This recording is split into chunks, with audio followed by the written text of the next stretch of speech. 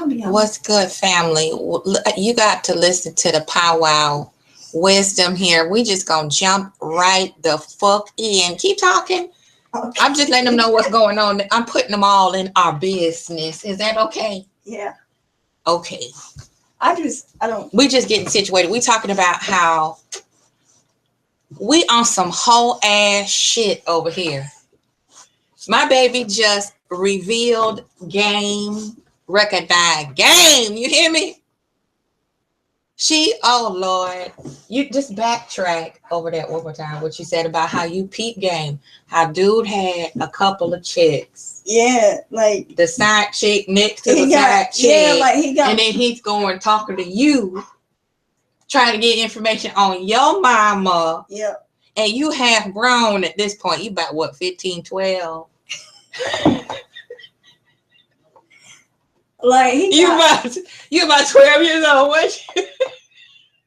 And this man still trying to get at your mama. You see that? So he got 2.5 girlfriends because he half chasing your mama's half of a girlfriend. He trying to get your mama back. You see how people do? Yep. He got my sisters and my brother mama. He got his girlfriend, his friend, which might be the girlfriend, and they both might be the girlfriend and don't even know each other. Because I have never seen both of them in the same room. So he got all a string of baby mammies. Yeah. And he's so damn desperate. He'll bring my mama up in conversation. Like he won't. Where your mama? Is she home? Yeah. He be like, well, what you think about me getting back with your mama? My mama don't even want him. Oops. See, it's some hoes out there that think they got they thumb on one woman and then brainwashed her down to a brain dead spore. And then you got my mama moved on a long time ago. The nigga trying to get back with the old ex-girlfriend type of hoe. So I'm just talking shit. She done just snatched the lid right off the game. Oh, I'm in Bam. so much trouble. I'm gonna be in so much trouble. Ooh, I'm sorry. Yeah. See, like that's how. Oh, I just. My dad was like that. My dad was a hoe. Like he'll sit there and he'll be like, "Oh well, before he can come get me, he need to talk to them, or I need to talk to them, make sure it's okay." And he has their permission to come get me. And my mama was like, "You grown. That's your decision. You can do whatever you want to do. He don't need to talk to me. He need to talk to you. Figure that out through you. What he need to speak to me for." And I was like, "Okay, well, you want to talk to her, just talk to her. But just know, like, whatever it is, he's not going to get anything from her. Because she's over it. She's been over him for centuries. I used to try to get them back together. For centuries? I used to try to get them back together when I was younger on purpose. When we were getting pics, they had to kiss each other and stuff. Now listen to this. Listen to this. Let me just break this down real quick. What she had just said. Okay, her mama was over it. Do you understand? Her mama was over it. Even with low standards, she knew when enough was enough from a piece of shit. Okay? And because she started to wake up ever how slowly, this nigga still feel entitled to try to force his ass back up in her cipher. So it's not gender specific, this whole ass shit that they want to smear all over the black woman's walls. Listen to what I say. And this is what they don't want to talk about, the other side of the damn coin. You know, you can flatten a pancake as flat as you want. It's always two sides. Always two sides. So these niggas want to make it seem like every black woman they encounter on any level is the filthiest, most disgusting, amoral motherfucker you ever want to damn meet. But even with the lowest of frequency and set expectations for herself, she knew when low enough was too goddamn low for her. Even she began to awaken herself as a black woman. And that's written on the walls of Giza. The black woman shall awaken herself. But these niggas out here want to try to set the time schedule on how fast the black woman should wake up so he can take advantage of her power. Oops. That's what. And then my mama got my stepdad, and I guess at one point she was telling him about what happened because we were supposed to go do something, and he, of course, he never showed. So my stepdad was like, well, you can always, I'm not doing anything you want, you can always come hang out with me. And my stepdad started doing stuff. Me, even though he's not my father, but he had to step up and do stuff. You hear that? My stepdad stepped up and did stuff for me. Don't no black man want a ready-made family. But you heard what she said. My stepdad stepped up and did for me what my damn daddy didn't want to do. And that was before my sister. Way before my sister. She is the oldest sibling in this unit who has been dejected all her life by her mama. And her mama. And the meddling grandmama twisting and gaslighting and crazy making with everybody because she's a miserable, voided, black hole energy vamp. So I'm going in on the sisters too who do this same hybrid shit to our brothers who trying to step it up and make you desirable enough to build a family. But you still choose the ratchet route. And instead of being a nurturer and foster the relationship with your child and his dad or her dad, you want to throw all kind of other stuff up in his face that ain't got nothing to do with that child. Please. And my mama was talking to somebody, I don't remember who it was, and I never understood what she meant until I never heard her say that until I overheard her say it. And she said she's never believed in down talking our fathers in front of us or bad mouthing them in front of us because when we got older, we'd see it for ourselves. Oh, all black women do is program their kids to be just like them. And she didn't even say it to me. She said it to somebody else. I think it was her mom, or her mom was trying to make me get in contact with my dad and keep in contact with him. So even, let me repeat it. Even the lowest frequency female with low morals and self-esteem can wake up to nonsense and foolery and buffoonery that's used, the tricks and spells and lies that they spin to you. Man thoughts, making you think you living in a fairy tale. And then they tell you a hoe because you're trying to move on with your life, or you done made the worst decision having this kid with this loser, and you kicking yourself in the head because you're like, why did I listen to this damn idiot? Like LA. And wearing a bra, sitting on social media with a damn dress on, calling people ugly, won't even take a shower. Got the nerve to call somebody else dirty or old. I'm halfway to 50 and I look like I'm 29. This fool is younger than me, and he been putting poison all up in his old corroded artery, body, swelling up like the Goodyear blimp. You know what I'm saying? Talk about other folk ugly.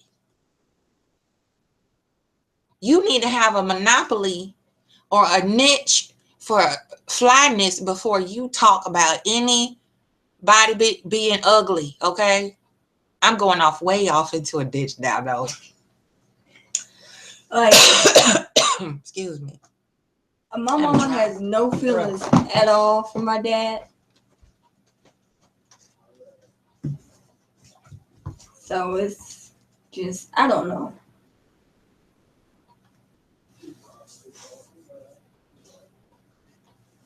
I don't understand it.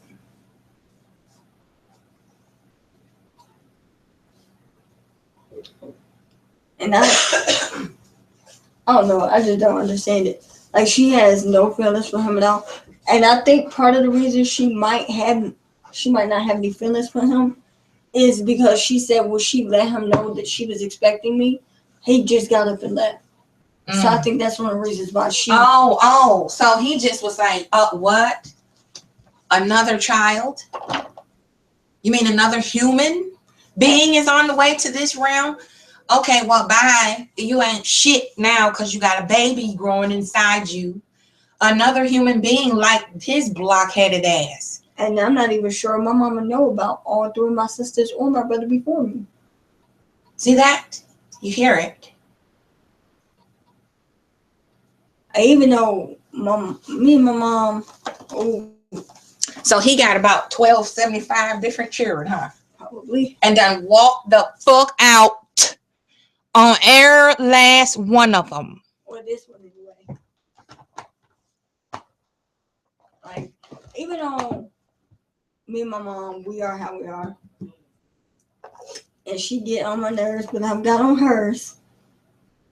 I mean, that's expected though, but at the end of the day, she's still a human. Just don't mess with her. Like, don't kind of, it's like, I sense that there's no feelings there, but she'll be brought up and mentioned as if it may be. And like, don't play with her. If you're interested, say you're interested. I doubt it'll matter to her. Especially if you have another girlfriend. Okay. And my mama tell her she even if she get desperate, she won't get that desperate. Hey, everybody in the chat. Hi, everybody. Miss K. That's a new visitor, Miss K. Nene. We see Nene before. What's happening, honey? Madame XLPXOX. Oh, XLP hugs and kisses. We're just spitting game now. We just, the baby is teaching us something. And she's confirming a lot of things that I have already spake on. But y'all come over here and tell me I'm crazy. I don't know what the fuck I'm talking about. This bitch act like she high, drunk, all that stupid shit she talking. And here is a 21 going on 99 years old, confirming every damn thing I said about low frequency niggas. But you got chicks that's gonna defend that shit that them bitch ass niggas be popping off. The black woman is the worst motherfucker. Okay, all right. We the worst one, huh? We're like that, but we probably got it. I mean, damaged people. So we might be the worst ones, but what does that make you? Because 9 times out of 10, we're the worst people because of you. I think I can't stand time wasting motherfuckers. You waste my time just because you think you entitled to try to play games with me to see if I'll lower my defense and my natural instinct to not allow you too much close into my space. You try to talk me down off my power. so that you can have your way. And oops, if you slip up and don't cover yourself, I gotta pay the price for it. So just don't say nothing. I fucked up. Oops, got by. No, you don't get to waste my time and then just disappear like that. And then you just dip. And I'm like, what the fuck was that? That's how people, get a special fuck you. I be calling motherfuckers on my birthday to cuss your ass out. It's happened. Waste my motherfucking time talking shit that you know good and well you don't mean. And I'm supposed to fall. Okay. No, nigga, what the fuck? Why? What's wrong with you? Why are you so damn happy all of a sudden? Huh? Why are you kissing my ass 9 feet of my ass crack? Chill, dude. Just talk. You just be you. Be honest. Be real. Don't say what the fuck you think I want to hear, nigga. Just to get some draws and then turn around and I ain't shit. Oh, she wasn't shit. No way. No, motherfucker, you don't get a chance to devalue me. You don't get a chance to do that. I don't need your damn permission to be positive, negative, trifling, ratchet. I don't need your permission for none of that. I don't need you to validate me. That's what you got to do. You got to program a woman to get her to be vulnerable to you. You have to break her spirit. You can't just ease her mind and her spirit and grow her trust. You can't do that, you bitch, coward ass niggas. You always have to manipulate versus navigate. That's all y'all motherfuckers do is manipulate women. You don't know how to navigate a woman to save your motherfucking soul. Because your mama didn't know how to be navigated. She didn't know how to stop being so damn crazy. That's why motherfuckers didn't want to stay around her ass.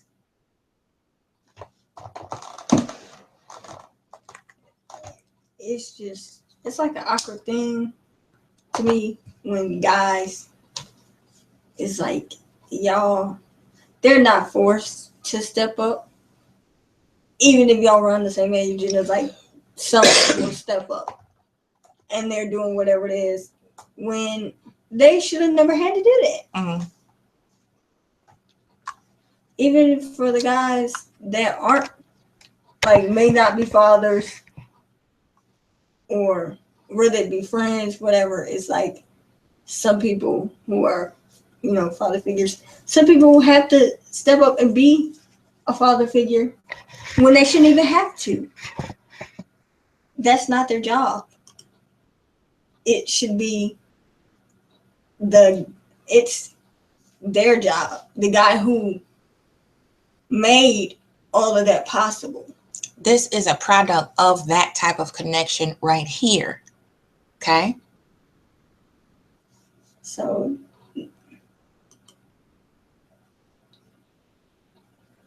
and it's like you are leaving it for someone else to do.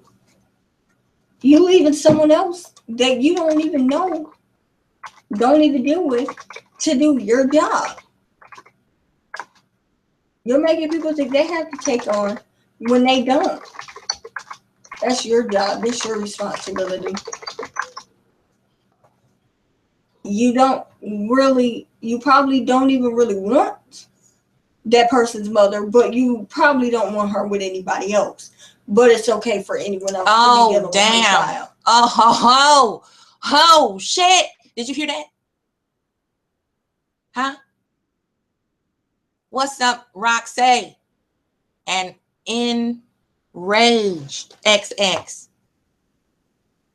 You hear this baby spitting fire? You hear it? Huh? Breaking it down. Oh, another nigga can take care of your child, though. Another nigga can fill in the gaps and protect the little girl within the woman and then love the woman. Somebody else can do it right. But you chose her just like she chose you back. But you walked out like a bitch because you couldn't manipulate. You didn't know how to navigate. So, It's man hoes too.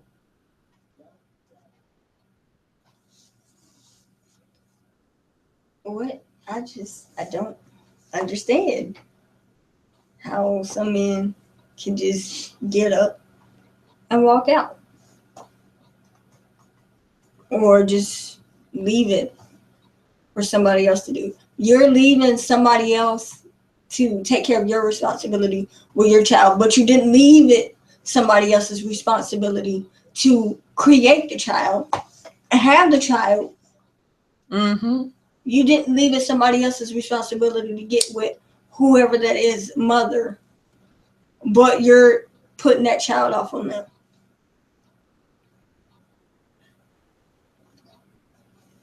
And you're standing them up and doing whatever else.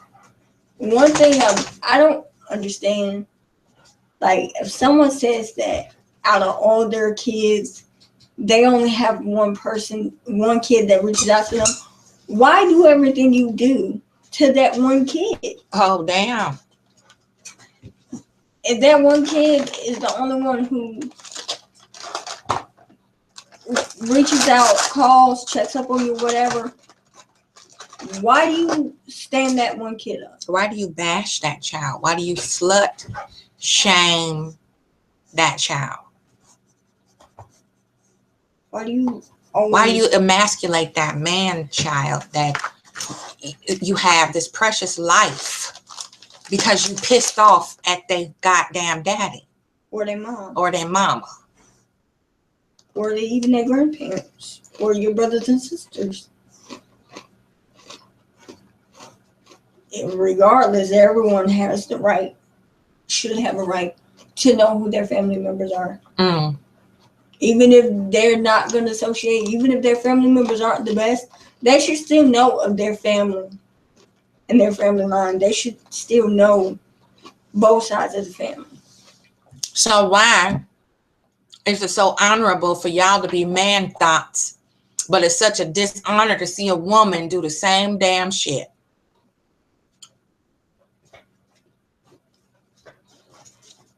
Can't have the babies without y'all spreading the goddamn seed like it's government cheese and shit. And then put the child at risk of having to be raised on welfare and then turn around and fucking shame her for that too, because you walked the fuck out. What do you expect? Like, what do you get out of that? If that child is the only one who calls you, keeps in touch with you, checks up with you, why do everything you do to them? Why do you stand that child up? Why do you not return their text messages and their phone calls? Why do you not be there when you say that you're going to be there? Even if you're going to be late. If you say you're going to be there, you should be there. If you say you're going to come, you should come. Even if you're going to be late, you should still show up. That's what some people do. Even if it's a day or a week later, they still show up if they say that they're going to show up. Even if they have to ride with somebody else to show up because their car doesn't work. And I know she talking to a couple people that can benefit from this right now. This what she's saying now. This is a mama and a grandmama and a daughter.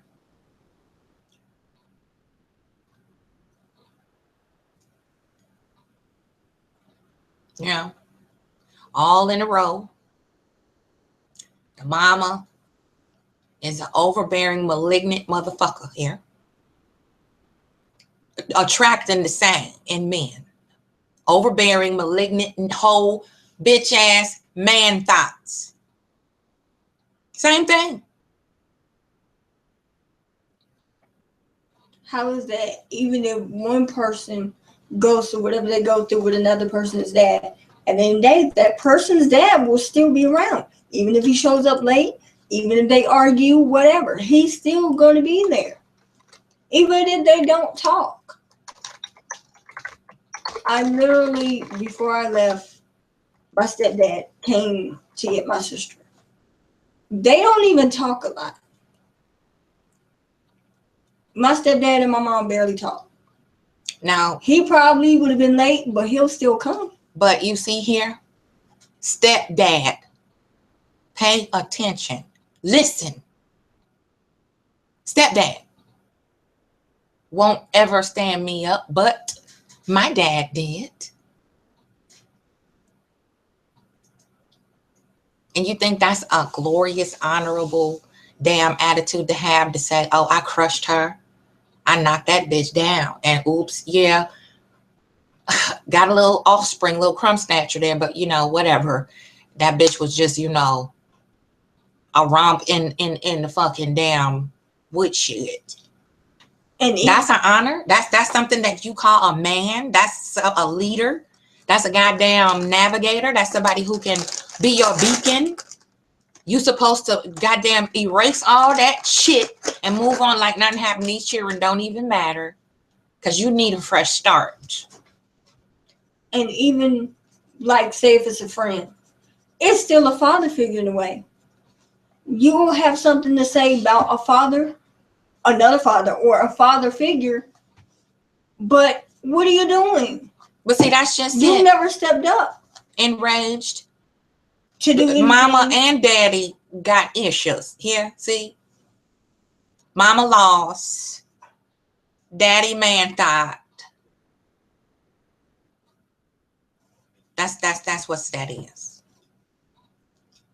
And the daddy think that he up here above the mama because he done moved on and traded in that their oopsie, you know. He just gonna race that and move on. Got me a new heifer now. My stepdad was with my mama. She had 2 oops. Yes. My mom and my daddy met each other in college. I'm assuming my mama and my stepdad, they met each other. They had to do something with Army. Their baby is an oops baby because they weren't expecting her. I don't even know how they had. I really don't want to know how they had the time to end up creating her. But I've always been like, how did y'all even have the time to do that? With me around, his son around, and he's still filling in. He's there for his boys when he can be. He's there for her. This is y'all daughters you talking to. This is what your daughters are saying about you right now. The ones that are now grown, still trying to put the pieces of who they are together, which is why they get played and hurt and raped and drugged and humiliated and gangbanged. Because daddy didn't want to stick around, and he knew damn well with the baby by herself with her mama, she wasn't in good hands, but he walked out anyway. And it's a shame that even someone in that same person's age range is more of a father to that person than that person's father.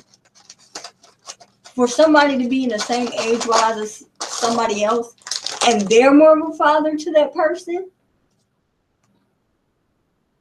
now that should never happen. And y'all happy about this shit. Well, it's so what? They grown now. What can I do now? I didn't know no better. And I just had to, I had to get myself together, so yeah, I made my share of mistakes and all, and I ain't been the best father in the whole wide world. But I love my child. But you still ain't bridged the gap and said, you know what, honey? I'm sorry. I wasn't there for you. No, you can't even be vulnerable to your own the daughter gotta beg you for a relationship. You think that's fucking funny? These motherfuckers on here laughing about this shit. But we dumb old hag bitches. We broke down Section 8 whores because we trying to hold it down the best we can because of a nigga, the same nigga talking shit. It's the same type of nigga that will go and dip.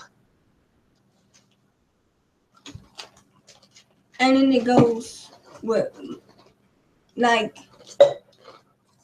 let's say you're sticking with the people in the same age range as that person. Why is that person more of a father to that person than you are? When they only have a year or two tops with being in this world than that person, but they are more of a father to them than you are.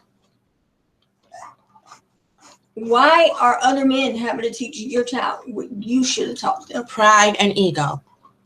Why are other females, whether it be an aunt, whatever, why are they having to teach something that a mother should have taught years ago? That's not their job. And for them to have to step up and do that stuff, it's not their job. So it's not really fair and it's not really right. Why is somebody else having to teach somebody to cook or something like that when they shouldn't have to do it because it's not their job? Yeah, it's your job to do whatever it is, man and female. For some, they'll say, well, everyone told them to wait. And now they wish they would have done it because if they would have waited like everyone said to do, like their elders said to do, they'd be able to raise that person together. So if it's female behavior, bitch behavior, emotional behavior, to throw hissy fits and act a fucking fool and be destructive and manipulative because you can't have your way, that's bitch behavior. So how come men are doing it too? How come men are doing it too if it's strictly female behavior?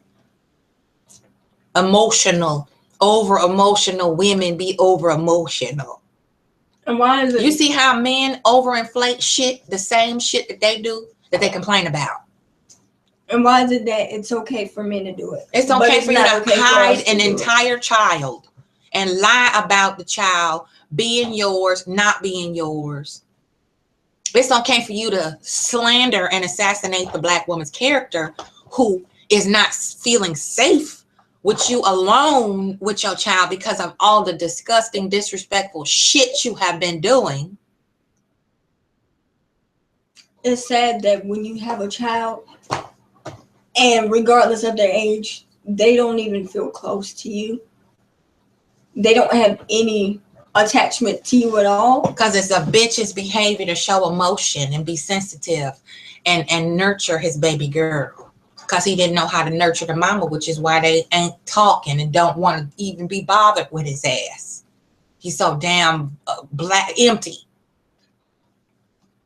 It's sad when a child is not even used to their parent or have no attachment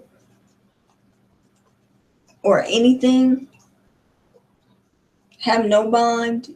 It's sad when a child is not even used to you. When that's your child, yeah, you go and you hang out with them, pick them up every once in a while, but what about every other time?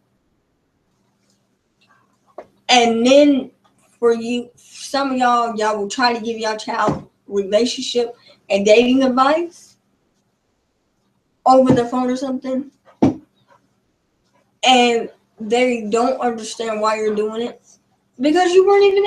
What do you care? And you got young men out here, old ass men out here, calling these babies sluts and whores. Why? Where the fuck? Where were you to validate her womanhood so she wouldn't be caught around that type of energy to be disrespected like that? You don't even protect your own goddamn daughters, let alone you complain about protecting a black woman that's not related to you, or sleeping with you, or giving you some money, or putting up with your dysfunctional, crazy making bullshit just to try to figure out where is your damn soul at. How can you think that you can chime in and feel you can chime in and try to tell your child, who is sort of not even a child no more, but then you get baby? How can you try to chime in and feel it's right to tell a child or try to tell your child something about relationships and dating advice? How can you feel that you have the right to do that when you haven't been there from day one? How can you possibly have an issue with whoever they dealt with when you weren't there to stop it? You weren't there from day one to deal with it. So how can you try to have a say-so in something that you didn't even care to be there for? You're trying to have a say-so in someone's life you didn't even care to be there for the situation or the person. You didn't care to be staying in the person's life who had the person. So how can you think you have the right to try to have say-so in their life and tell them what to do, tell them where to go, tell them who to date, how to date? Let me show you something while people are actually talking. You see this big, huge puppy sitting in my lap? I just wanted to show y'all that's a crazy dog. I don't understand how you can actually sit there and do that. But then every now and again you want to know what's going on in your child's life. How can you feel some type of way if your child doesn't want to tell you or isn't ready to talk about it? They tell you, you can go ask other family members. You don't even keep in contact with other family members that you used to keep in contact with. Clearly, you don't care. You don't want a relationship. So, what's the point? Why bother? Something I'm sure half of children has realized. You can't make anybody do anything they don't want to do. Even if it's a parent.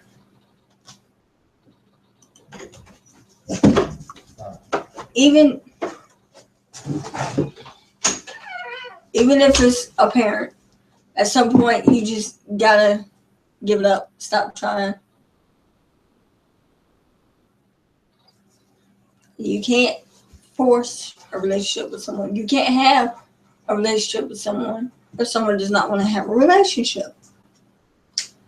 Even if it's a parent. And the other way around. How do you expect them to be different when you're not being different? How do you expect them to only see one person if you're probably not even seeing only one person? You have 2 different females, or however it may go, 4 or 5 different people that you made a parent. How do you tell your child, okay, this is what you should do when it comes to dating, relationships, the do's and don'ts, if you never even followed the do's and don'ts, and probably still don't?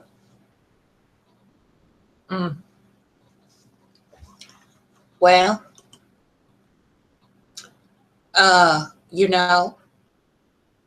there you go. So, what y'all think in the chat? What had y'all? You heard it. You heard it. This is somebody's daughter who got a daddy and a mama, both, and got good damn sense. Okay. Now, she said it. You heard it. So, now call me crazy. Now call me crazy. And who the hoe? Huh? That's all I want to know. And for someone who is always bringing the other person's parent up, as if you really want to know how they're doing, and you're asking about them or whatever, wanting to talk to them possibly, have you ever even thought of apologizing to that person's parent?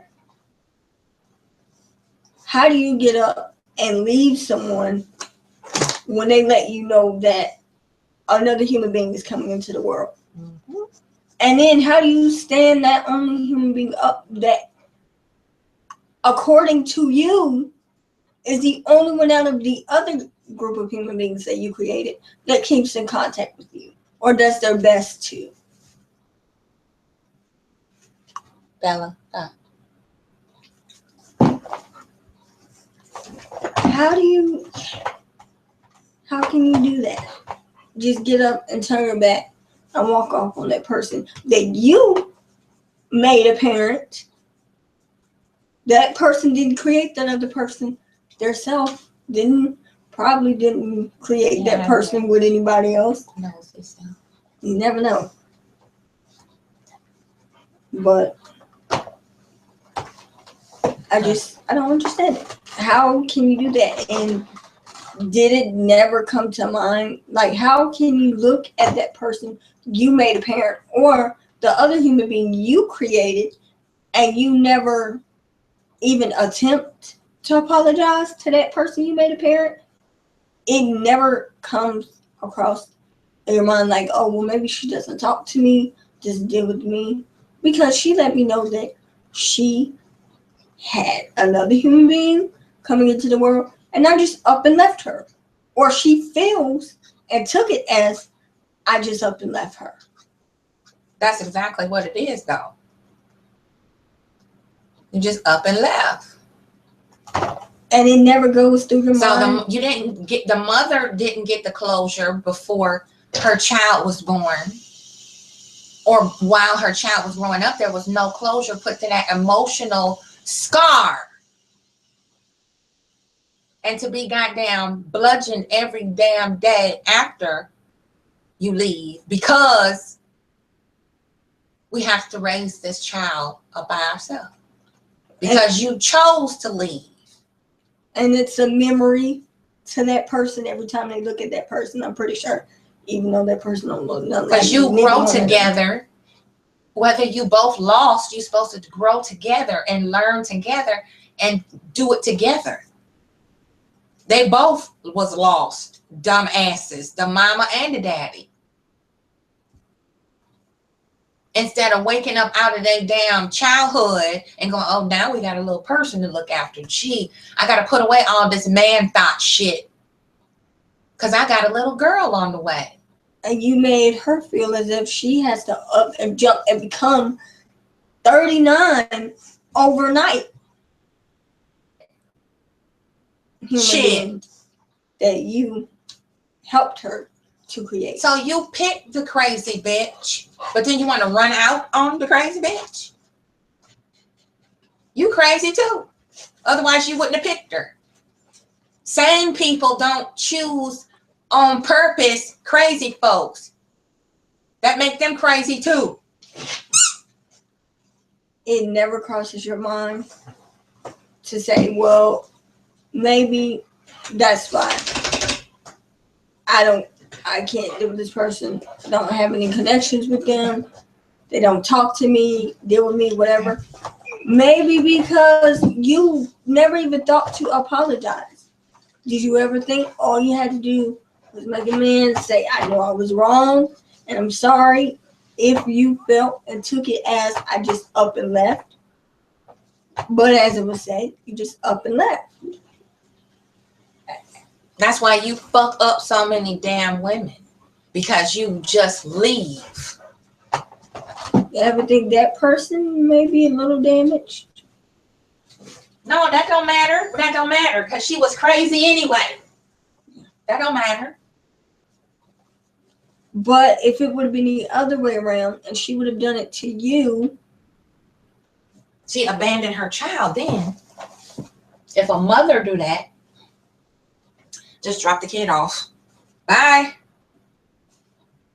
Ike Turner's baby's mama did that to him. But she was the crazy bitch.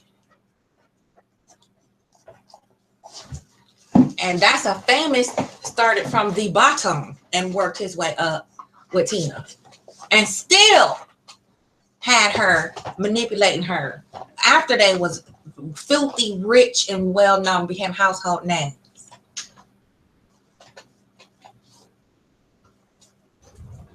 Have you? Iconic music. And this was an abusive, hoe ass nigga. But everybody attacked Tina for her crazy.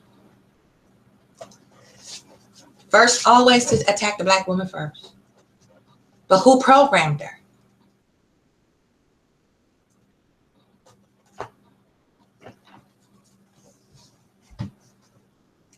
Ever thought maybe all that it would take for that person is an apology. Clearly they don't need anything else because they've been doing everything on their own for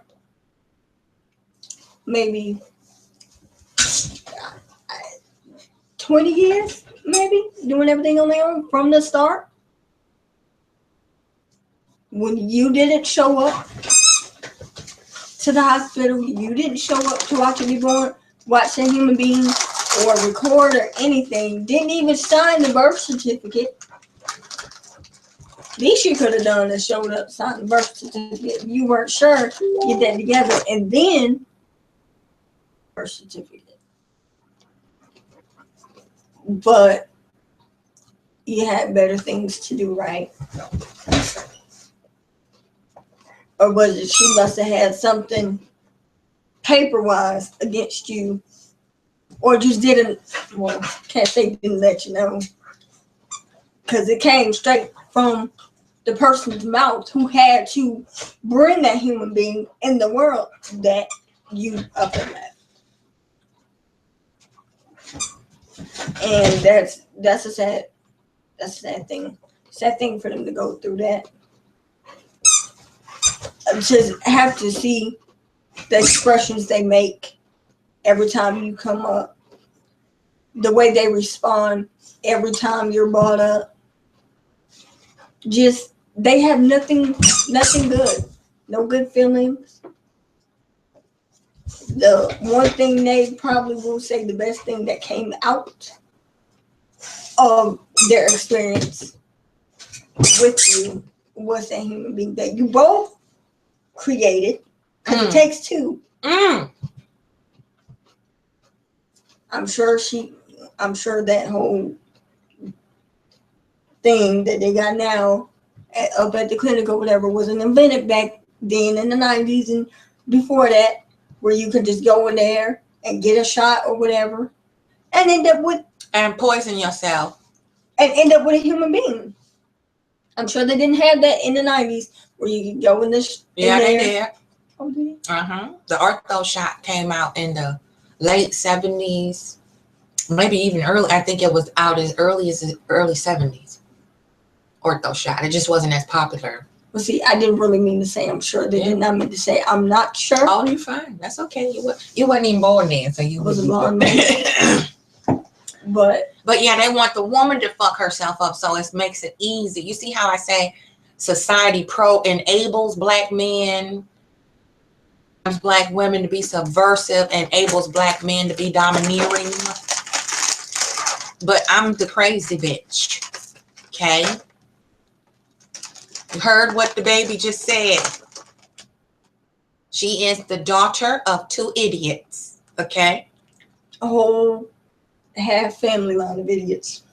Daughter of two dumb motherfuckers who should never, ever been naked alone to copulate physically. Shouldn't be out the house without a damn supervisor or chaperone because they so damn stupid. Nor should not have been in the back seat floor of a car. Okay. They were growing up. Listen to the wisdom of the village. Listen to this baby. No life experience, but got all the life experience under one roof and took a 3-year journey through hell and back again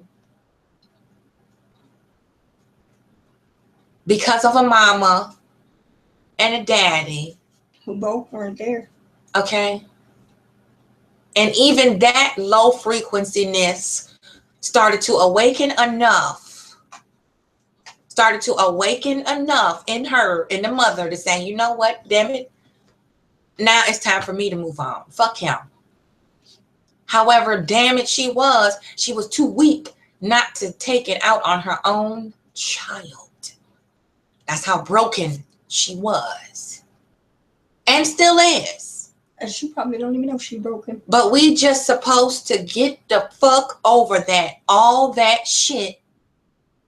Take care of another vessel of life or more. Because you like popping them in there. That make you feel like the man when you cook a baby. But when that heat get too hot and you run out the door, we supposed to be like, okay, well, bye. You know, see you when you know, whenever.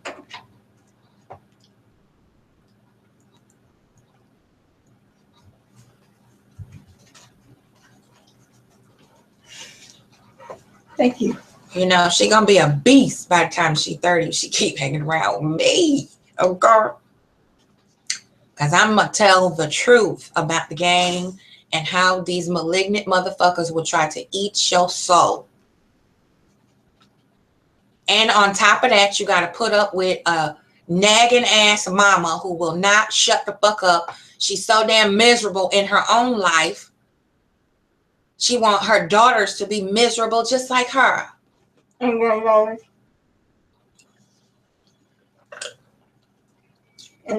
she can't goddamn torture the daughter. So she start picking on the granddaughter. Well, she young, so I can make her listen to me and complain all day. Love the grandbaby, but bitching all day with the child there. Grandma won't shut the fuck up about everybody else's business, but you got your grandbaby, and you can't even enjoy her or him because you're too busy trying to control everybody else. Miserable ass bat. But get over it. Move on. I ain't there not now. So, you know. So why you still coming after me trying to get me to talk to you? I left. I don't want to deal with that. You just want me to get back with me. Really? Or just to get some. Possibly. That's what y'all think? That's what the fuck y'all think? We coming and contacting you because we want to get back. You see how these niggas do online? They say the same shit. You know what I'm saying? A female goddamn pop off at they dumb ass for harassing and fucking with them. You pop off and behead this nigga. Oh, she want this dick. She want it. But you got 4 sets of udders on your chest. You know. Got flies and fleas hopping all around off your ass.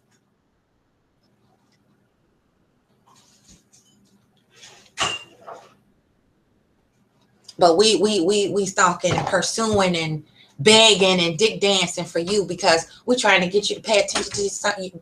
Pay some attention to your child. And then how can you expect for, say, if it's another man, whether it's around her age or not, like how can you try to choose her father figures? You run there. First of all, she shouldn't have to have father figures, no matter what the age is, because you should have been there from the very beginning. She should have known who her father was from the very beginning. And secondly, how can you really try to complain or whatever about who her father figures are, how you feel her father figures are? How can you try to make that right and complain and do whatever else? How can you have an issue with it? For some females, at the end of the day, they can have a father figure and be just fine. Turn out just fine. For some females, it's okay, well, there's a man around. Some females will go out and they do whatever they can to have a male or male figure around. While some people think it's, oh, you just want that person. Maybe they don't want that person, Maybe they're not drawn to that person because they want them the way you think they do. Maybe they're around that person, drawn to that person, reach out to that person because that person is a positive father figure / a father figure. But that's a simp. And they never had that. That's a bitch made nigga to do that. That raise other children, other people children, that pay for another man. You a bitch if you pay and raise another man's child because his ass walked out on his own seed. Even if they're not spending money or doing whatever. But at the end of the day, this nigga, if they got it, it's listen, theirs. I'm sorry. You on the road. Check this out though. Yeah. The loudmouth one that we don't like. Mm-hmm. Name start with T. Mm-hmm. He said it's a standard. He don't feel like he should have to be with a woman with stretch marks if that's what he prefer. However, this is another motherfucker who got sprinkles of families all over the damn globe. And we get our stretch marks. Calling black women hoes. And we get our stretch marks and everything else from you. We learned how to be that from you. A female watches males more than they watch another female. They pick up on males more than they pick up on other females. So they get it from you. They watch you. They pick up on you. Go ahead. I'm sorry.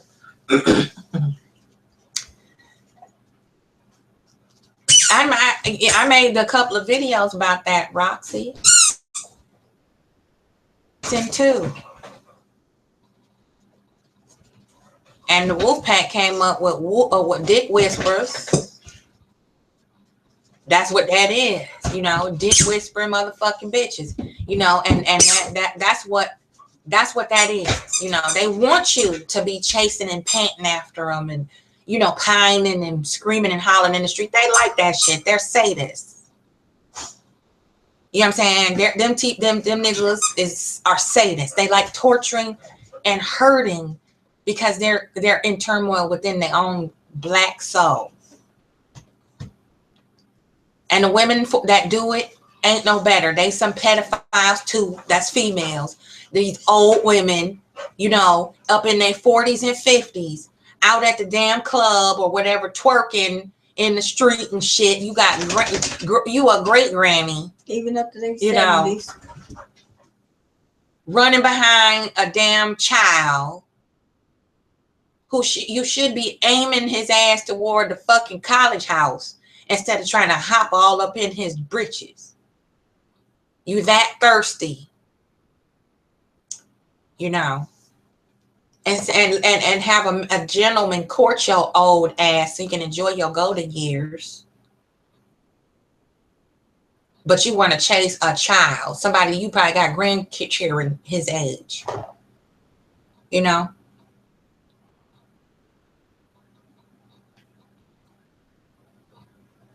You know what I'm saying? Old ass man thoughts. You know what I'm saying? What's up, One Love G? I'm glad you dropped in. Because, you know, I'm sorry. I'm not finna, you know what? These motherfuckers ain't gonna keep on talking all this cash money, old ass, antiquated shit. You hear me? It's so damn sickening. I want to punch somebody in the throat. Listening to this damn dysfunctional programmed bullshit that these bitches is spreading around because they too damn fucking weak to own up and say, you know what, I've been fucking up to the tune of 19 or 11, 9 children. And none of these motherfuckers know me. They don't even know me. You know what I'm saying? No, you home, G, you at home, sis. You let your afro flow. You hear me?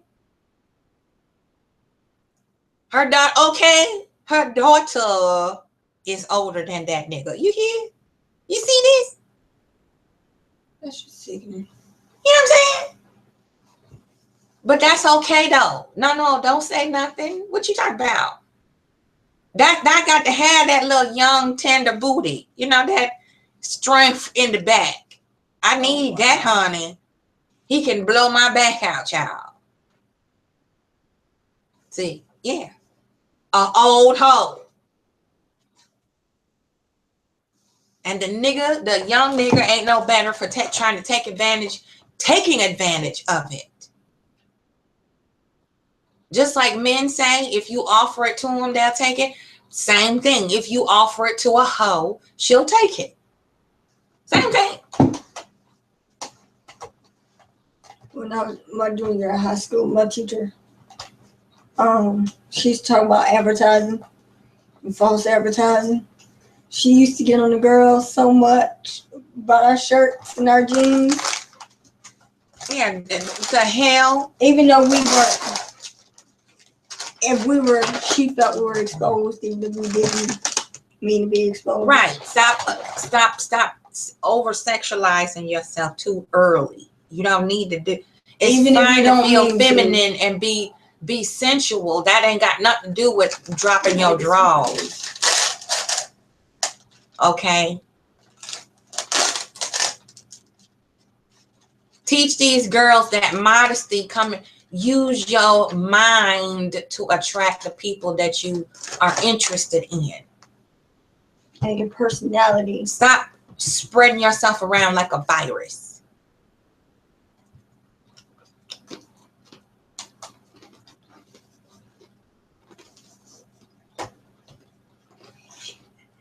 I was going to say something else. I can't remember again. I'm sorry. I'll be jumping in. Let me shut up.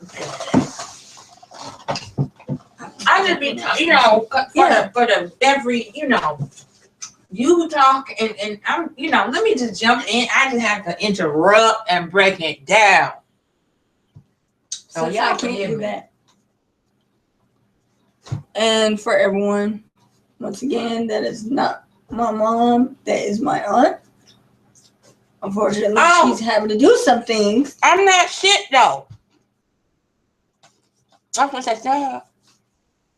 But yet, I wouldn't want to be with anyone else other than her. She's the only one that I'd rather be around.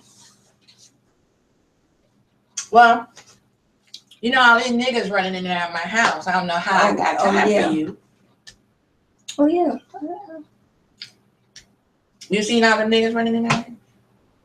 I must be sleeping. I'm trying to figure out where they went. When they're coming back. Mm-hmm. You done got some money? I hope so. Because I need it. Or they're bringing food? Because since I'm such a hoe. Yeah. No, that's not my mother, though. Although, unfortunately, she has to do some things and teach me some things that my mother should have taught me and done. But now she has to step up and do stuff.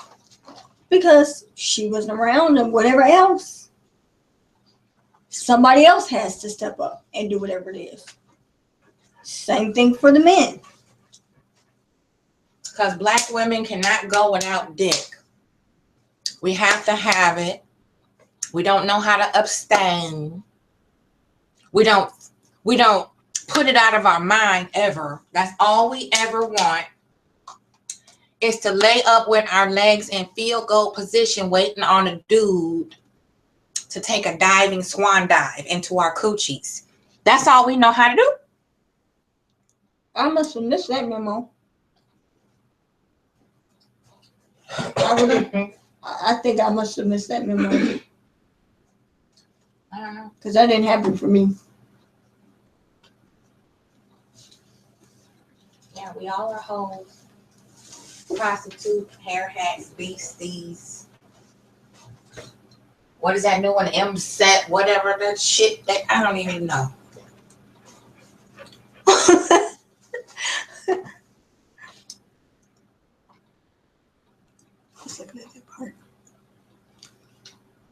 Okay, how you go from sanctified for 12 years? And the part up above that. Mm-hmm. I'm sorry. Then lose your mind when a young nigga get at you. Okay? I'm sorry. I tried to move out the camera so y'all wouldn't see me eating. That's how we do. We just shovel. eat. I'm getting ready to cook me something to eat now. I'm trying. I really am trying not to eat. But we're just talking. You know, that's how we do. Like, man, this is amazing because sometimes you have a jog memory. And it's just certain details you don't want to share because of dumb asses. But I just had to have, look, I'm putting y'all all up in our business today. I promise I'm not trying to eat any food at all. Plus, I gotta get back in the gym anyway. It's so good. I gotta eat. I don't care. I don't care what people think. Eat. That's what humans do. Everybody got a higher standard for somebody else while you on camera on a hangout. We at home. Yeah. I try not to eat. They eating on it. Not that they complaining. We're not talking of one love, but it's just some other trolls and shit. That's what I try not to eat even when I'm not on camera. I really do.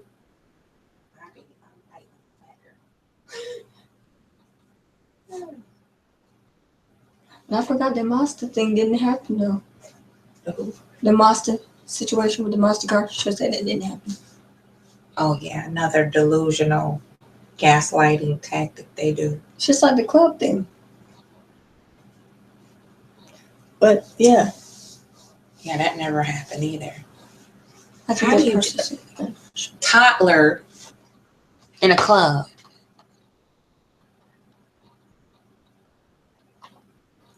Oh, you have a question. What's your question? How do you have a toddler in the club though? How'd you get away with that? Yeah, what the hell? Lounge, club, whatever.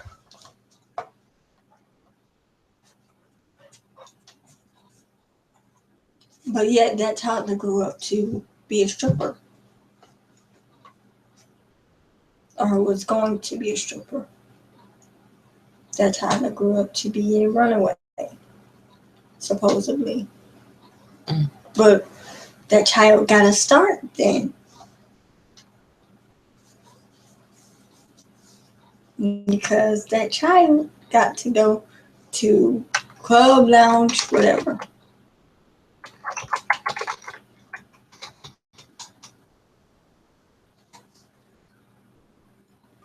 I mean, I don't know.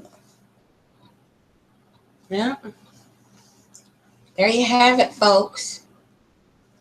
The daughter of two people who never should have had children. And they both got lots of them. And then to have someone who didn't have the choice of coming here in the first place, and you make them wish just about every day that they're here, that they wasn't here. How can you even handle that? How can you know that and not have any issues with it? How have you been okay with that? Especially if at least one parent has known at some point in time. How do you deal with that? And how can you make someone who didn't have a choice of coming here regret coming here, wish they wasn't here? And the fact that their time here has almost ended a lot of times.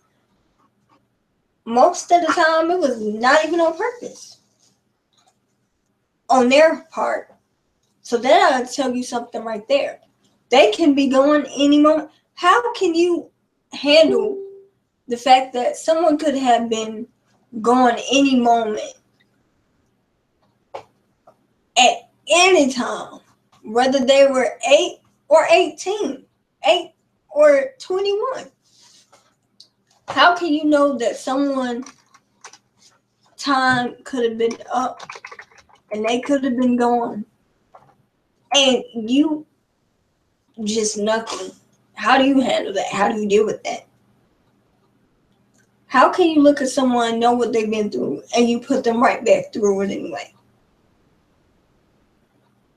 How can you look at yourself in the mirror with knowing what you've done, knowing what you're doing, knowing what you could be doing, knowing that you don't get every day with that person, and yet you just do whatever you want to do anyway?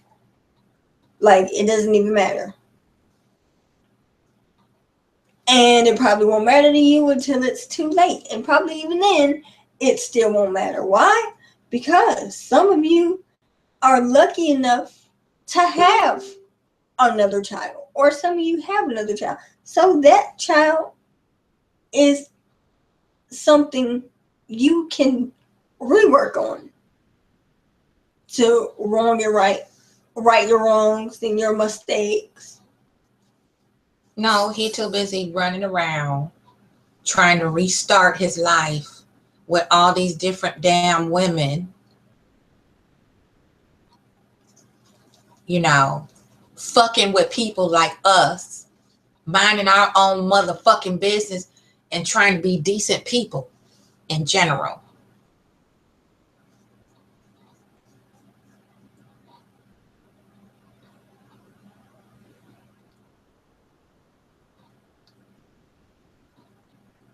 You know, that's right. Once you get a chance to go out, go no contact. Yes. That's what I have to do with my mother, especially, and my father. I have not see. She just told my story right there. That was my goddamn, still is. I'm still like, oh, you know what? That's just what you do. Just please, universe, you know, speed up this clock, because I'm tired of thinking about these motherfuckers. You know, it's how you feel. But don't nobody want to address that. Nobody wants to consider that, because thinking about it objectifies it, and it makes it look just as sick as it should look. And go, damn, these motherfuckers don't give a fuck about me. Hello. Yeah, people don't want to accept that. Some parents do not give a fuck about you. They don't. But your emotions get you tied up in that displaced loyalty and love, trying to constantly hop over a bar that's raised higher and higher of approval from your parent. And you don't even know you being damn abused. You think that's normal. So that's why you choose those type of personalities and energies as adults. One-sided motherfucking relationships. Lots of one-sided thought niggas running around. And it's easy to plug into a one-sided female, because all they know is that one-sided foolishness. But we're just supposed to keep on whatever, you know, just that's how they are. You know, you got to love a broken man and help him put the pieces back together. No, sorry. You're not finna torture me. You're not finna drag me to hell with you.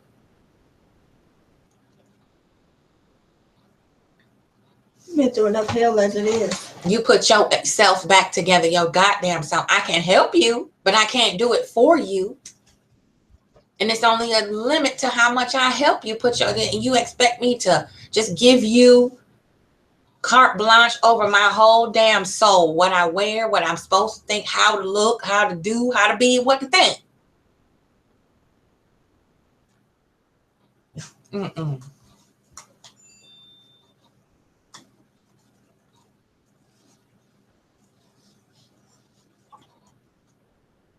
Yes, sometimes people are like a cancer. Sometimes you have to amputate the cancer. Oh my goodness. Yep. Slowly eat away at you. Slowly. And it's so sadistic. How can you know? How can you look in the mirror? Pardon me, I'm going to put the camera off. You know. And deal with yourself? How do you do that? How do you go through life and whatever else. How do you look at someone, your child, your firstborn? How do you know? How do you know? And how do you handle? How can you, when you know that every day is not promised? You know that. It doesn't take a genius to know every day is not promised. How can you look at a child, your firstborn, your only child, or any of your other kids, or any other child, and know you may not get to watch them grow up? Anything can happen. How do you deal with the fact of knowing that they could have been gone? Anything could have happened. Whether they're 8 or 21, their time could have been cut short. How do you handle that? How do you look at that child when you know that their time could have been cut short, should have been cut short, but yet another child time was cut short? You know what's going on with that child. You know they might not have lasted, and it's a possibility they won't. And yet you still treat them how you treat them. You speak to them how you speak to them. How do you do everything you do when knowing you could have lost a child, or that a child was lost? How do you handle yourself when you see that person that you could have never seen again? Or I forgot, you do see that person that was whatever time, so it's all good now. It's not. But according to some people, well, it could have happened. It didn't. So why does it matter? Who cares? They're fine, right? No. How do you know what someone's going through? You turn around, you put them through it again, or you stand by and you let someone or people put them back through the same stuff. How do you do that? How do you sleep? How do you look in the mirror? How do you go about your day in your life when you do that? With all that you've done, how is that even possible for you? I don't understand it. Especially if you have a child.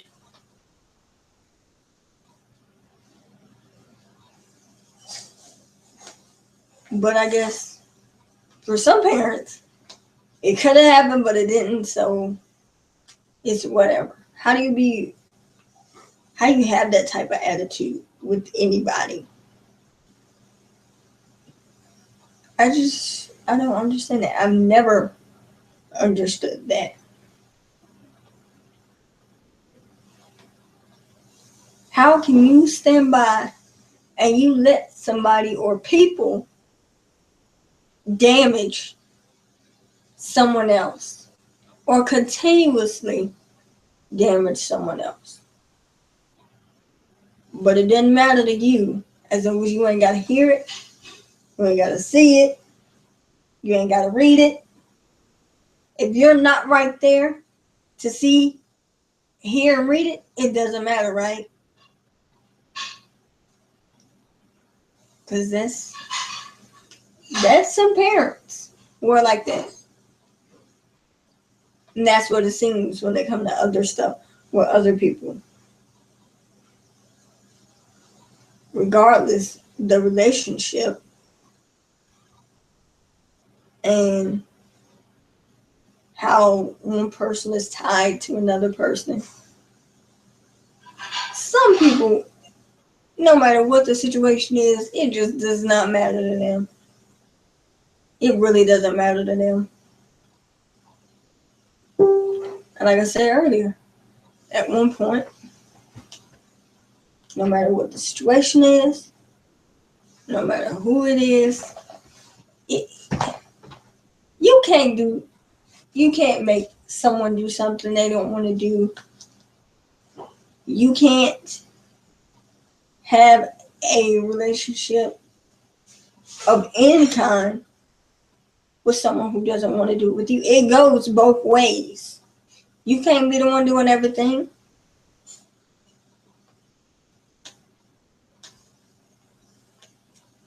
You can't take from someone who's not willing to give. You can't give to someone who's not willing to take. It goes both ways. And family-wise, friend-wise, social-wise, lover-wise, it really does not matter. It goes both ways in every situation.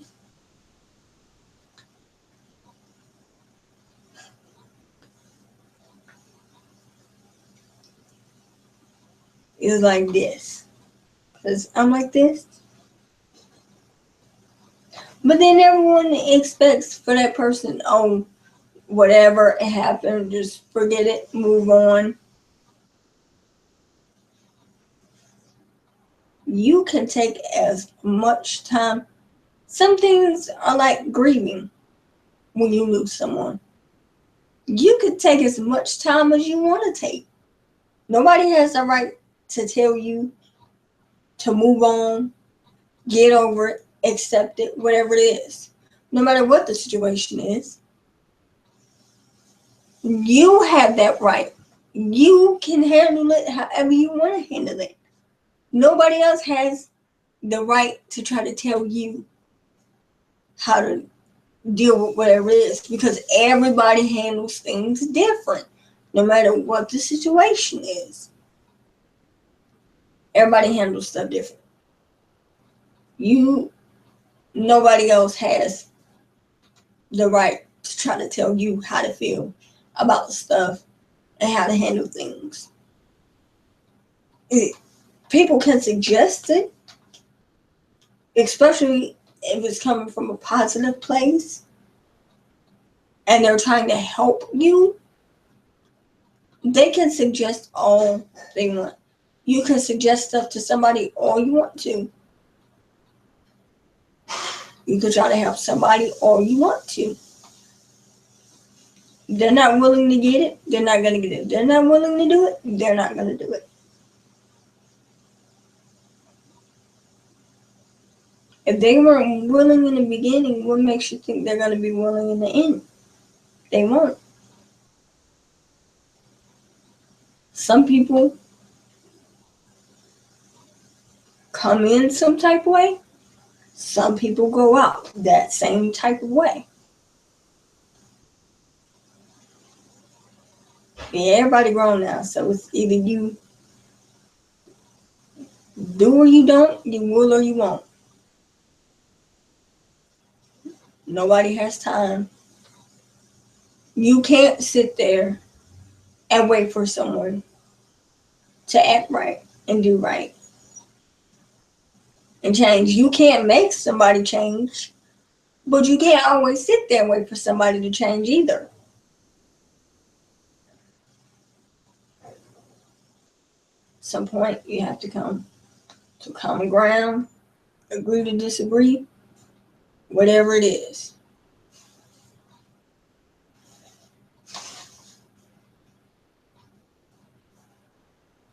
You can want something for someone or some people, whether it be someone, some people, or you and someone, some people. If it's meant to happen, it'll happen. If it's not meant to be, then it just ain't meant to be.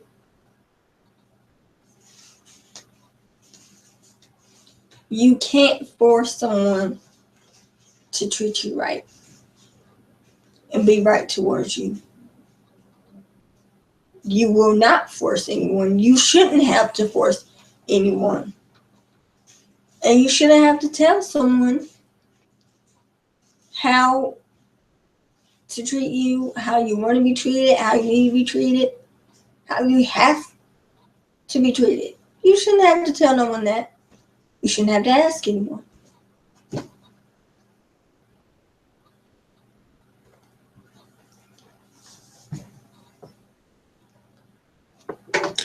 I'm going to put a comment here. Yeah, you can. You want me to do it? Yeah. Sorry, y'all. I'm in here cooking some food. All right.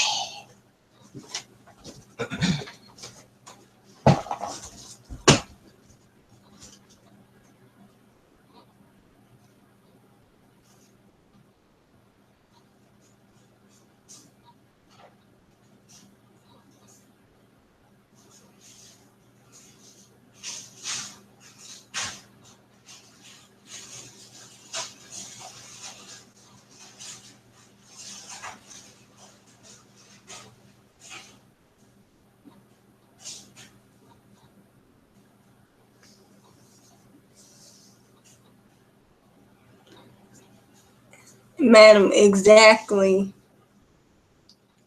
And Roxy, you're right.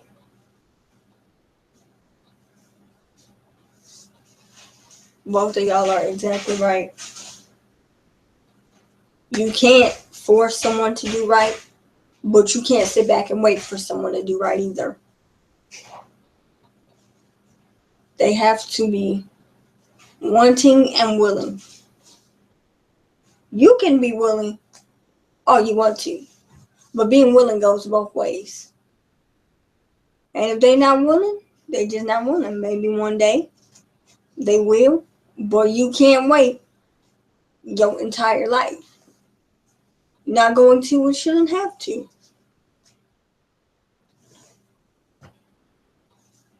Ain't nobody got time for that. I thought of saying that earlier, but my mom was somewhere else. And I'm just being honest. Speaking from experience on myself and others.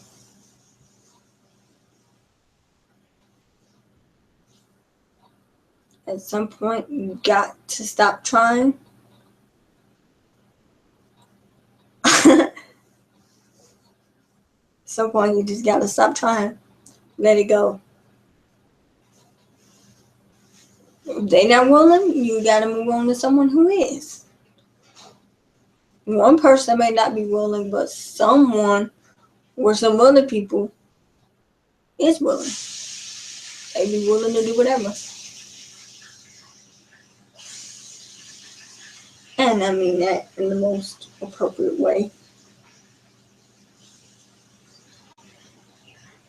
Like the saying goes, what one person won't do, another one will. Same thing goes for a group of people. What a group of people won't do, another group of people will. One person or that one group of people won't treat you right, somebody else will. Eventually. And then that lets you know something. That gives you something. That teaches you something.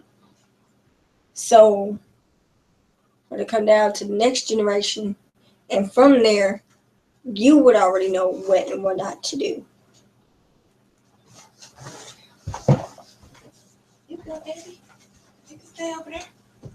Sure. Okay. So now? No, keep talking.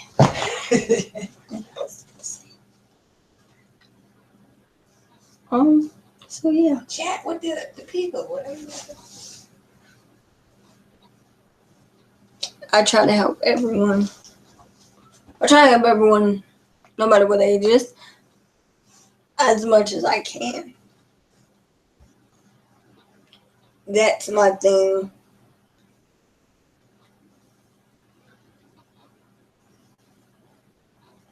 I get misunderstood sometimes. Like, 8th grade, high school. Yeah, it was a bit of a misunderstanding. See, I'm not like everybody else, where some people may consider me a class clown or whatever. My thing was, I've never seen that. I've never felt that. My thing is, I don't care what everyone else says or thinks. Because there are so many people going through so many things. As long as someone got whatever it was, that's all that mattered. You never know what someone's going through. You never know when someone needs a laugh or a smile. And I felt, high school especially, as long as I made somebody's day, somebody got a laugh and somebody got a smile, that's all that mattered to me. I didn't care what I was doing, what I was saying, how it was looked at, and how someone took to it. My thing was, as long as somebody got a laugh, got a smile, will be getting up tomorrow, that's all that mattered to me. That's all I've ever cared about. No matter what the age limit is, that type of stuff doesn't matter to me. As long as I can help someone and save someone, that's all that matters. At the end of the day.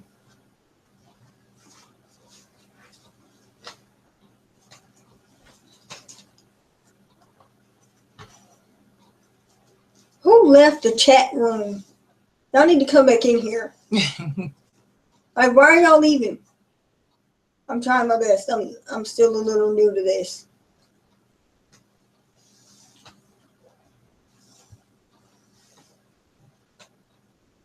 But like I was saying, you can't force someone to be right towards you. And you can't wait your whole life either.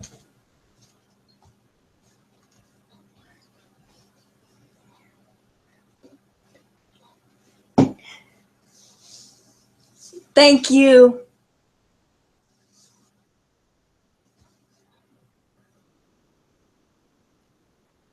I'm getting used to it though. I've learned that at some point you just gotta let things go. It sucks. It sucks not to have a relationship of any kind with some people, especially family, parent-wise. Because especially every female, when it comes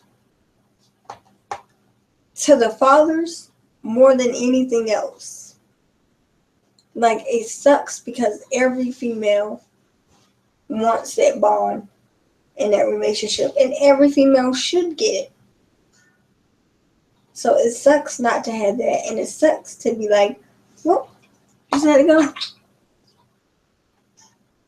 True, and I do that. But at the same time, I put stuff out there so other people can be aware and other people can learn how to deal with stuff.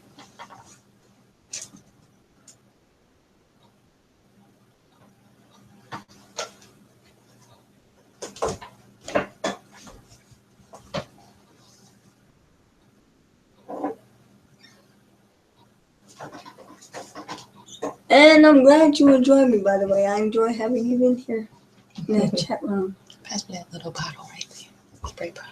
Yep. Here you go. Welcome. I kind of like doing this. Just a little new to it. But yeah.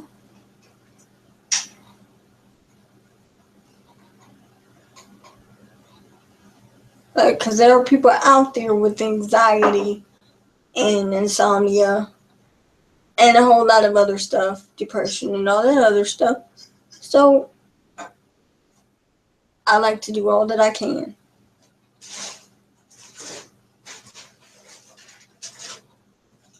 That's a good thing to talk about your anxiety. Oh, yeah. And what, like, the anxiety you feel is because of what your parents did or didn't do. And then what you go through, yeah. I have extreme anxiety. Whether it be separation anxiety, just anxiety, period. I have anxiety, period. And I know other people have that as well. And I'm the type of person, even if I don't have something, 9 times out of 10, I know someone who does have something or goes through something, been through something. So even if I'm not going through it, I know others who go through it. Or I try to put myself in that other person's shoes, try to help them out. I do the best to help others out. We don't do shit. We some selfish black bitches. All we think about is ourselves. True. That's what. Thank you. I think some of my peers do listen to me, even if they won't say it, admit it. I think they listen to me and they take stuff that I say into serious consideration. Trust me, they do. They need you more than you need them. A lot of them. A lot of them. They're never going to admit it because they have to be, they're weak, so they have to make you think like you're stupid. Yeah, like you're a dumbass. Yeah. Know how to say it, express it. Yeah, they don't want to say they look up to you and admire you because they're some hateful, broken, damaged individuals. And they internalize that. Whereas you externalize yours with love, understand. See, love begets apathy. Yeah, like in high school, I had a female who looked up to me from literally the start of freshman year up to now. She won't say it, but I know she does, even now, even if I get on her nerves and make her mad online and all. She looked up to me, and in the beginning, I did not know it, but someone else pointed it out to me, and now I do know it. And I know a lot of female. The female who looked up to me in high school, she's one of the ones who've been through a lot of stuff. And for me, I try to help people out the best way that I can, the most positive way I can, even if it may seem like I throw negativity in the mix sometimes. Of course, it's not on purpose, or I really don't be meaning to. Just be trying to get a point across.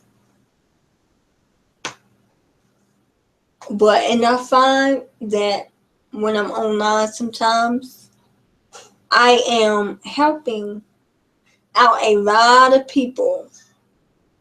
And I kind of want to say, I say half of them are my age, around my age. And it's a real good feeling to know that you have talked someone down off that ledge and that you've helped someone get through something, especially depression being one of those things. When you manage to save a life without trying, well, sort of with trying, but when you manage to save a life, help somebody, it's a real good feeling. I know I saved a couple people's life in high school. They'll never admit it.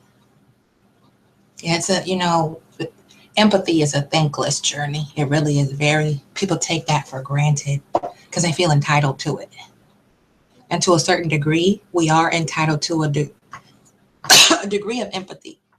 because, you know, there's more than just you, of course, in this universe. But to be grateful of empathy, gratitude of empathy, being humble in the presence of empaths.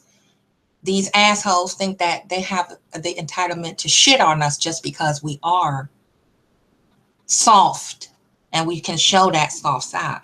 And they take it as weakness. Oh, let me shit on her. She don't know the difference between me being an asshole. She thinks I like her. Just like they can't admit they don't like black women. Males and females can't admit they don't like you. Because they have done it. Especially black bitches cannot admit they hate your motherfucking guts, but always in your fucking face. Always. Every time you show up, here they come. Always talking shit. Can't fucking stand you. You know what I'm saying? Always in your motherfucking face, but hate your fucking guts. There's another thing where they've done that to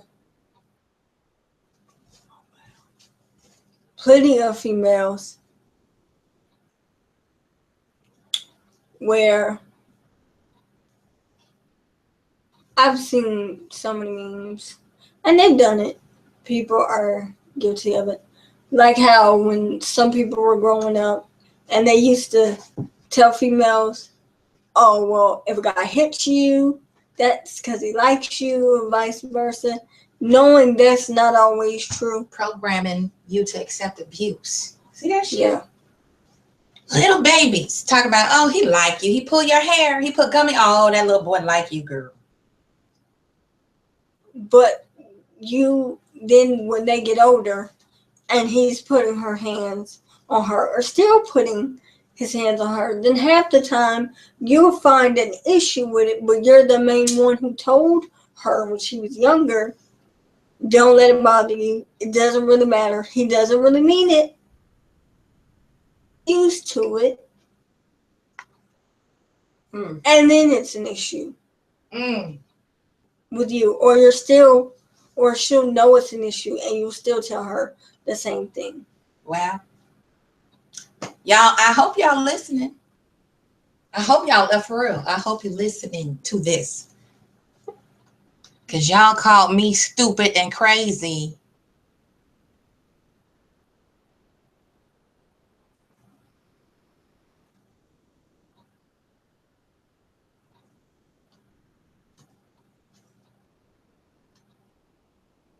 Why don't you keep watching? You keep watching, you'll see it.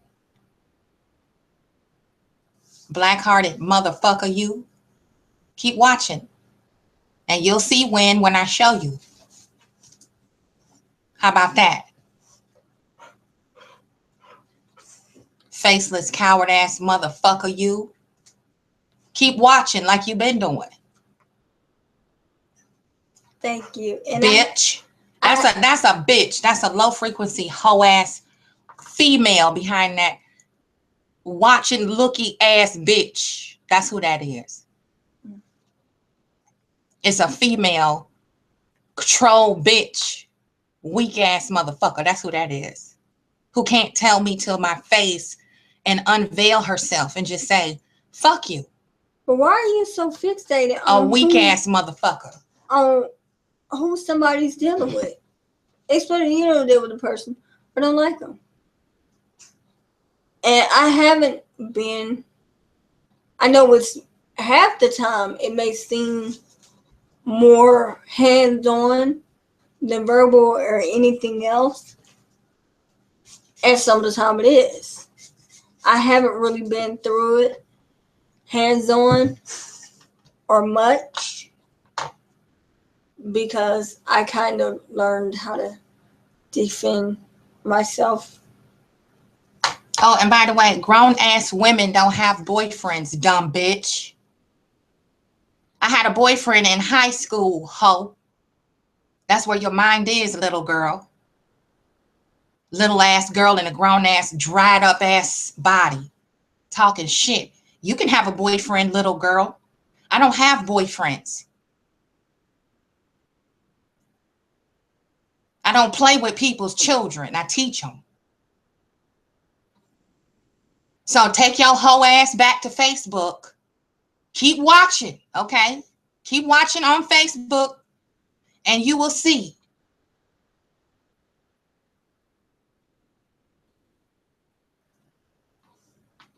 And you thirsty for following me, you anonymous faceless bitch. I don't do pussy. I keep telling you that.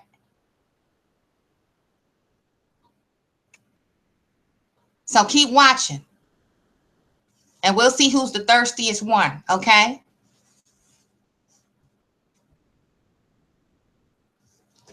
So talk some more shit and then go make another troll account because I'm finna block your bitch ass in a minute.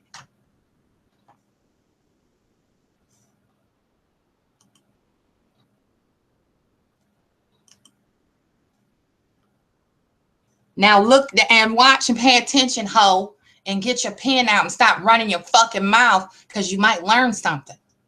Because you about 2 seconds from losing everything the fuck you got. With your big mouth and your legs open.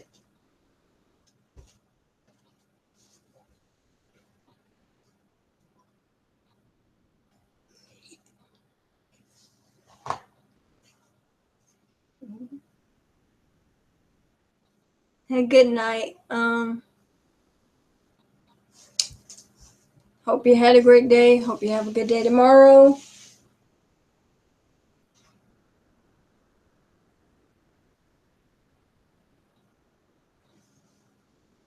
And hope you have a good week ahead of you.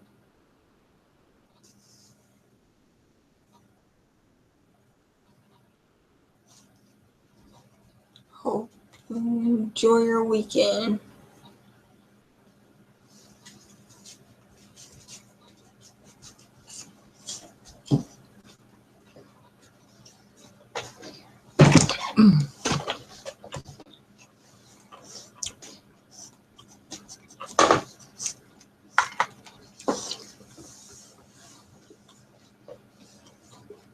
I guess that person asked for it.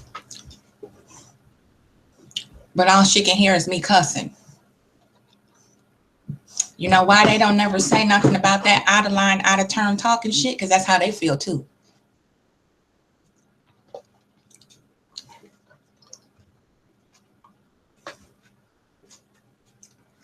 Maybe because he's not on, and actually in one photo, he was in the same room.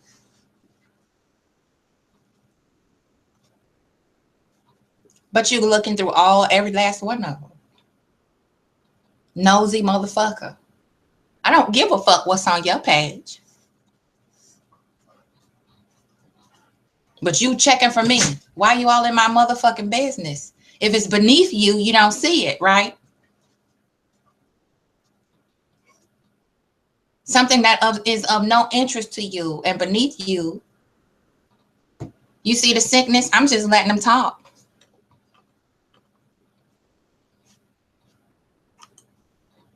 I was about to do that. And that's the same thing they're gonna say for another 2, 3, 4, 5 years, when everybody else is still going on with their life. They stuck on watching somebody else, watching what they do, why they do it, wondering why that person is doing what they doing. How come it's not the way I think it should be? That's a weak motherfucker. You can't. Like I'm entitled to explain my personal life to this stranger, this stalking ass bitch, because she probably laid up with getting the pipe laid every night and empty as fuck, still unfulfilled. That's what bitches do. You can't. You just have your own way of doing. Everybody has their own way of doing things. Everybody's got their own way of doing things. Everybody's different. We all know that.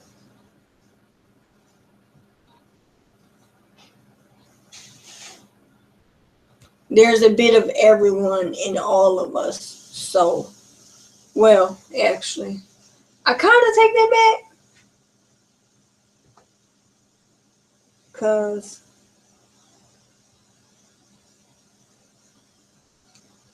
the person above that is not in the chat no more. We didn't like you, but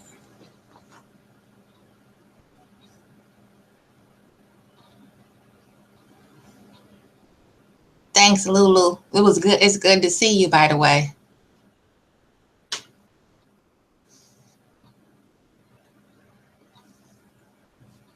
You see what I'm saying? This is the sickness of jealous ass, not even, well, yeah, envious Leviathan. Just random. exactly. Random. And I don't have no enemies. I don't fuck with people. You know what I'm saying? I'm not a disingenuous motherfucker. We don't mess with people unless you mess with us first. Yeah, but when I fire back to that stupid shit and educate these dumb bitches, then we're wrong. Then she's so stupid. Because they have got to have the one up. They got to feel like they have an upper hand over you, over your psyche, you know, because they feel weak. They feel weak. You make them scared. You intimidate them. Intimidated by a total stranger. Because the truth pisses them off so much, they'd rather just hurl insults like a second grader. Second grader. My class. They say, you know what, damn, let me look at myself. Maybe, you know, hey, she going through it. I know that I feel that way sometimes. My class didn't even do some of this stuff in second grade. You know, not even in kindergarten. Black motherfucking bitches just so fucking obstinate. You know? Obstinate.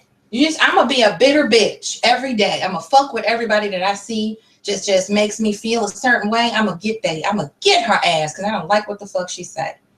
I wish I was that confident to say that. I wish I knew who I was like that. Then I wouldn't be stuck and trapped in the shit that I'm in. She ain't stuck. How come she ain't stuck? How come that bitch ain't got somebody going upside her head every day? Look at her mouth. That's how they talk. That's how they think. That's how they feel.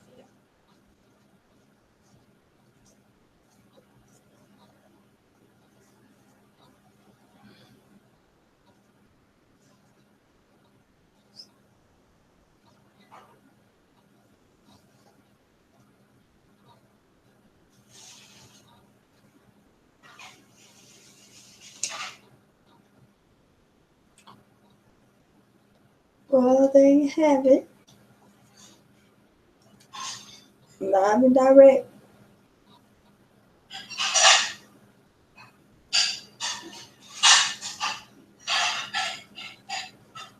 Everyone has their breaking point. But of course, some people don't see that. Some people do what they do.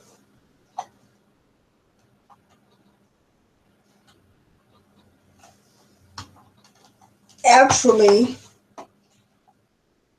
so she had to step out. Okay, I'll take over. Actually, that is. And it may not have been a picture with, but at the end of the day, it was a picture of.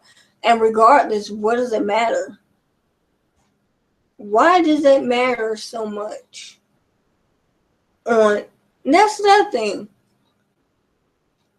Whether it be female or male, why does it matter so much what someone else got going on? Who someone else is with? Why does that matter? How is that helping you? How is that benefiting your life? Why does it matter to you if they're single or not? Or who they're with?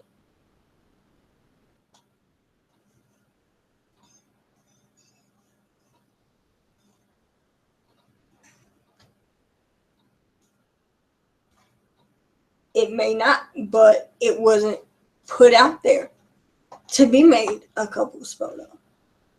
That wasn't the point of doing it. You ever thought maybe they just ended up in the same color? It happens. I've done it plenty of times with other people.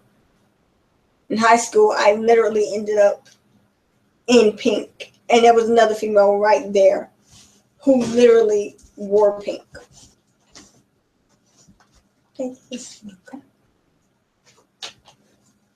So why does it matter? How the hell you know he didn't make those? Stupid bitch. How do you know he didn't send those to me? So you mean to tell me you that stupid, that you are that a monolithic thinker, that you think I posted those, I made those collages, that's for all my doing? How the fuck you know he didn't make that? How do you know I didn't take those pictures of him myself? You slow, dumb, retarded bitch.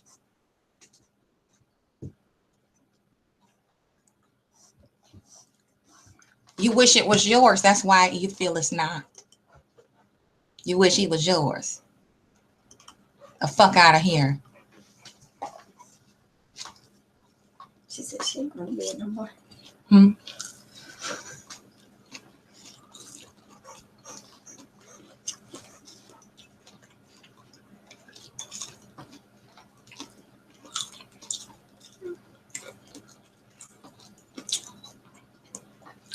Everyone has that. There's a bit of someone in all of us. She wish she could have somebody on another continent be that faithful and dedicated to her. She wish. That's a bitch. That's a female.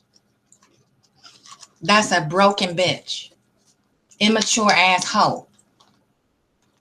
Just like they say Will Smith is cheating on Jada Smith. Mm-hmm. Or Jay-Z cheating on Beyonce.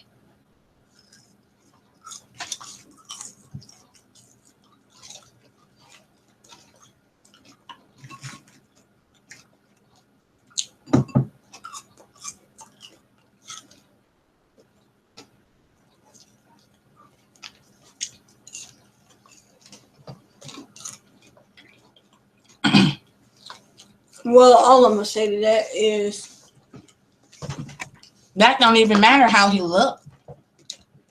It could be personality and whatnot. How he look ain't the point. Because everybody ain't a bitter, broken ass, fake ass, anonymous hoe. I don't have nothing to gain or nothing to lose by whatever I put on my profile. That don't define me or the depth of who I'm connected to. If he look like the goddamn elephant man. But my uncle is not a bad looking person for everyone who really wants to know. Not that it's anyone's business. It's a gift for me to share any fucking thing that intimate publicly. Because we don't usually do that. I don't give a fuck about what y'all think. I put it up there not for fucking nobody else but me. We're personal people. We don't usually do that. So that's a bonus for anyone who sees that side. That's just not us. We like to keep our personal and our private life personal and private. Them the type of bitches who always got to bring their nigga up and then wonder why other women twerking their coochie at them because she telling all that intimate, ritualistic, internal information to another woman, and the curiosity sets in, and then you have a woman who is a goddamn siren that fucked up a family.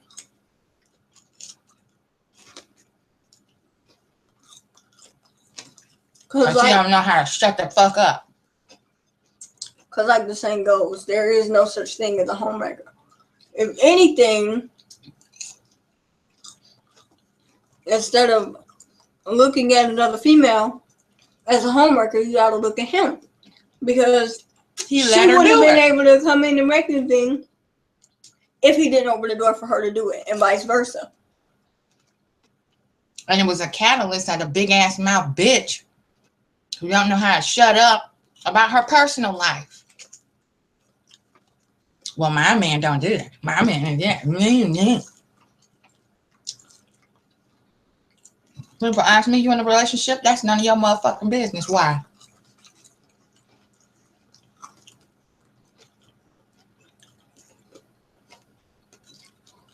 Always, but that's nothing new.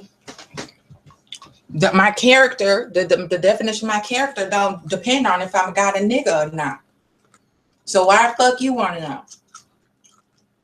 Either A, you interested in me, or B, you interested in my potential nigga. Or both. Or both these days. You just never know. Or what type of nigga I'm dating, so you can try to see if you could be all the man, all the things your man. What is this by Joe? Do all the things your man won't do. Yeah. Or every woman. Oh, what do you say? Right.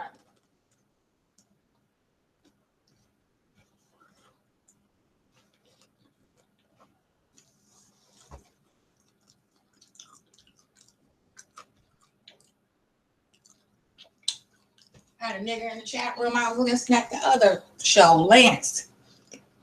My brother Lance. Goddamn troll come in fucking with me. I ain't saying shit to this nigga. Just feel entitled to just roll up and start talking tech shit. But it doesn't matter. You can't just assume that. Have you ever thought, okay, maybe this person is not on this website? Just because that person could either be not on that website, don't matter, or they don't have to. This is a dumb motherfucker.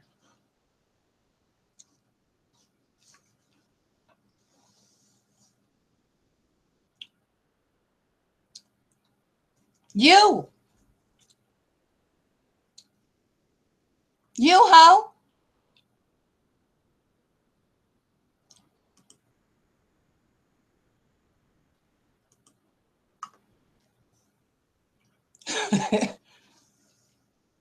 Oh, did I do that too early? You're fine. Go get some more fries. Sure. I'll be right back. You think you got spies, plants, and shit watching your page, Roxy? You see that shit?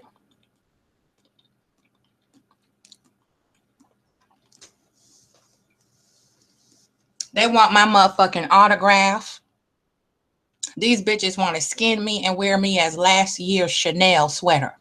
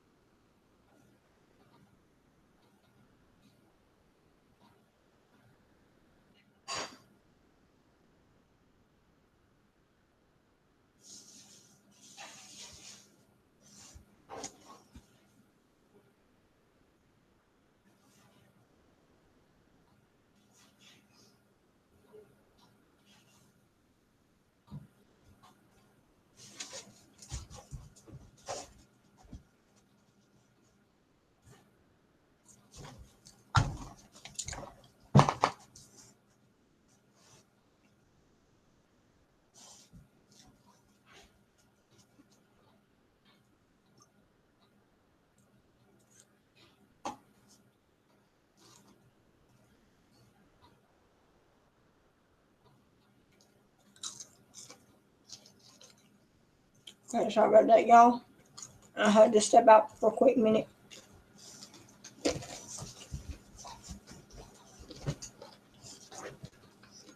But you see how sick and stupid Yeah. they are? They think, okay, he didn't take no pictures on Facebook with her. We don't see them hugged up. We don't see them in the same room. So that gotta mean he don't love her. And he not liking the comment. Yeah, they don't love. He don't comment on her social media page, so he don't love her. You see how ignorant females are? Then she asked me who was I talking to in the comment that I made on my page to another person. Talk about who? The names was right there. You see how you call out the devil, they tell on themselves? Mm-hmm. Who you think that was? One of them two people that I named. That was that was who you just kicked out. The names that that person had mentioned? Uh-huh.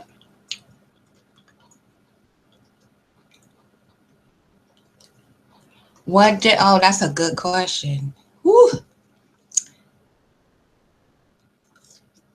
ELPXOXO asked me about education from your personal experience. What difference did you notice in getting your master's to now getting your PhD? Ooh, that's a loaded question. I was more, it's so much. I was still very confused back when I was getting my master's. I was still young and trying to figure out what the hell I just went through at home and why am I going through what, trying to find myself, trying to figure shit out. So it was so much unfinished emotional business. So I was more confused then, still like confused about who I am. Am I going to be able to finish this? Am I going to die? Just panicked. Now I'm less panicked and I'm more focused. Definitely more appreciative of study time. With time management means a lot more now. Not just retaining information, but really truly having a deeper understanding of learning and how how creative learning can be. Those are some of the differences that mean really stick out.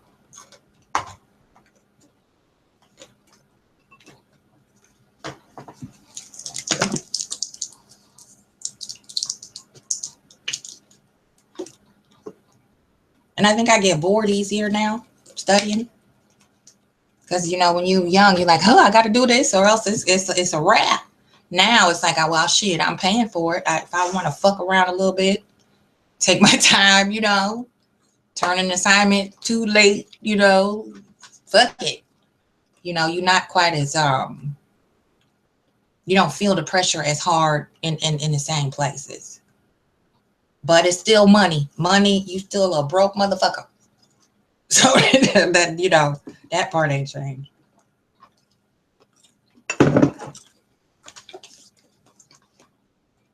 Okay, seriously, who keeps leaving the chat? Come on, guys. You're allowed.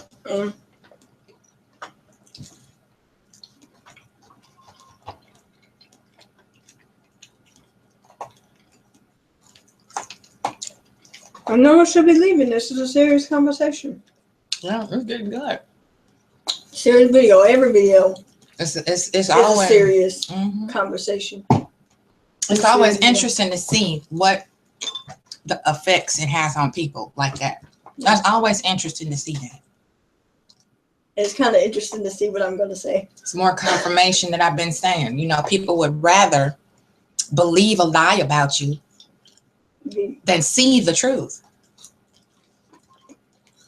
Oh my, but I'm typical Virgo. I don't know when to shut the fuck up. Or thanks for asking me that question. Or participate in the lie and the rumors by being a standby to it. Letting people do that. That's the henpeck syndrome that we were talking about too. Mm-hmm. Black women have to feel like they are superior to another one, even when they have to, even when they're delusional.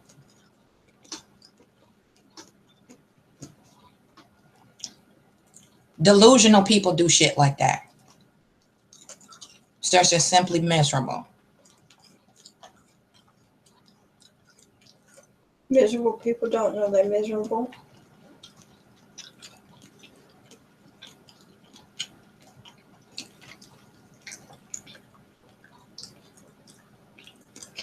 Well, actually, she smells pretty good. And secondly, she's not that old. But hope you had a good day. And hope you had a good weekend. The house is pretty much clean. You ought to see it. It may not be all that, but it's livable. It's doing something. It's a small house. So Yeah, small family. yeah, plus the house is never that dirty or dirty anyway. It's a lot better than a lot of other houses, I'll just say that. But I hope you enjoy your night. Goodbye. Mm-hmm.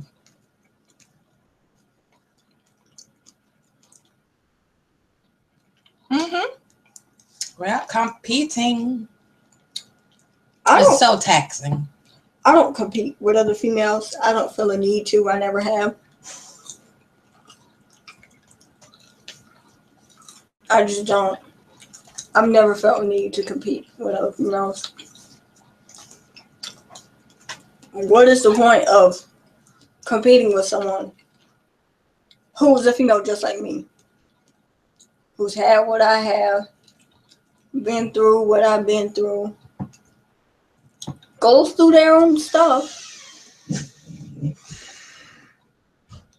What would I need? Why would I need to feel the need to compete with another female? It's just something I've never understood, something I've never done. I'm not going to compete with anybody for anyone else or anything, no matter what it is. I'm just not going to do it because I don't want to. If I feel like everyone else is competing, then I'm definitely not going to participate. Because I don't like doing what everyone else does. I'm just an opposite child.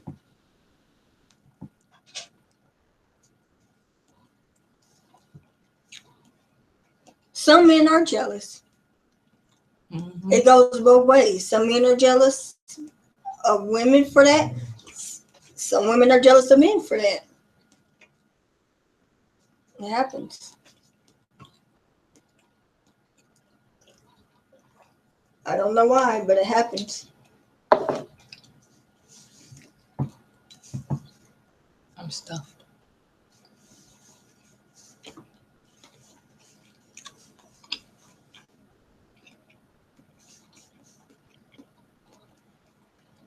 Yeah, they can have that because you return that when when they treat you well, which is what they're supposed to do, and make you feel secure in the friendship and the connection, then you're supposed to pamper them back. You're supposed to treat them the same way.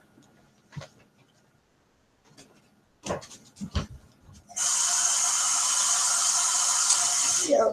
Black women are selfish motherfuckers.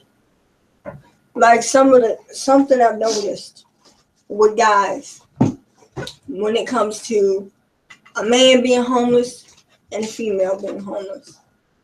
How some will feel like, oh, well, it's hard to be a guy versus being a female because when a guy is homeless, he's homeless. But when a female is homeless, she'll find somewhere to go. She'll have a place, find a place eventually.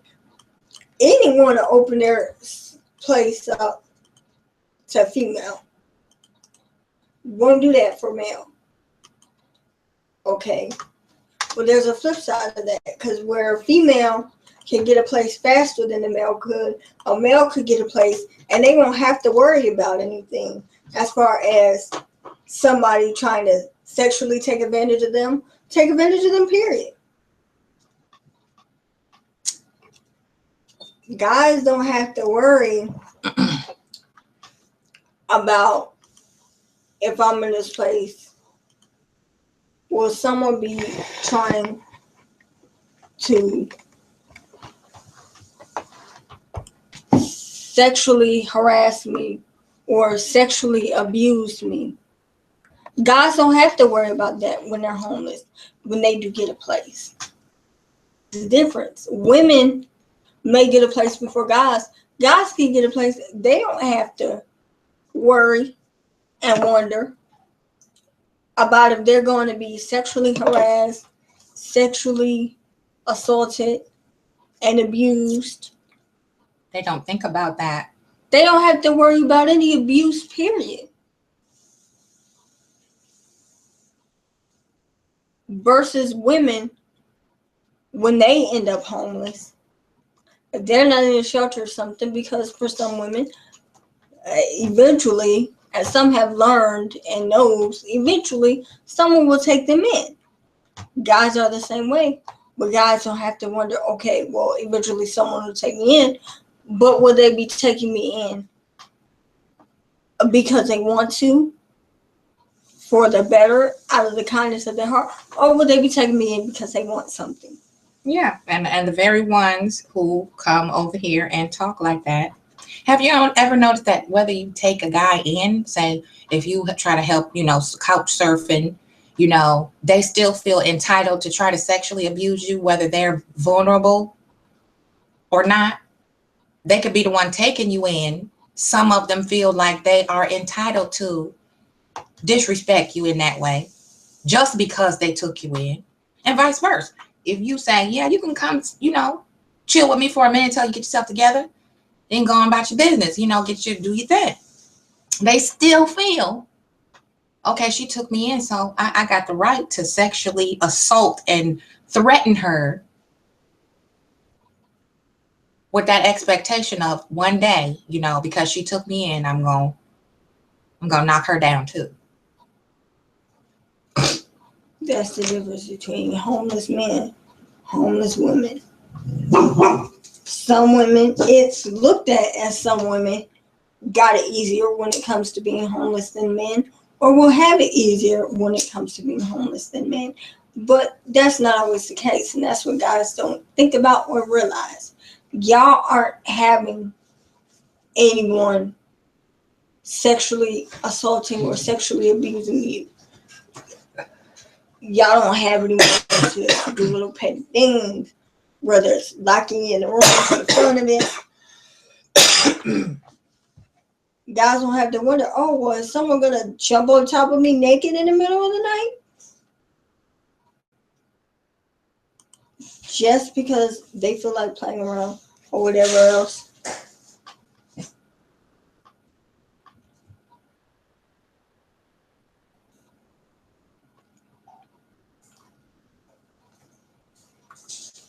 Guys don't have to wonder about the stuff that we have to wonder about.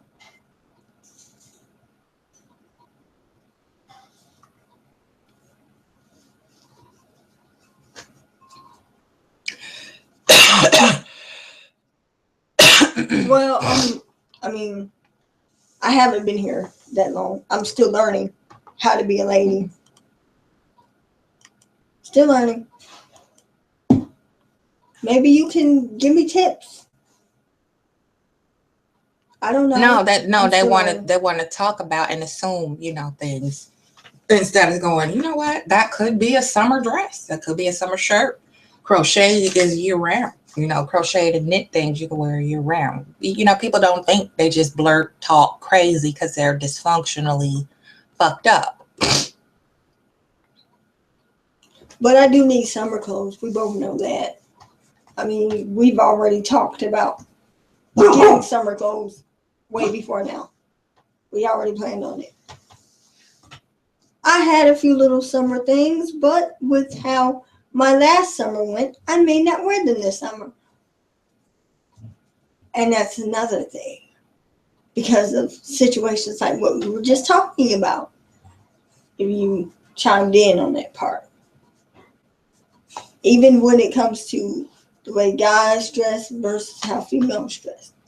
They don't have to wonder, someone going to be trying to sexually assault or sexually abuse me and think that they have a right and can get away with it because she was wearing this.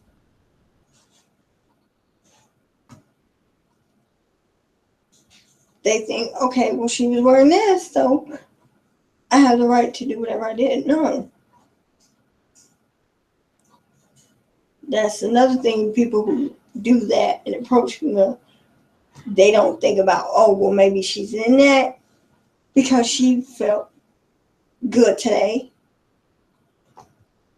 She felt comfortable in her skin to wear, whether it's a skirt or dress or whatever she wanted to wear.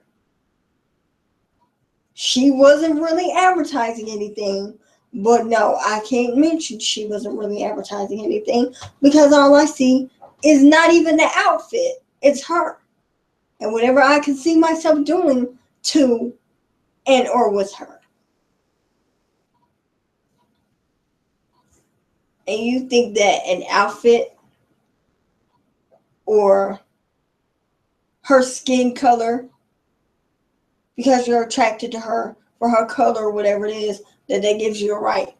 No, it doesn't. Women do it too. You see that?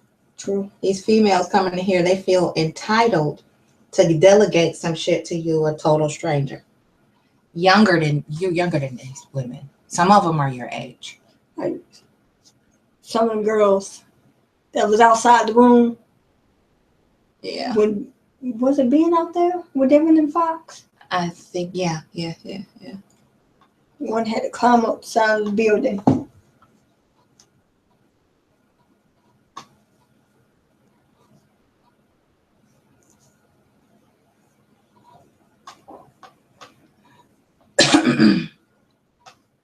See? Well, no, she actually looks good, but I'm not gonna go there.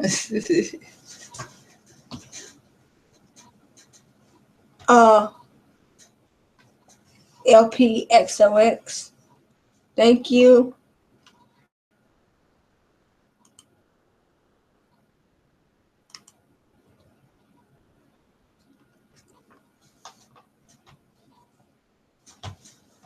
Other person up top, I hope you have the summer you deserve. It's gonna be the same repetitive. You know, they're gonna go somewhere else, do the same thing on another channel or in person, you know, and live. This is how people feel that they're entitled to talk to you and treat you. You know, how you treat other people is what defines your character. Oh, hello.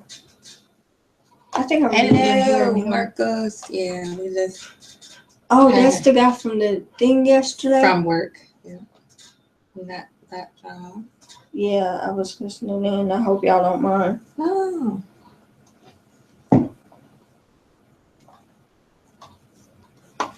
Very. I'm good. How are you doing? You're doing good. I'm glad you peeked in. You are always the past 2 days. I've noticed how you multitask and always everything. I thought I was a multitasker. Yeah, they are miserable. Yeah, we confirm that with each other. So many different colorful ways to confirm that misery Loves company. Yeah, miserable people. Happy people don't have to mess with anybody. They don't have to harass other people. You know, when you're happy, you want to converse with others and laugh with others.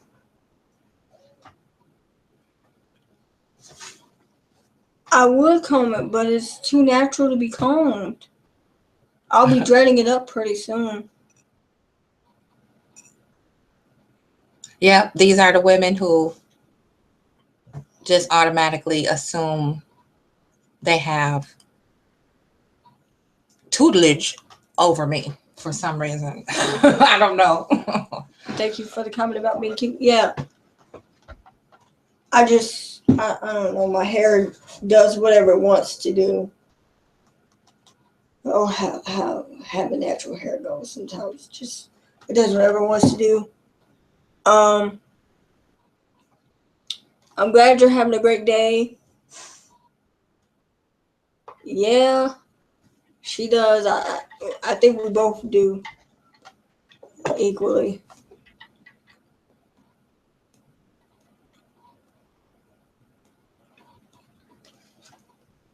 And it is a shame. Mm-hmm.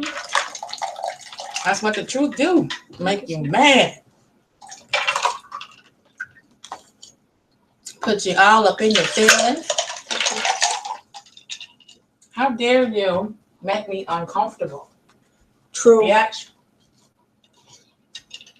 That's true.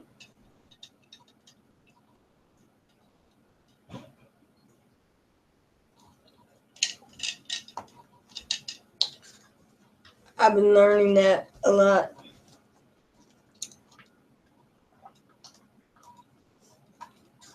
I still try to be good to them though.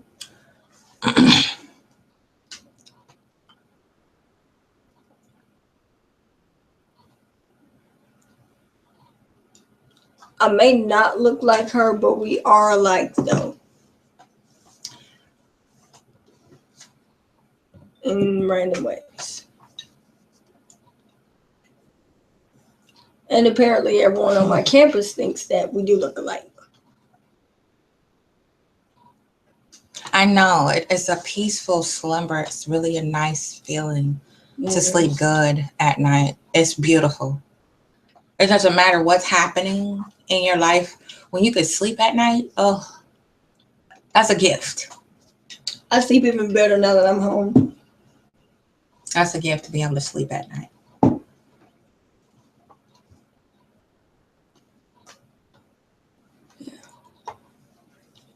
I try to be nice to everybody because sometimes people are going through their own situations and they'll snap at you and it won't even necessarily be you, but they're going through so much so they can't help it. Yeah, Pretty Face is going through her own stage of ugly. She feels ugly because people are starting to reject her more. And she can't figure out why all the people who once Adored her. You know, that seem to, you know, like the song says, the same things that made me love you now are pushing me away. Mint condition. Yeah. You know what I'm saying? Nothing. You know? All the things that you do for me. That song. Mm-hmm. They hate themselves so much. They're so upset. They feel ugly. They feel unwanted. They feel unloved. You know, so they have to tell you, you don't want to look anything like her because she wishes she looked like me. She probably wish she should look like you do.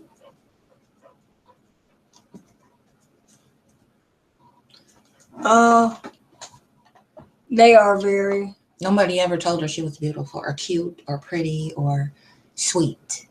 You know? Yeah. Sad. No. Yes, I definitely am going to as soon as possible. I've always wanted to do it, and now I'm finally getting to. I'm so glad. I can't wait.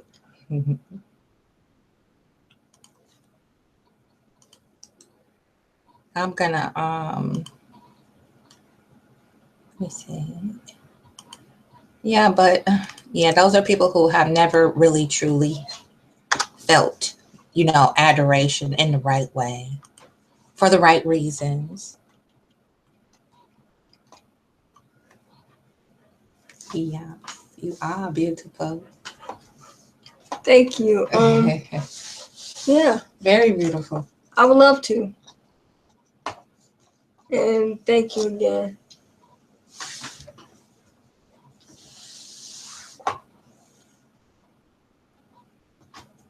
Thank you. Yeah.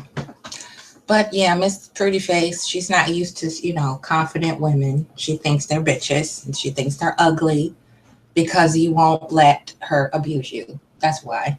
Nothing wrong. You didn't do anything. It's her. That's why women are just mad for no reason. Like they're angry at you and you're like, okay, why is he so mad? Just frustrated. They probably do. And I've never been, but I like it as far as I know. No, I've never been. But that's definitely one on my list of one of the places to go. I know I'll probably experience going there sooner than I think I will. Yeah, it's a nice. Chicago is cool. You know, it's expensive, and you know, it's a very swanky place, and it's a kind of happening place. You know, with a lot of live, you know, electricity. So always got a pulse. The heart is always beating. You can hear it in Chicago, but it gets to you after a while. That hum. You got to get away and disconnect because it's very draining to live in a metro city. Takes a lot of energy, a lot of fight. You always got somebody coming at you, one way or another. Either they're trying to scam you, you know, trying to manipulate you to ruin your life, eat off you. It's always shark infested waters. Thank you.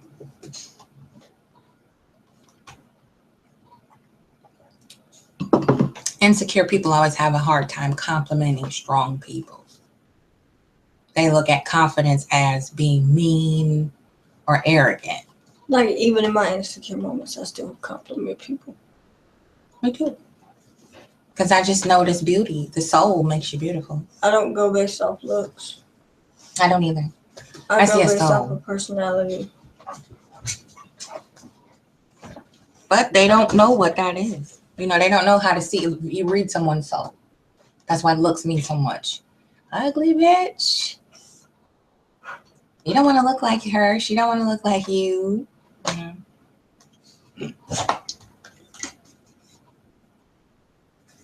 Like, Devin used to be I didn't know it at first, but he used to be finding a way to read me when we talked on the phone. Even if we weren't face to face, he would still be reading me. Mm-hmm. And he said something, I'm like, how did you know that? He's like, because I've been reading you. And I was like, when did you just decide to up and read me out of nowhere? Right.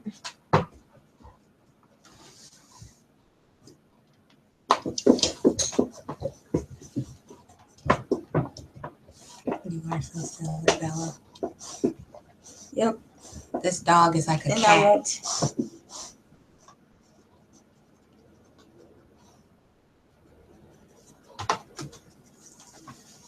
Yes, we are beautiful. We are beautiful. Black women are so gorgeous. I mean, it's such a diverse, you know, it's a diverse appeal, you know, and just the subtle differences, just like the dramatic differences, just the most beautiful, you know, thing to experience is different. The difference in beauty.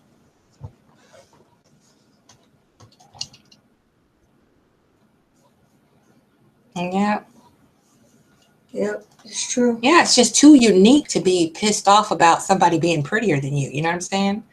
What the hell? It's like we all are so beautiful anyway. So why be pissed? What you mad about? Everybody cute. You know what I'm saying? In our own little ways. Yeah, everybody got it going on. Black women, you know, it's something about us. You know, it's just that thing. Like you can't even put a name, that savoir faire, that damn Abdullah Adam got him about black women. It's nothing like it. Friendship wise, sisterly, whatever, mentor. When it's a beautiful black woman, that's priceless to me. And I know several of them, you know, and I feel very fortunate to have that because they keep you grounded. You know, they like, girl, you know what? Fuck that. I don't want to hear it. Get your head on straight. Get your shit together and stop whining. That's what beautiful black women do. They give you tough love and then they help you get your shit together.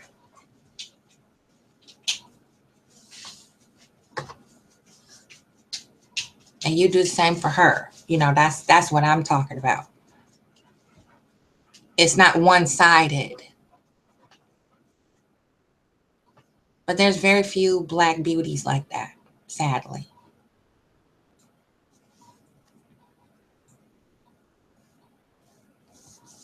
Because your soul, how you treat others is the most important thing. You know, these bitches, you know, they looking at aesthetics, which is so fucking shallow.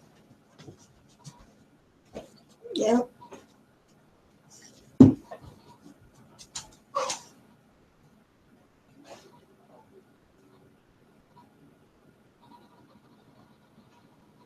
Like everyone, I've never really saw what issues a female could have towards another one. As far as looks and stuff, what does it matter? We all are our own people. No one's personality is the exact same. No one's looks are the exact same unless they're triplets, twins, that type of thing. But we ain't talking about that. But what does it matter? Because you don't think of someone as a runaway as far as looks and whatever else. So that means you can't even sit there, do whatever you have to do because another female is there.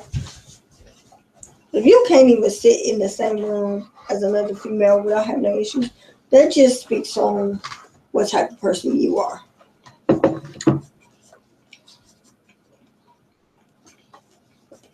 That just speaks on how mature you are.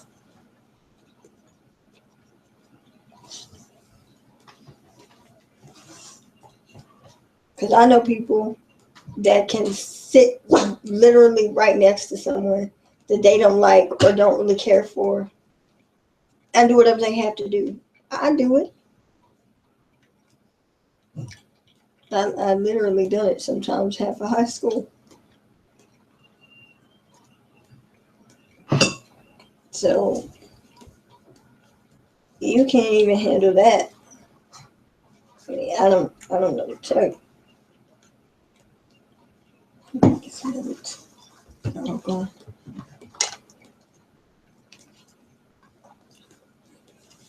I said this. Thank you. Yeah.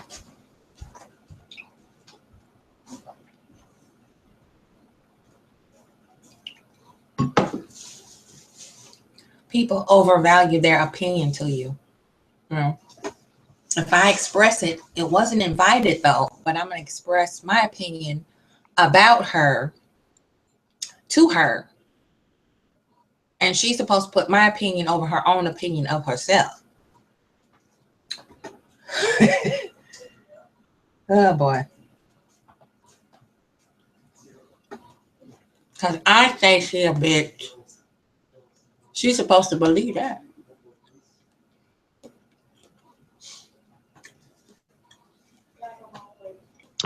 So testing 1, 2, 3.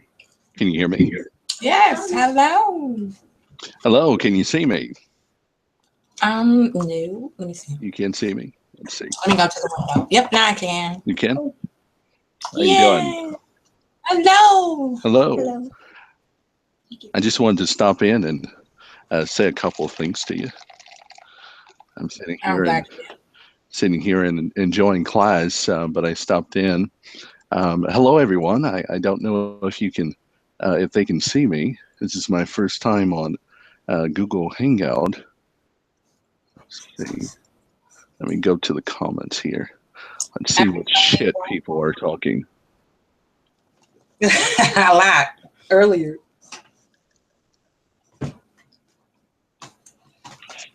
Great. Be careful. Don't be too nice to me because then that means we're having sex. Okay. Oh, please. If you're too polite to me now, sir, that means that we're gonna get in each other's drawers sooner or later. Okay. Right now, so just be careful there. Funny.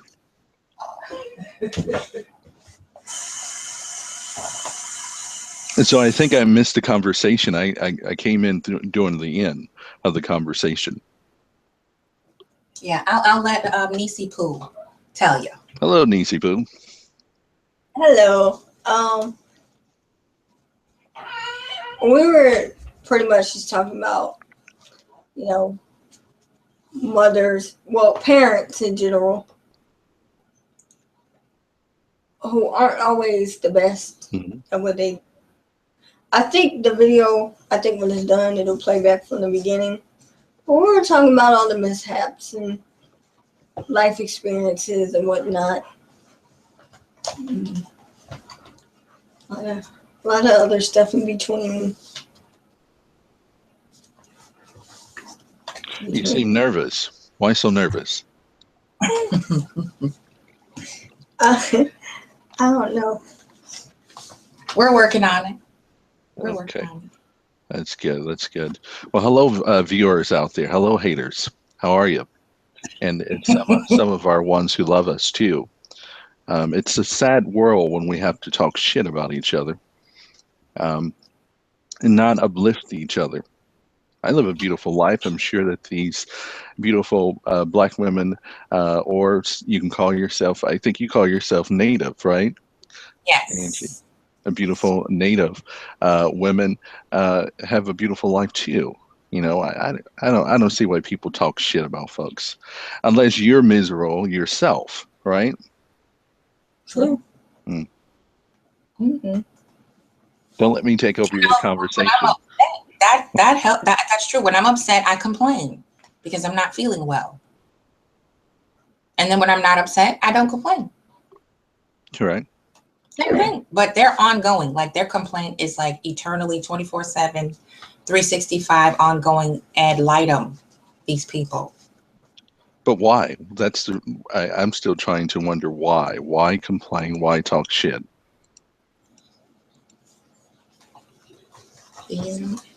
I do not know. Some things we'll just never be able to figure out and understand. Correct. Correct. Sorry, it's been a long day for me. Usually I'm a little bit more chattier. I've been up since what time was I talking to you, Angie? Probably about 3 a.m. or 4. Yeah, I had about 4 hours worth of sleep. Because you were teaching up for really late, and then we were watching videos. Yes, I remember you were crocheting, right? I added to my Afghan. Oh wow, that's beautiful. That's what I was doing while we were chatting. Oh, and this is the leaf. Oh, wow. Those already. There was another one. I don't know where it went. Oh, here it is. This is what I was doing. Oh wow. I'm sure that takes a lot of artwork. I don't know how to do it. It's very relaxing. I'm learning. I'm sure you'll be able to do it soon. You have a good teacher. Yeah. And again, I'm sorry. It's been a long day for me. I haven't had much sleep. So I wonder what these people are saying in the comments. I love to see it. Yeah, let me go back over there. They're probably saying, who the hell is he? Let's see. Angie, and go ahead. Is that voice coming out of him? Yes, the voice is coming out of me. I was blessed with a beautiful voice.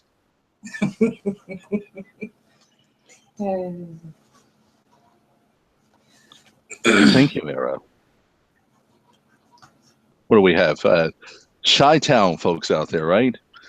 107.5 WGCI, right? I love it. I love that. See what happens when you use social media for what it's for? See? Not to be trolling people and getting on their last nerve. Oh yeah, of course. And it was a pleasure meeting Angie, because I met Angie through another position that I'm no longer going to be in. But it's always good to connect with like-minded people, and you never know who you're speaking to. I didn't know that Angie, had a channel, or she had haters on her channel, and she has some people who love her. But it's been a real good pleasure speaking to Angie for the past 2 days, and I think she's a wonderful person. Maybe I'm just fooled, right? She's a wonderful person. Of course. I think people really misunderstand Angie. Some people misunderstand me as an individual. I think that if you actually take the time to learn about people, take the time to stop judging people for what their hair looks. I see some comments talking about hair, and my hair isn't the best today. I just put on a shirt. I have on my pajamas right now. So Get to know people before you turn them down. Exactly. Get to know people before you judge them. I'm sure if someone saw me on the street, they would say, "Oh, he must be ghetto," right? Mm. But don't know my life. I've been called a faggot. I've been called all types of things, but it doesn't matter to me. It's not what they said. Call you is what you answer to. You know. Of course. I wish I could grow my hair out to dreadlocks, but due to my profession, unfortunately, in the business world, I guess they think that dreadlocks are not something that we should have, but I think we should. It's something natural to us as Africans or as natives or whatever. We're all over the place. We're in Cuba. We're in Puerto Rico. We're in the Dominican Republic. We're all over the place. So, hey, I wonder what they're saying in these comments here. I keep clicking out of it.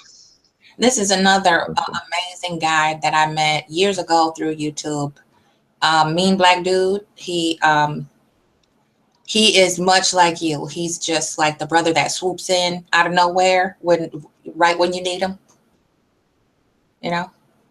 So this is a special guy to me too. He's a very, very good guy. Love it. Hello, mean black dude. How are you? He's a really good, decent, such a beautiful soul. Yeah, I think as I'm sure this will offend some people who are not black on here or who are not African or native on here, but I think it's always important for us to get together with our queens and our kings. That's what we are. We are the original people here on this planet, whether you like it or not. So, I have nothing to prove to people. Yeah, that's the question. Like you said, you asked it. Why do you feel entitled to talk shit? Why are you worrying about what someone else is doing that you don't like? Why do you feel entitled to voice the fact that you don't like it? Why can't you just move on? I think miserable people will never move on. Like one thing, when I used to be on Instagram, and I used to follow Snoop's daughter, and she posted a picture, and there were so many people commenting on her color, her skin tone, and a whole lot of other stuff. Same thing with her dad. I'm like, well, if you don't like this person or the post, why not just move on? Just like you don't like it, you don't have to say anything. Just keep going. What does it matter to you? Whether you know that they know how you feel or not. Why does what they do, what they post matter to you? How does how they take a picture or they look or anything else, how is that helping you? How is that benefiting your life? What is that doing for you? Exactly. Yeah. I think instead of people spending their energy on the wrong types of things and spending their energy on negative things in life, they should be trying to spend it on how can I live to 90 or 100 years old? What is your legacy going to be when you die? Or will it just be, oh yeah, who is that? What was her name again? What was his name again? And what will you leave on this earth is the most important thing. I always used to tell people, because they say treat people how you want to be treated. Talk about people how you want to be talked about. I used to always tell people, for those that are gone, Remember people how you want to be remembered when you're gone. Treat people how you want to be treated when you're gone. Even if they're not gone, remember people how you want to be remembered. Exactly.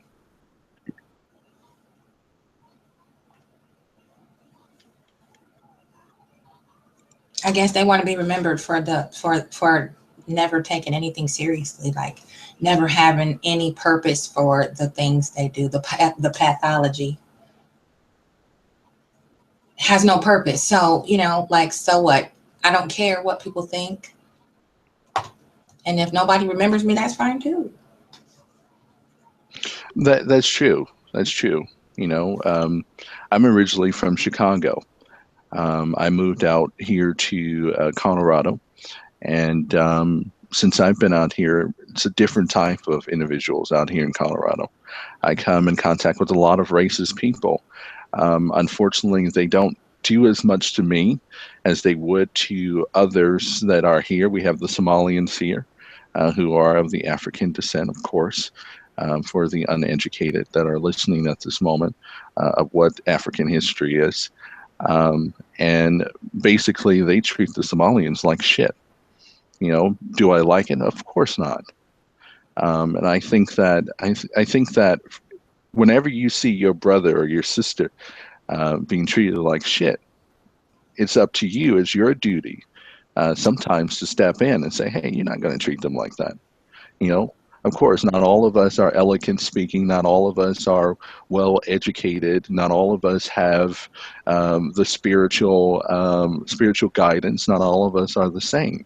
But I wasn't always like I was, until 8 years ago when my life changed. I was just like everybody else. Of course, I'm from State Street. I'm from Indiana Avenue over there, Wabash, in Chicago, in Chi-Town. So he would say, "Oh my God, you can't be." I was born on the east side, Jacksonville Hospital. Whoops. Okay. On the east side, it was a little rough over there. Exactly. Mm-hmm. And I'm 28 years old. And when I was living in Chicago, as a black brother, you used to wish that you would reach 18 years old or 21 years old or 25 years old. And I sometimes get a little bit upset about how people portray Chicago. I grew up in Chicago all my life up until about 20, 21 years old is when I moved away. I didn't move away because I wanted to get rid of the people in Chicago or get away from them. I moved because I wanted to live in a cheaper place. Chicago is expensive to live. Opportunities are lacking there for us. True. But again, I didn't want to get into your conversation. Well, that's why you're here, to come into our conversation. We welcome pretty much anyone. I welcome pretty much anyone. Yes. I like this because it's always me, and I like to hear from y'all. Mean is the 1 to 2 word gentleman. He does not really waste energy on words, on foolishness at all, like zero. So to get him to come in here with his busy self, just like you, it's really a blessing to see him, because I worry about him because he's been bit by dogs, chased by spiders, and run over by trucks. He's an Iron Man. Well, he's one of the brothers that like to get dirty, Well, Angie, me and you spoke about this before the other day about image, and about the image of Black people. What do they do? The only thing that they show on the television or online are the things that we do that are not in the way of the American way, as I say. It's just like, for example, someone says, "Do you work in customer service?" with that headset and voice. No, I do not work in customer service. I teach people English as a second language in over 30 different countries online. But thank you for the question. Going back to thing. Anyway, it's fine. Going back to my topic, it's about image. Have you ever seen a Black Moses on television? No. What do you see? Roots. Our history did not start at slavery. Okay. Here's a good example. A lot of people don't even know how Chicago was started. Chicago was started by a Haitian man, black man, John Baptiste Gisavo. Yeah. Okay. Come on now. That's very rich history too. That's a beautiful part of our history. How Chicago was founded. The Chicago Fire. That's another beautiful, dramatic story about Chicago. Yes, it is. Chicago is rich in history. Chicago is a place that if you can't survive, you can't survive nowhere. It was tough growing up in Chicago, but I enjoyed my experience there. It made me who I am today, a hustler. A hustler, baby. Exactly. And it prepares you. Of course. Where I'm got to go. Of course. See? It's not about where you've been, it's where you gotta go. Of course. You have got to know how to survive in Chicago, whether you're a young person under your parents' steed or you're an adult. It doesn't matter how high on the professional ladder you climb. It is a hustle to survive out there. Just anywhere in general. Because the more you make, the more they take. Of course. And I think that if we can like me and you were talking yesterday with another young lady, privately. I think that I enjoy those types of conversations when we can come together and collectively have an intelligent conversation, not a bunch of hate, to tell each other, different things that we can help each other out with, advice. We're all a wealth of knowledge of something. We all know something. You might have someone who knows how to grow food. You might have someone who knows business. You might have someone who knows how to speak another language. If you put all of those things together and combine those things, you're a powerhouse. That is the thing that America is afraid of. That is the thing that the world is afraid of because they know who we are. Give me a break. If you were not valuable, you never would have came here in America as a slave. Come on now. It just takes common sense. Feeding the beast. Capitalist society was created from colonization. The black man and the black woman were the most expensive commodity of that industry. That's because they auctioned us off and they bred us like horses. But that's because we can reproduce and wipe everybody out. Thank you. So why are we hating on each other again? I don't know. Why? I don't know. I wish it would end because it's not getting you anywhere. Why? I never understood why people spend so much time and energy. Moments of their life they'll never get back. Why do you feel how you feel about someone that hates someone else for their accomplishments? Instead of hating them and what they do, you're putting all your time, energy, and effort into hating that person. And for what? Because I look at it this way. Give me that.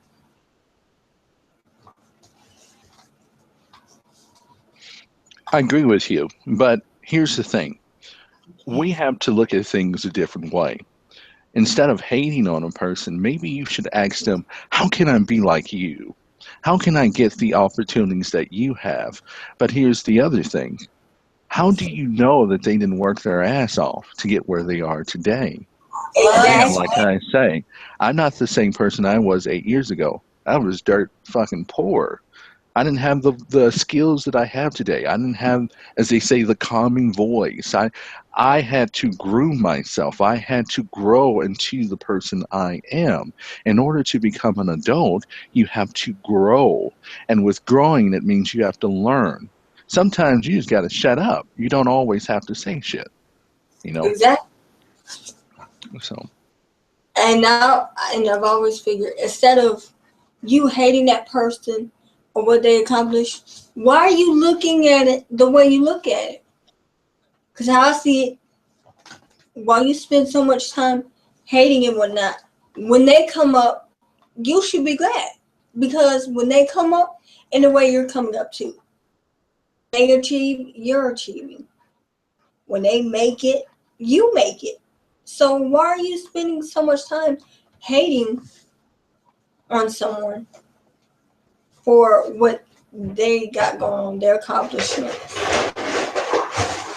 and whatever else? I told one of my Christian friends the other day, which I'm all for everyone believing in what they want to believe in, but I told them that you can pray all day long. But have you ever thought that things are not happening in your life because that's all you're doing is sitting around and praying?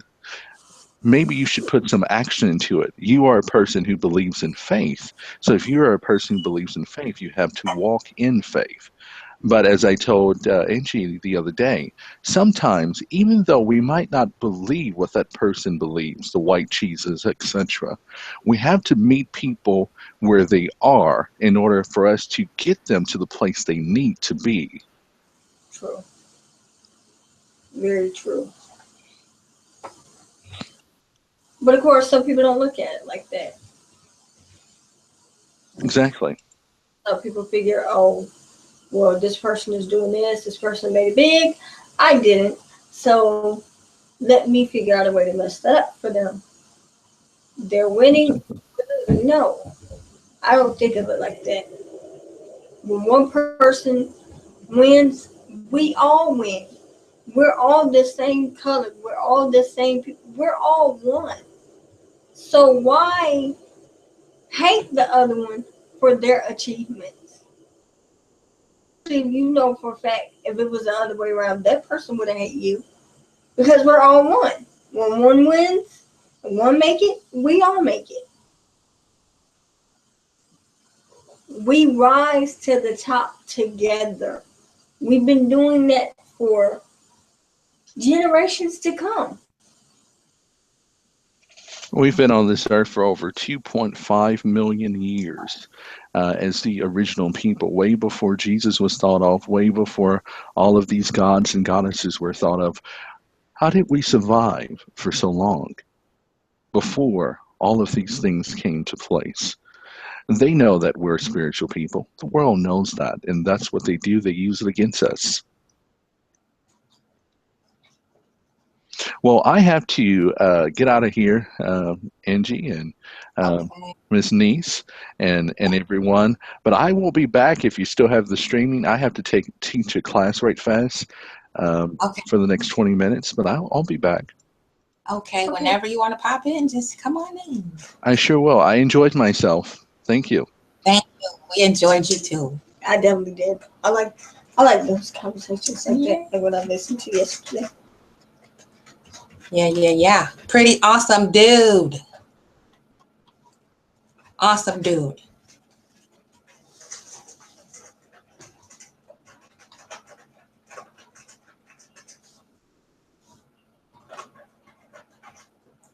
True. Oh yes. See, this is my brother. Truth be told, blacks have never had much.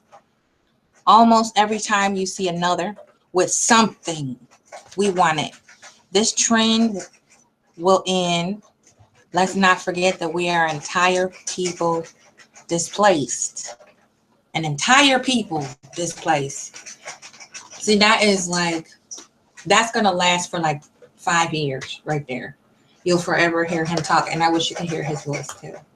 Mean black dude, he's like boogeyman, but in a good way. He's a good boogeyman boy. Yeah, he's really a good guy, like you. See, ladies, there are good guys, good black men. Do you see this?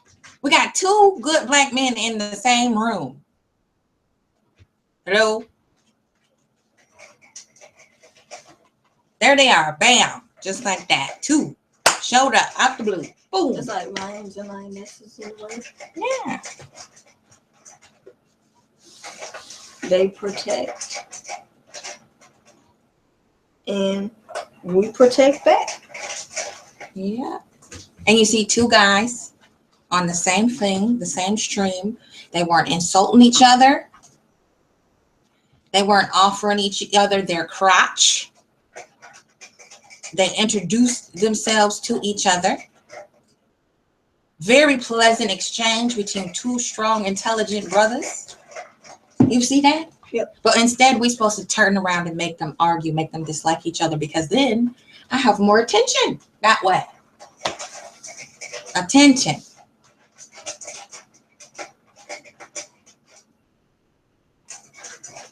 You know? You know, Billy. So I just talked to a great black man, and there's a chatter in here, another great black man. So I guess that's not all the ways true. There's no good black guys. They're all stupid. You know, all they want to do is climb in your panties. But we have two of those. One isn't here right now, but we got another one in the room, who are definitely the opposite of what some of them are considered to be. And you can't be friends with a guy. Because they don't want friendship. They focus on something totally different.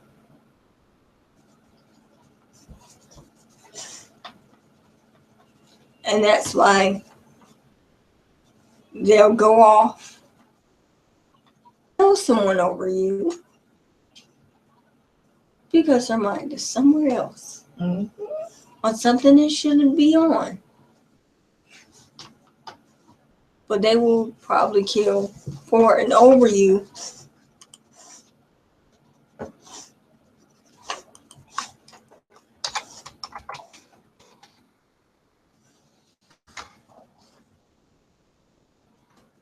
Even if they mad at you, they'll still protect you. Even if y'all are out. They don't care if it's 3 or 4 in the morning. Even if they mad at you, they'll still come to get you. Make sure you're safe. And everything's okay and you're not being bothered. Get out of there. Everything else. Yeah, Bella turns from a dog to a cat at night. So I don't know. My poor child, doggy child, is special. So pray for Bella, everybody. Because she's a doggy cat. After midnight, doggy cat. So. Yeah.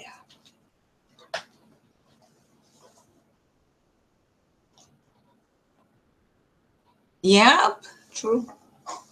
Yep. Oh, yes. The news theory. If it bleeds, it bleeds. The model holds true for the internet populace. Ooh. Because, I mean, Mean knows me. He knows my spirit. He knows how I am. He knows I'm an asshole. He knows I don't like to talk. I don't like people. Shit. That's why me and him love each other so much, because he hates people. It comes natural for us. We don't fuck with nobody. We barely even talk, but we talk without talking. That's like how, like, I'll see like his comment. I'm like, okay, yeah, I knew it. He was probably gonna say this dumb shit. There you go. That's how we connected. That's how our vibe is. You know. He'll post a meme or meme, whatever, and I'd be like, well, there you go. That says it all. That's a very intelligent man. He don't even have to talk to get his point across. You know? Yeah. But it will cuss you the fuck out, though. He will. He's like the guys, kind of. You'll get it. You don't watch it. Probably get more than where that's coming from. You know, but you can't like, but at least it's out of love. The black people, they don't, a mature friendship, that they don't know what that is. Like, it's got to be something perverse going on. And they don't. And I had just said that on my way back home. I was in Applebee's with a group of people I met in the bus station or whatever, coming home. One of them, we became real good friends. I added him on Facebook. We actually sat in Applebee's and talked about that. There was a female that walked in there with her graduation hat on, just coming from Applebee's. Same place I went when I had graduated from high school. I guess she's college, I don't know. But we sat in there and we talked about that. And we just talked about that. And I had said to him, see, now that's something that I will put all over the internet. That's something nobody puts all over the internet. Shares, like, comments on.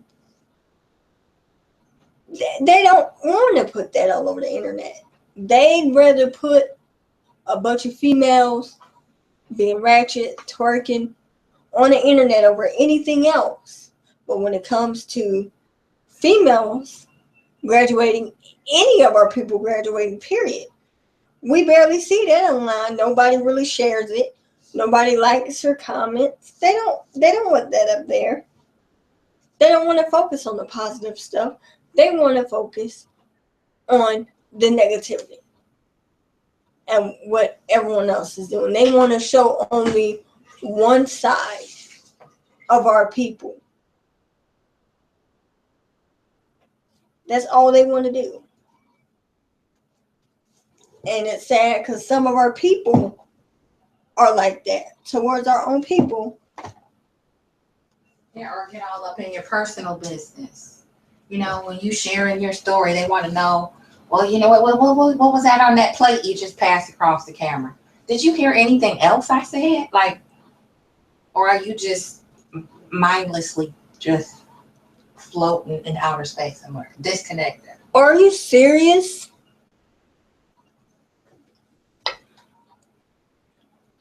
Oh, wow. Wow.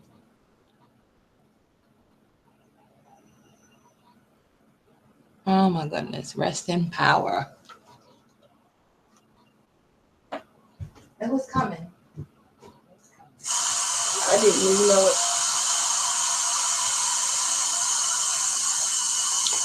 But yeah, our people want to see you do good, but not better than them. Pretty much. And I said to him,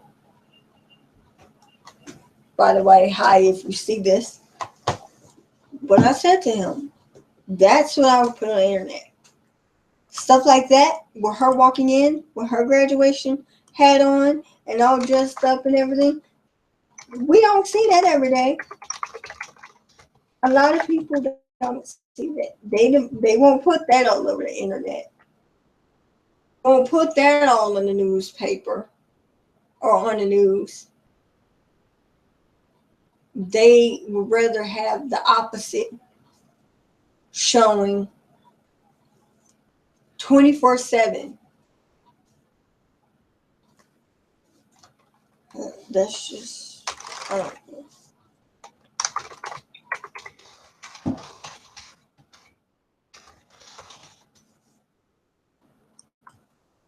What can you say?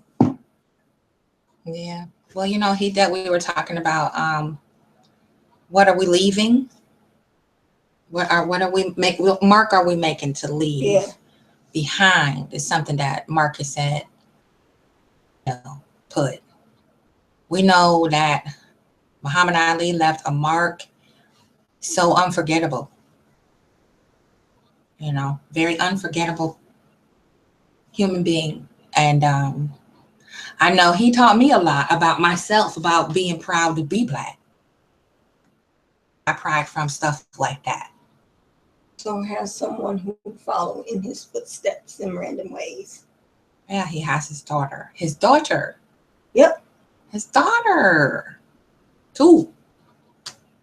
I only know of one because one's a boxer. I know that for a fact. Yeah. Because that's a real person. He was a real person. He didn't consider himself no celebrity. you know. He didn't care what other people thought.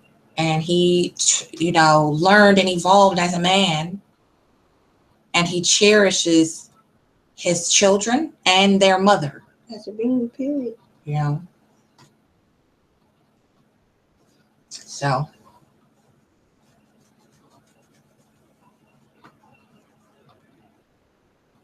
He is leaving a very, very beautiful legacy. Beautiful is an understatement. He did so much. But now, you know, the guys that are doing this now, just like we do, the women get so much pushback, so much hate. Watkins getting a lot of hate. You know, real strong, solid, consistent brothers get shit on just like the good girls do.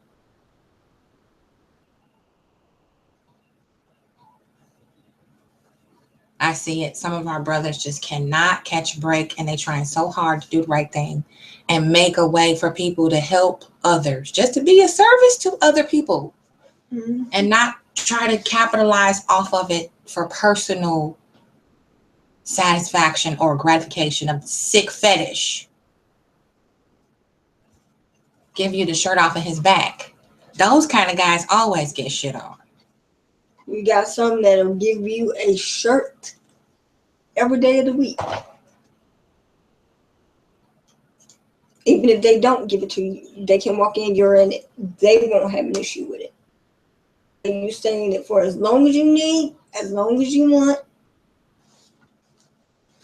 See, those are natural born givers.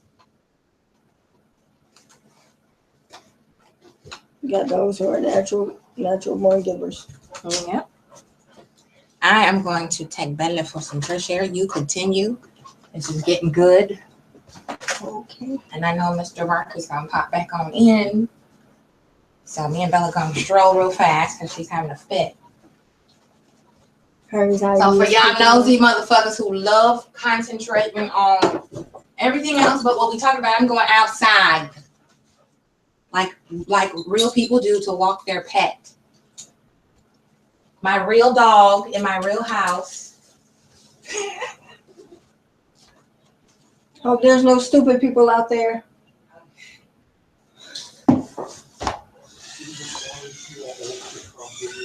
But anyway, how is everybody else doing this night? Anyone is still up and willing to chat?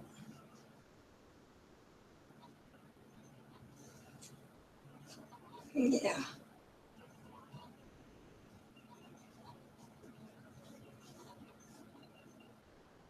And see, the natural born givers are also kind who get taken for granted. You think that someone will get as much as a thank you, and we all know most givers, period, don't even get a thank you. It's always those who will give their last, even if they low-key don't want to, don't have to, will still give their last to make sure that someone else is good. And they don't never ask for anything in return. They give more than they take. They don't really ask for anything in return. But when it's the opposite way around, they really won't get anything back. They don't get anything back at all. Hell, they can't even get a thank you, apparently. Least you can do with a giver is, if you can't do nothing else, find some type of way. Attempt to find some type of way. Get them. Even if it's a greeting at the door or over the internet. Do something. Don't just, like I said earlier, you can't give You can't be a giver all your life. You can't be a taker all your life. Some people do, some people are. You can't give to someone who doesn't want to take.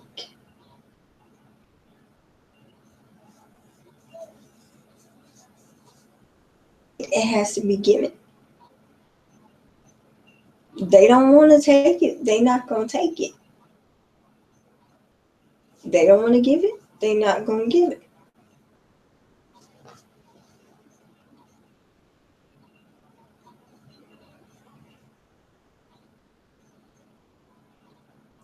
Actually, I don't, and I'm not.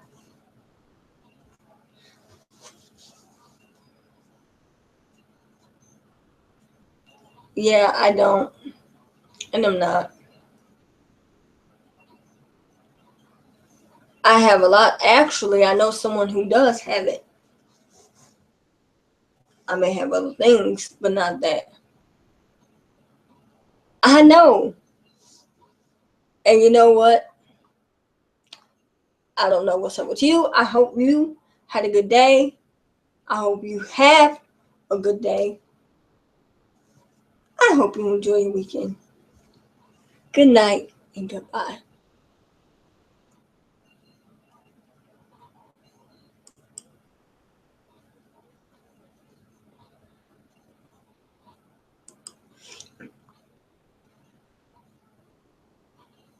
I don't understand why people have to come on and be so negative. Yet, if it was the other way around, oh, then that person, when the favor, people love to do whatever they want to do. But when the favor is returned, that person who returned the favor to them is the wrongest person in the world. They are so wrong. They are hateful. They are mean. They are rude. They are this. They are that. It's not cool when it's done to them, but it's fine to do it to them. Don't dish it if you can't take it. Simple as that. And you must have nothing better to do if you're getting on YouTube just to bother someone.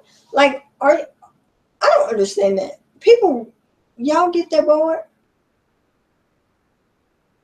Is things not going right that much you have to come on somebody else's page to bother them, put them down, in any fashion, shape, or form, any type of way that you can? Nobody asked you to come. Maybe you can give me tips on how not to be less boring and whatnot.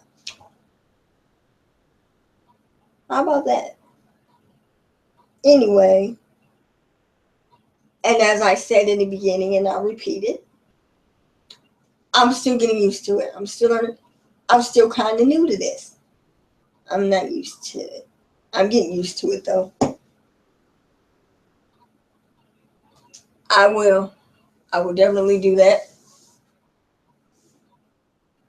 Hope you enjoyed your day. You have a good weekend.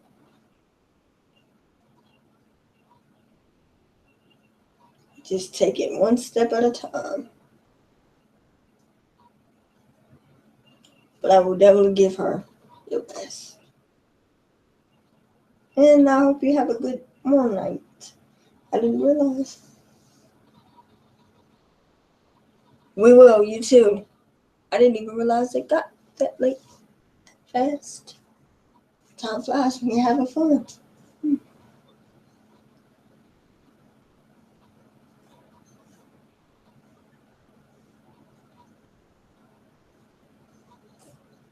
What if I could get some music going?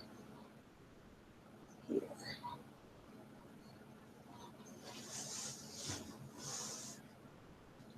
This song stuck in my head. Cindy Lauper. Anyway, that's besides the point.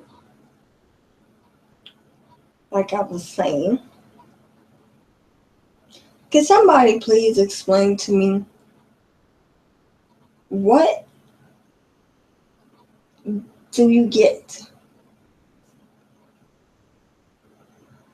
out of being so negative and putting somebody down, what pleasure can you possibly get from that? The pleasure you get in putting somebody down, would you get that same? Do you get that same pleasure if and when it's being done to you?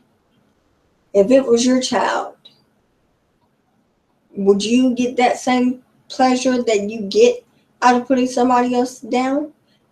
Out of your child being put down? I just fail to see the logic.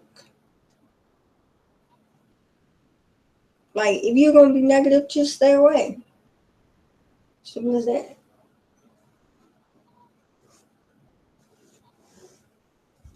There ain't nobody trying to make you do nothing you don't want to do. I can't do that. I wouldn't do that.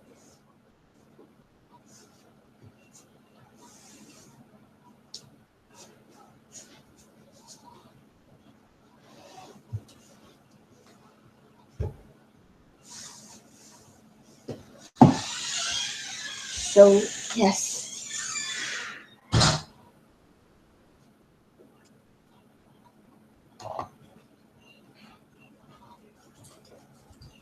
Some people just amaze me.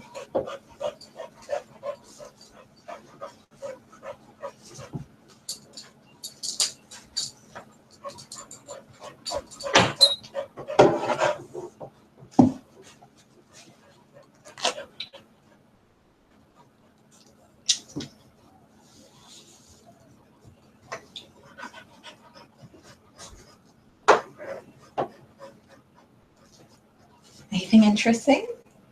It was interesting. I had to block another negative person up.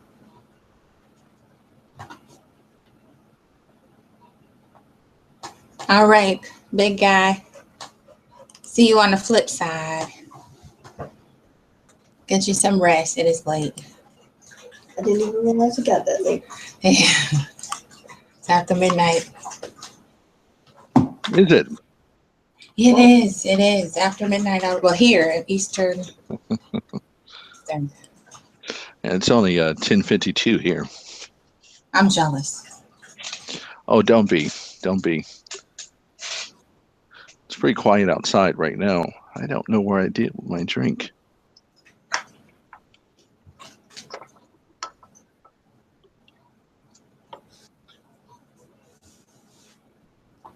I really like the East Coast time because there's like 2 hours. 2 hours as well. California, Oregon, Washington State, they're all so much earlier than us. I think the cat was like, You have a very active dog. Yeah, she turns into a cat at night. Is that a pit bull? She's a Jack Russell Terrier mix. So she's a lot of things, right? Yeah, she's a lot of things like we are. Exactly. So I missed some of the conversation. Muhammad Ali, they said he died? Yeah, he passed away. Oh, my. Oh, wow. That's sad. We lost Prince this year. We lost Muhammad Ali. Lost a lot of people this year. Oh. And another thing I thought about, and I thought was so funny, how I heard on the radio, they were talking about, people, celebs, have so many different kids, how they say their dog had 9 different kids by 9 different women. And everyone was like, wow, okay. But that sort of ties into what we were talking about earlier as far as the men with the children. The men who abandon their children. With and how others don't have to step in. He could have been there because he was in that position. And in terms, he had to miss his children growing up at the same time, but he was still there.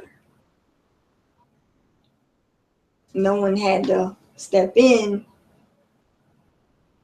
or if someone did have to step in, it wasn't just because, he just decided he didn't want to do it. Right. That we were talking about um,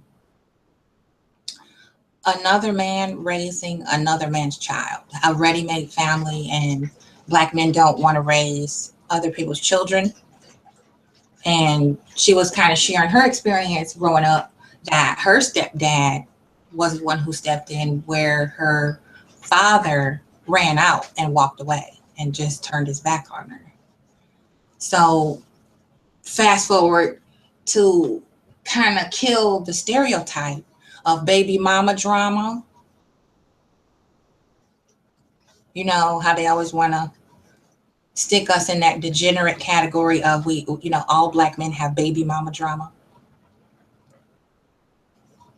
Yes, of course. I don't have any children myself. It's not because I didn't want any. At this moment, I just don't want to bring any children into this world, this terrible world at this moment when it comes to being, Black. It's difficult. I have it hard myself. Yeah, I might have things going for myself right now, but I struggle just like everyone else. You know, I had to work my ass off, and just until recently, last year, that's when things start looking a little bit better. But like I said, mind you, I've been doing this thing for 8 to 9 years, working from home. So I had to take some crappy jobs, to even get where I am today. So it's difficult. It's hard. I had someone tell me the other day that Black men don't have to struggle, or that Black women don't have to struggle. And I said, how would you know? Are you Black? You're not. So how can you tell me about my struggle and you're not me? You've never been in my shoes. That's So what you were talking about earlier. Yeah. How people should try to put themselves in the opposite person's shoes before they try to pass judgment on them, because they don't know what they're going through. I don't know what it's like to be a Black male or Black female, and what Blacks have to go through with the cops. What Blacks have to go through, period. yes, of course, I agree. With themselves. Others don't know what that's like. The outside looking in, oh, we got it all. Some people, it's not like that. It's not always what it seems or what it looks like. You can't really speak on something you know nothing about and that you're not even trying to know nothing about and understand. How can you speak on it? It's just not for you to speak on.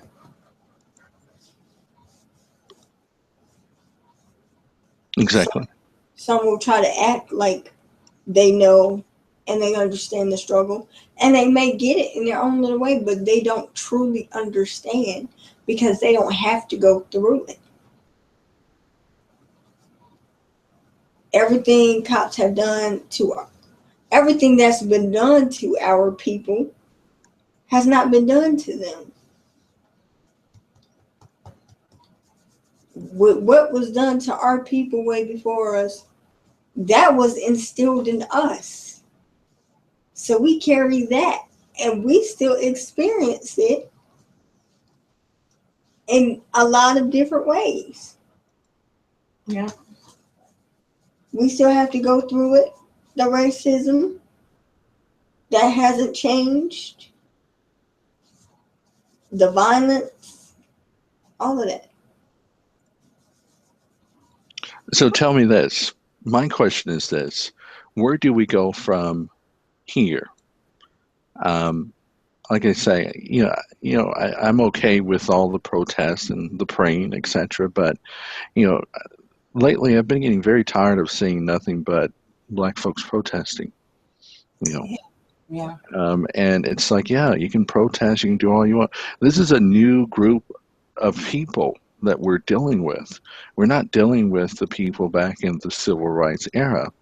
We're dealing with a whole new generation, a whole new group. They don't care about you standing there peacefully.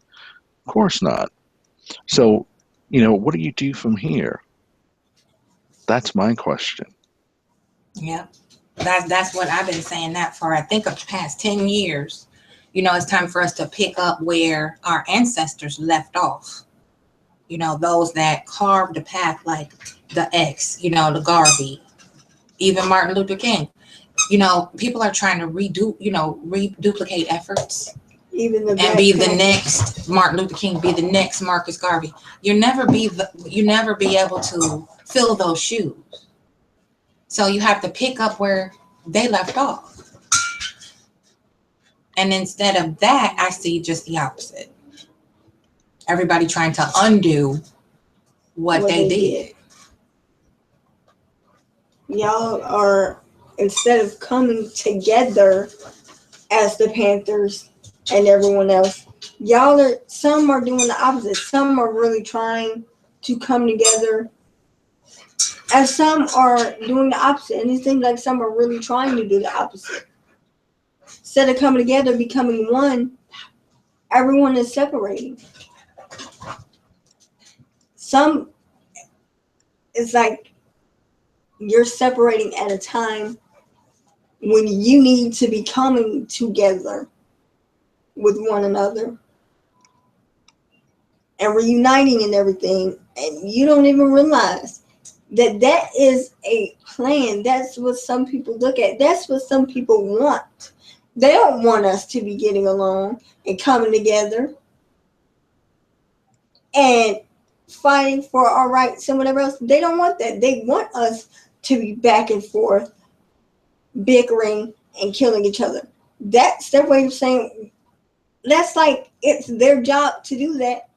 But what do they need to do that for? What do they need to get out and kill a brother for when they've got another brother that will take their place and do it? What do they need to fight and argue and put down another female for when they've got another female that'll step up and do it? I agree with you. And the thing for me is that I think that a lot of our folks, we focus too much on what they're doing to us all the time instead of trying to focus on what we can do to get out of the situation. I think we've spent too much effort, too much time focusing on what they're doing to us. How about what we can do to get ourselves out of the situation? It's going to take, whether people want to understand this or not, black men to rise up and do what they need to do, because unfortunately, forgive me for what I'm about to say, but to the rest of the world, men are running things, even though women are very intelligent individuals. We know that you're intelligent, but when you look at the world, who's running the world? The people who are running the world are men. So if black men are not stepping up to, create your own job opportunities, to do all of these things, so no one's going to respect you, no one's going to respect your children, no one's going to respect your women. And that's as simple as that. You have to give them, you want them to respect you, you have to give them something to respect. If you're not giving them anything to respect, then of course they're not going to respect you. And anything that has to do with you, anything you work for, they're not going to respect it. What you allow will continue. You're showing them and you're allowing them not to respect you. So there's two ways to deal with a bully. I'm sure we all know that. And let's look at it as a symbol. And you know who I'm speaking about when I say bully as the image. But what do you do with a bully? So there's two ways. One way is that you can fight that bully, or the other way is that you can avoid that bully and look the other way, ignore that bully. So I think that we have to start to play their game. And their game is what? They do things in silence. They don't always do things out in the open. I've had someone come to me the other day and say, "You hate this and this and this and that person and this race and that race." I don't. I just choose to ignore you. I choose to not put my energy into you. Yeah. Why spend all my day? Why spend all my energy?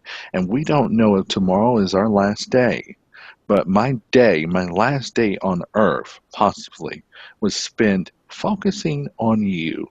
And because, oh, I'm not equal to you. I don't want to be equal to anyone. I want to be different. Exactly. Why is it so hard for us to embrace that, about each other? You see somebody who refuses to be like everybody else. And, adults, we are grown, full-grown adult beings still ridiculing each other for the choice to be different. I don't want to look like everybody else. I don't want to talk like everybody else. I don't want to learn like everybody else. I want my own experience. I don't want to share it with anybody. I don't want to dress like Why do I have else to share every piece of who I am with the next Black woman or Black man who feels entitled to that energy? Why can't we move out each other's way? I'll tell you. I have that wonderful answer for you. And it's one word. It's called fear. It's called fear. I'm afraid. I'm scared to be different. So since I'm afraid, I'm fearful to be different. Fear controls all of our lives. No matter what race you are, no matter what gender you are, it controls everyone. So it's up to you in order for you to overcome that. For example, you are that dog's owner. So if I was there, the dog looks very, very, very scary to me. Okay, but you know the dog, so you're comfortable with the dog being close to you. So if I don't know the dog, I would be afraid of it. Is the dog going, in my mind, is the dog going to attack me? Is the dog going to lick me? And you're saying, no, the dog is okay. It's fine. But that's because you know the dog. So if you look at that and you look at our situation, I can tell people all day, go independent, have your own opportunities. You can avoid racism. You can avoid all of these things. Just don't shop at the stores anymore. Will they believe me? Probably not. They don't know me.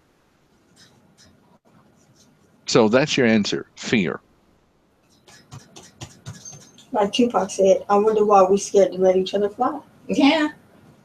You got to play pool with your neighbor. You see somebody elevate, they're doing pretty good, their spirit is high, pool, just go shoot them down or try to. And they won't try. It's a psychological thing. Like we were talking the other day, it's a psychological thing with a lot of people. I really think that racist people have a mental issue, that they're mentally disturbed. And how do you deal with mentally disturbed people?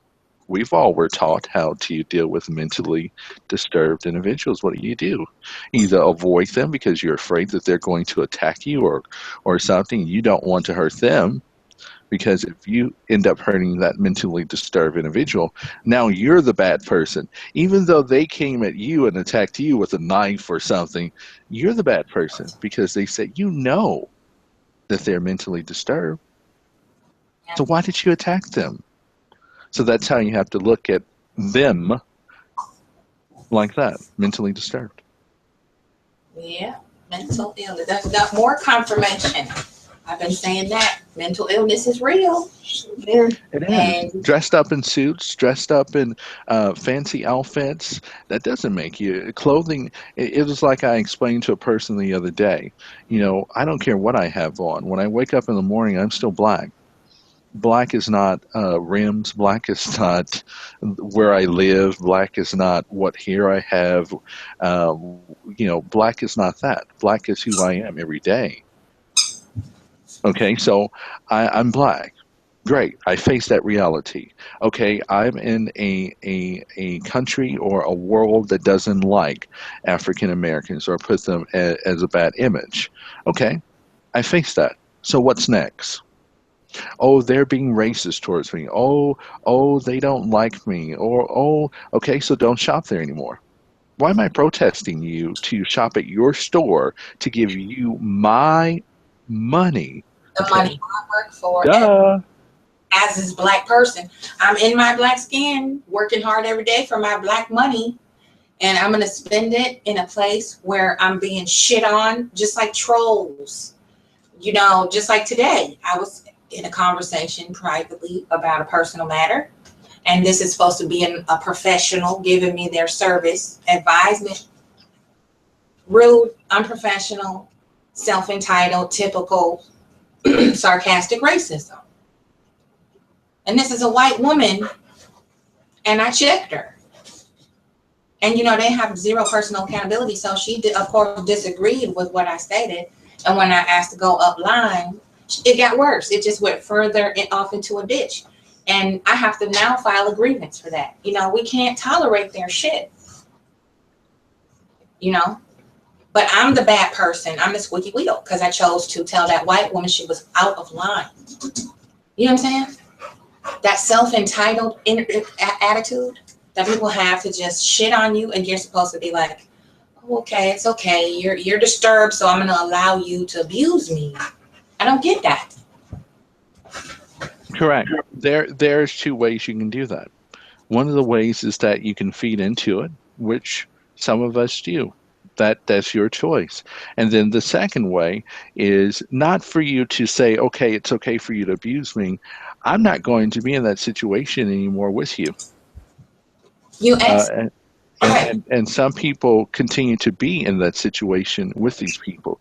Okay, for example, if you go to the hood, what do you see? I haven't been there in a while. I haven't been there in like 3 years, so I'm sure things haven't changed. Okay, but if you go to the hood, you know, what is the corner store?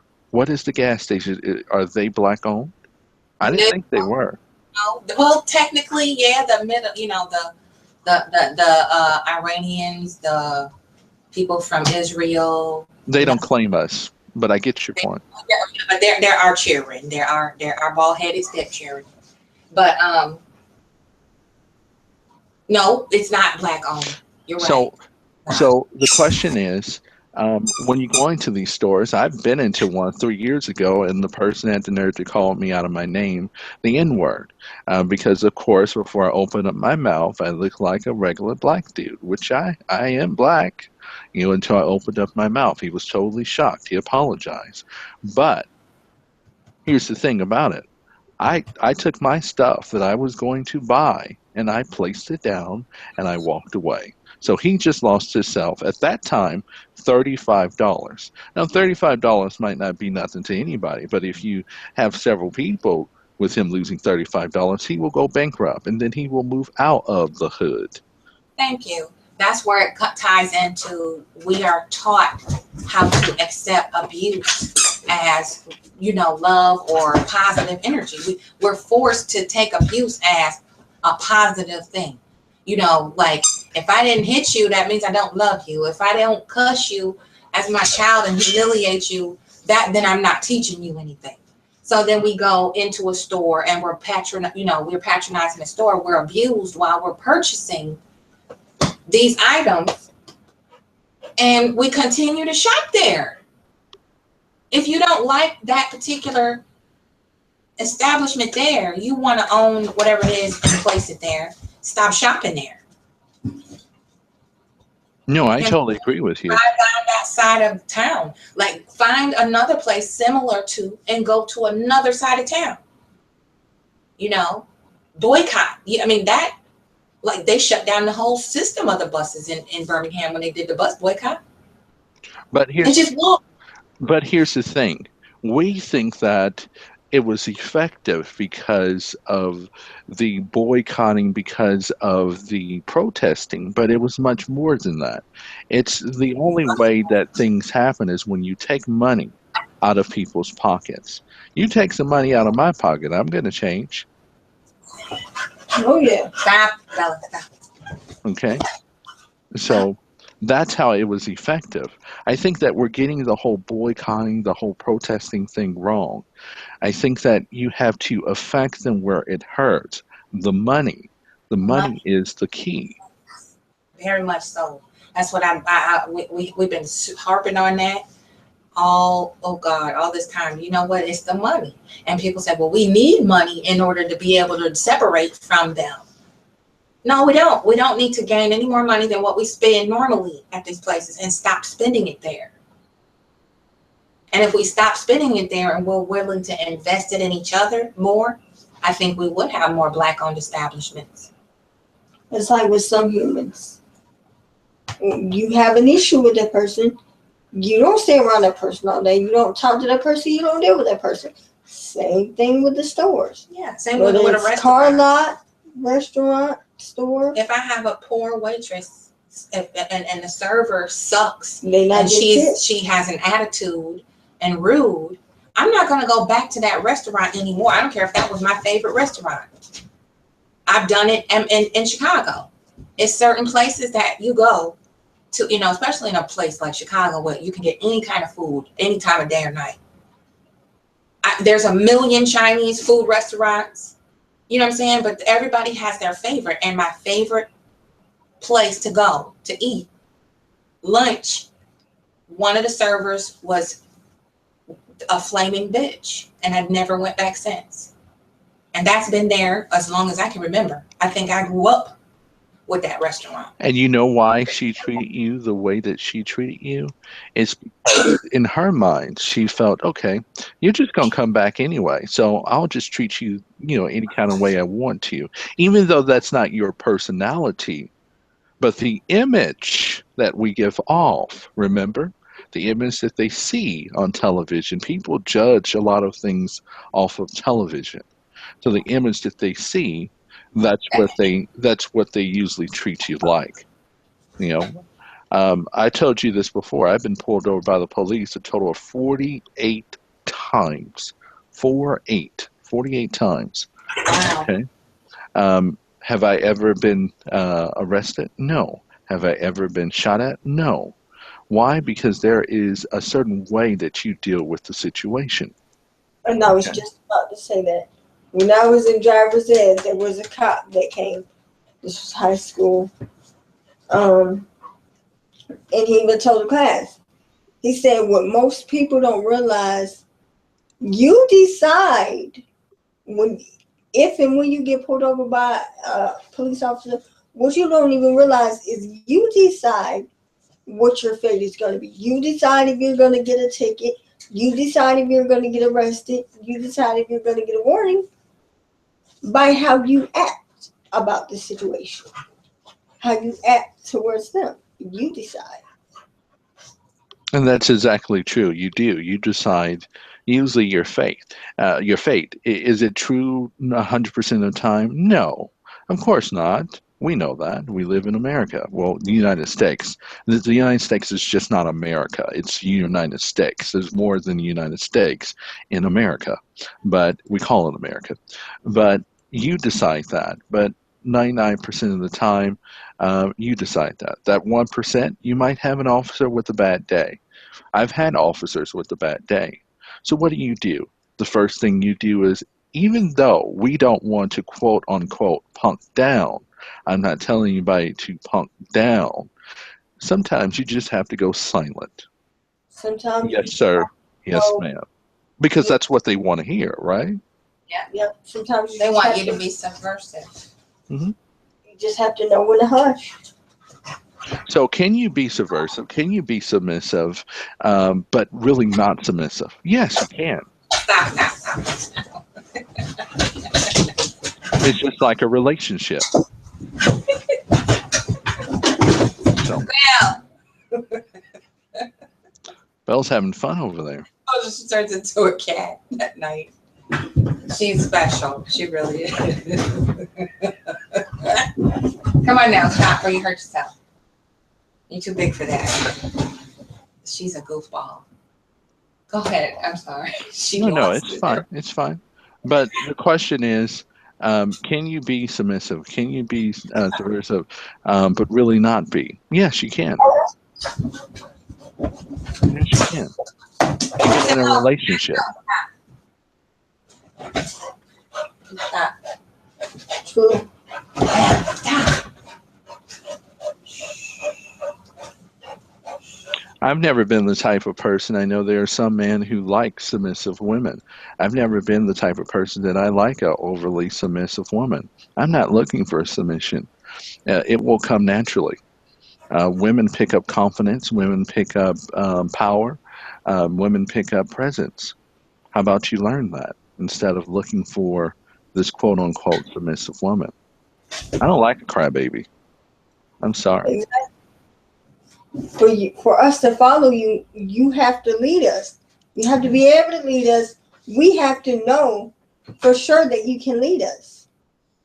We don't want to just be following anybody. Like I said earlier.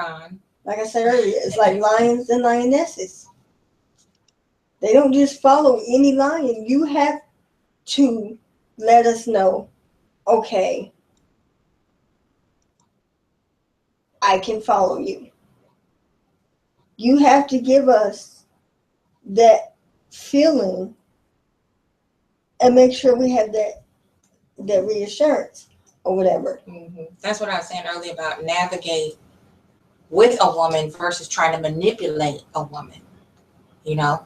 And it's a lot of men who think that manipulation is something to celebrate because they know how to manipulate women and break their spirit enough so that they can capitalize off of whatever sick fetish they want to fulfill, you know? That's what we were talking about earlier too. And navigating with a woman is respecting her equally to you. You would want the same human respect. It's no different, you know. And a lot of guys think that's, oh well, you know, he's weak, he's a simp because he, you know, respects his woman and listens to his woman and takes her advice just like she takes his. And loves her even when she may be a little complicated. Yeah, not walk out, you know, when the going get tough, just, well, what, you're pregnant? What? Okay, well, bye. You know. Well, there's a reason why she is complicated at that moment, right? Right. Because there's always a reason behind the situation. So instead of you finding out the reason why she is complicated, you then go on the attack. Because unfortunately, I'm going to say this, some men will not like that. Not all men are created equal. Some men have a brain and some just choose not to use their brain. So I'm sorry, you know. They do have it. Some do have it. They do. That's true. That's true. They do have it. And I don't know why that's considered a weak trait. That's something else. Why is that considered a female trait? You know, and emotions, females are hyper emotional. Men are more logical. I see a lot of hyper emotional dudes on social media. Mm-hmm. You know, one of them was the guy I told you, you know, I was in a relationship with. I had no idea. Online. Mm-hmm. I think.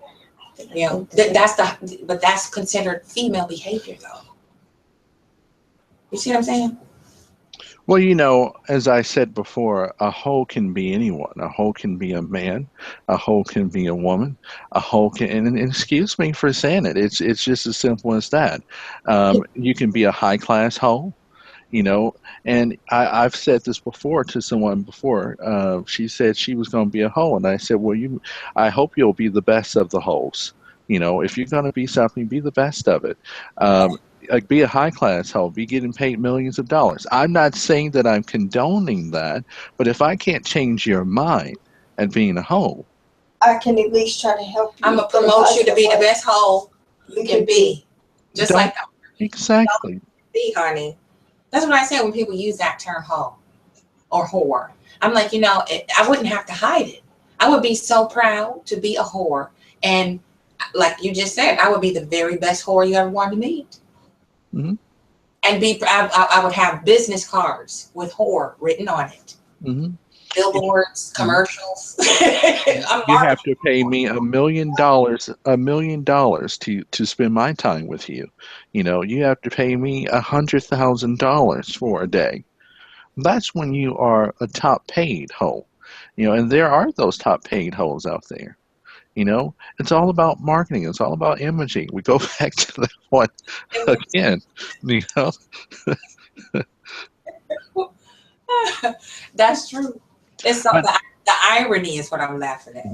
People like to tend to put that out there. Say if someone is a whore, they don't even try to figure out, okay, what happened to this person that made them turn out to be like that? Why are they like?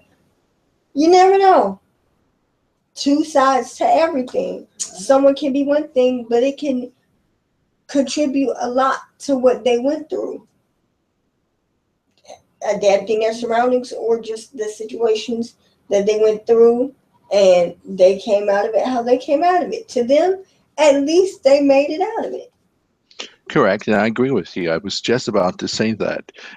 When we look at a thief, we look at a hoe or a whore, as we say, what happened? One of the key things is hurt. When you are hurt, you tend to do things that will damage you.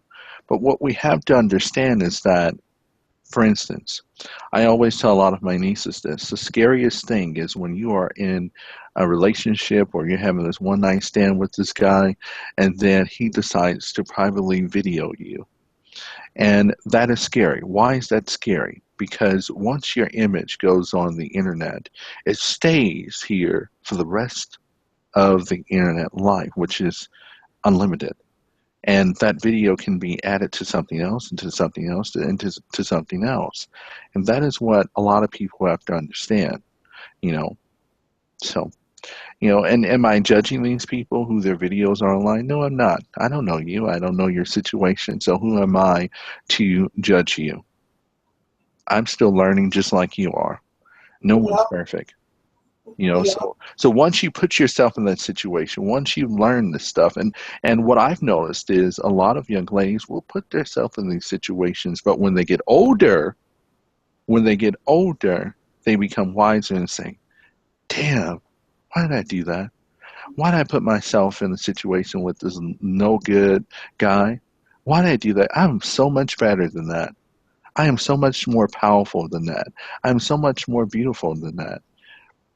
So then it's your chance to now teach others to not go on that route. No, they might not listen to you, but at least you tried. At least you tried to tell them, hey, you're too beautiful for this. Like the saying goes, pain changes people. Everybody handles things differently. Like I said earlier, what doesn't seem like such of a big deal in a situation to you, it's different for somebody else. You can get separated from someone. It may not seem like a big deal to one person, but that's you. Two totally different mindsets, two totally different people and emotions. For you, it's not a big deal. For them, that's all they have. That's all they know that they can connect to, lean on, go to. That's all they have. So for them, in a way, it is the end of the world. Of course, of course. I tell a lot of people that don't understand the situation with Chicago. Why is there so much violence? Why is there so much anger? And anger is much deeper when you don't have the opportunities as the next individual does. Whether there's opportunities out there or not, you still need training. A lot of companies don't even hire you if you have no experience. So when you have nothing, what do? You do like anyone else. You fight for that. You will do anything you can to get yourself to the top. So do I judge the brothers on the corner? No, I don't. I don't. And I guess the reason why I don't judge is because I lived in the hood for a long time. You know, I was one of those black little boys that was hopeless, that we didn't think that we were going to make it to the next day.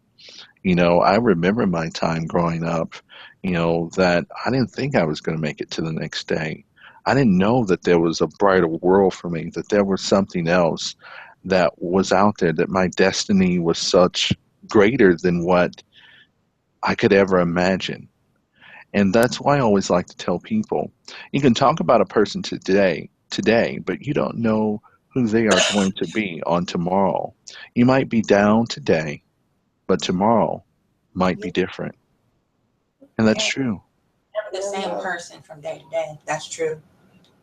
So allow me to reintroduce myself for all y'all haters. I'm not the same person that you talking about or what. I don't. That sometimes they'll invent stuff though. It doesn't matter if what you accomplish. You know that from living in the hood. You know what I'm saying? They don't even want you to leave the hood as a black man in Chicago. You know? And Of another course. that I wanted to say when it came to the whole work thing and overqualified, some people will say that you're underqualified. Well, if you assume somebody's underqualified, why don't you give them a chance and show them whatever it is that they need to know and need to learn for whatever job position there is?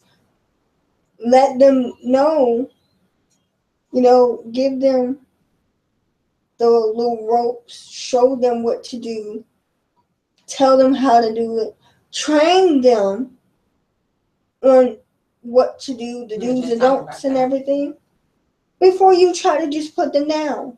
Yeah, me and Marcus were just talking about that in the meeting that we had. Marcus, the hiring journey you went through as a manager in upper, administrative positions and being a supervisor, hire and fire, how you had to go through so much fire and brimstone with that.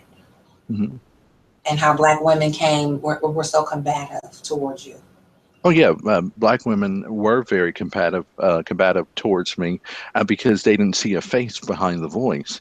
If I was just to disappear just for a second, and you just sit there and you just listen to the voice, you wouldn't think who I really was.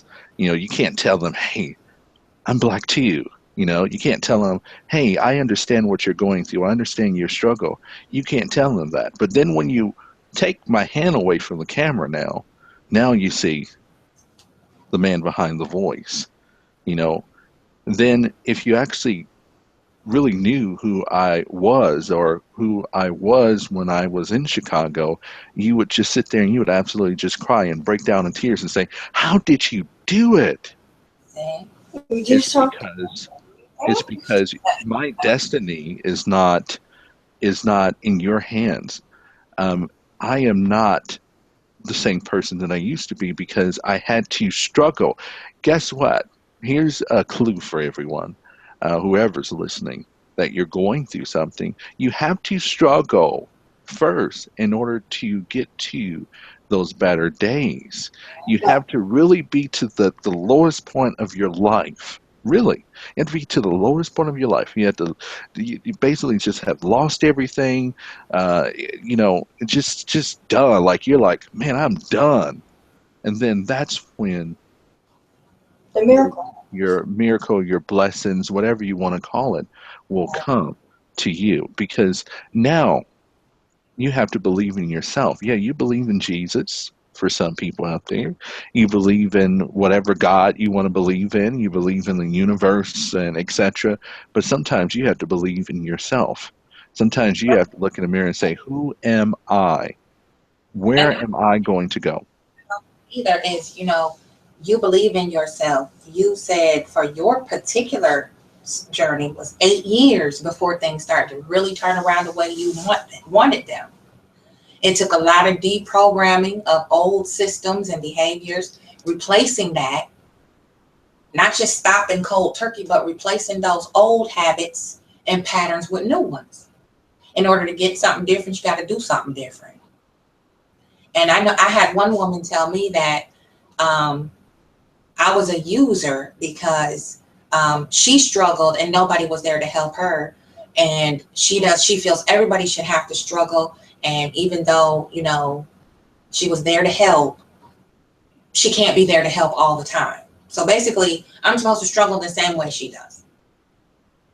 Well, I don't agree with, I think that everyone should have to struggle. I don't agree with that. I think that the reason I had to struggle is because I didn't have people with the knowledge that I have around me. I didn't have people who were willing to give out that information.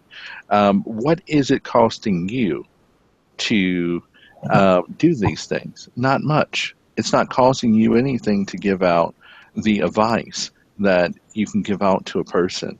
I love helping people. Why do I love helping people? Because I am a truly blessed individual. It has nothing to do with religion. I am just a truly blessed individual. I get to wake up every day in my robe, see my family, get up whenever I want to go outside and see the beautiful creation of the universe. Go outside and just sit there in peace, because I didn't get to grow up without gunshots outside, drive-by shootings. You know how it is. I didn't get to grow up like that. So when I finally got to that point, I understood what I needed. And what did I need? Peace. Peace. That is something that I have always been wanting. It's not about money for me. It's not about, people say, oh, you could be so famous. I don't want to be famous. I just want peace. See, that's what I'm saying about that self-entitlement that we have. Because I'm going to come to you and say, well, your voice is amazing. You should be making millions. Maybe it's not the millions for me. Why I want to use my voice, my gifted talent of speech and delivery and eloquence and a way to paint a picture, a verbal picture, and have you really get lost in that picture while you're elaborating on whatever topic. That's the gift in and of itself. Why does it have to be this myopic view? Why do we have to, okay, well, he could be on the radio. The first thing they go to is radio, or, voiceovers. Maybe your delivery and the way you want to use your gift is totally different. Has nothing to do with being marketed, capitalizing off of it. Has nothing to do with that. Well, here's the thing. I used to be with the radio station, but I left. I used to, well, what was that? 4 years ago, I was an announcer at a racetrack, locally, a dirt racetrack. Not many people. For some voiceovers out there or some announcers, it was 2,000 people every Saturday. So I was in front of a lot of people introducing and announcing, but I just wasn't there mentally. I wasn't happy. Yeah, it was a job. It was just like a robotic, like, okay, this is what I'm doing to bring in some money. Exactly, because I knew the people that were there didn't like me. I'm just the entertainment. That's amazing, because that's how it was for me with modeling. My first professional casting call, I was so shocked that I was chosen to get a paid modeling, officially paid. I'm now a free agent. It blew my mind. And I knew those other models hated me just because I was black. That's what I kind of just because my hair was, I could make my hair look like theirs. I could, do everything but just black. I was just a black woman, and they couldn't stand it. I was just as good as them in that industry. And they, oh gosh. I'm telling you, I had garments slit with razor blades. Women putting bleach in your, facial products, chlorine bleach. Battery acid in your nail polish. So let me ask you this. What did you take from that experience? I took to trust my intuition when I got a bad feeling about someone that I had to work with or shoot with. Trust it. And, I learned techniques of keeping my garments unwrinkled, but in a locked garment bag. And to just be savvy and cunning. But I had to use it and turn it around for a positive, to protect myself, not to attack someone. I had to use that to protect myself and protect my job, protect my image. There's that word again. Because as a model, you have to maintain an image. If your hair is short, you have to maintain it short, because that's the look they're looking for. That's your calling card. That's your business card. It's your face, your look. So if you don't maintain that look, you come in January and, I have this big bushy fro, and then I come back in April or May and I chopped all my hair off like Halle Berry. They're like, wait a minute, that's not what we paid for. That's not what we're paying for. Put some weave in there, do the shoot. You're fired until you grow your bushy hair back the way it's supposed to be. Something I learned on campus. I learned how to accept rejection. And you know, how that life is full of rejection. I'm used to rejection. No matter how bad you want something, no matter how bad you want that image of what you think you want, you're going to get rejected, whether it's real or fake. If you're fake, you're going to get rejection. If you're real, you're going to be rejected. It doesn't matter, especially as a model, a runway model. And that was the top of the line in the modeling industry was runway. And you know, I think with this new generation today, and it's not for all of the generation, but this new generation today, I think a lot of them, well, not a lot, I'll say some of them don't understand that you are going to be rejected 1,000,001 times. But after that 1,000,001 time, there's going to be that one time after that 1,000,001 times that someone's going to say yes. You're going to hear 1,000,000 no's, but someone's going to say yes. Do you know how many times I've been denied for jobs over the past 8 years? Tons. How many interviews I've been through? Over 50 interviews in 8 years. I lost count, to be honest. You're good, because I've tried to keep up and figure, you know, because I'm kind of like you. I'm just curious to see how long do I have to do this before, you know what I'm saying? I get that yes I need. And then when I did get the yes I needed, of course, necessity brings invention. So you figure it out. It's like, y'all take what I can get right now, and I'll use that as a vehicle to get to what I want. Exactly. We don't understand it as people, as a unit. We don't understand it. And I to this day, you saw it in the chat room, I cannot do anything positive or productive without getting shit on. Exactly. How many videos I do, how frequent, whether they're long, whether they're not long. I can type a comment in a chat, in a group on social media, and I will be attacked just because people are so used to attacking me. They just follow along. Oh, well, I saw so-and-so attack her, so I'm going to do the same thing. Bitch. And I'm like, okay, who are you? And do we have a spat? Do we have an issue we need to discuss? Did I miss something? These are strangers, total strangers. And I can see if I was on a silver screen. I can see if I was some, you know, big platform branded person, you know. But I'm just a normal, everyday, just like everybody else, just trying to make it, trying to do something good, trying to live a dream before I die. Exactly. Because one day we're all going to die. And we go back to the same thing. What did you leave on this earth? What is your legacy? Did you get to do the things that you want to do in life? Did you try? That's the biggest thing. Did you try? Yeah, I tried. I got denied 1,000,000 times. Oh, I never got to the point that I wanted to be. But you tried is the biggest thing. And if you never try, you'll never know.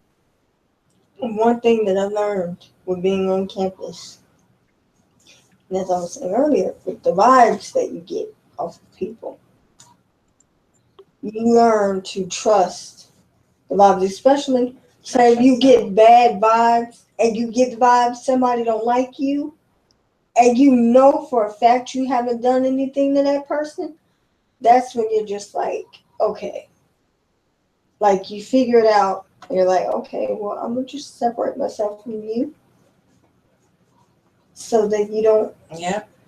I don't need that to rub off on me. Trust I don't need intuition. That to rub off on anyone else that I'm around. Right. The thing to do is separate yourself.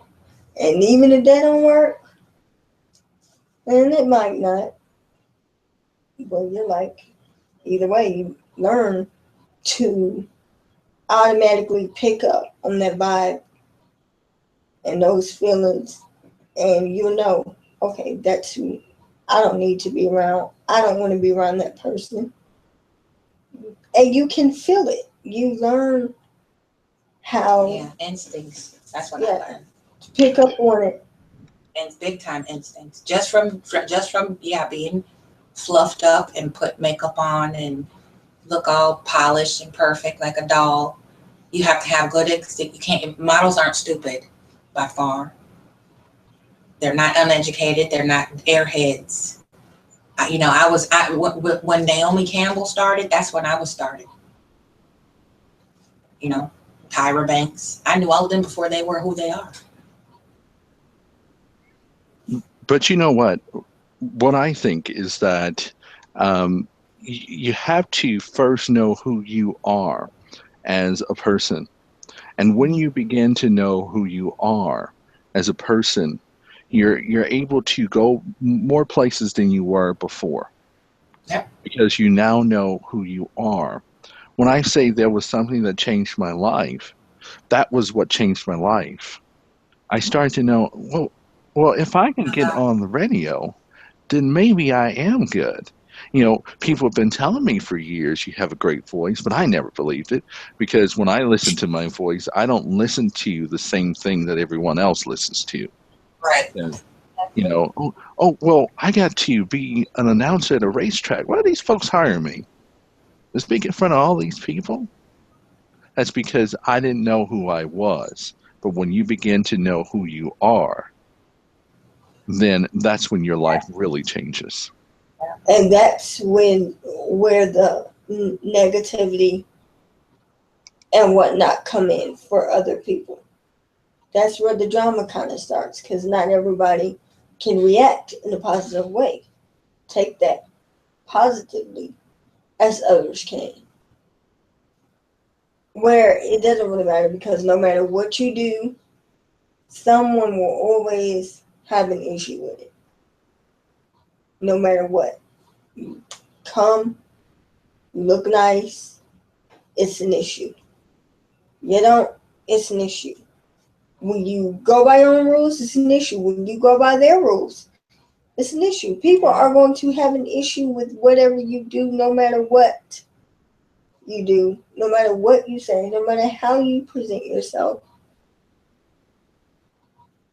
People will always have an issue. It goes back to that misery. But you learn how to move on from that, accept it and move on. Because like I said, you can't change people. You can't wait for people. You can't make people do you right, and you can't wait for them to treat you right. Shouldn't have to wait for anyone to treat you right.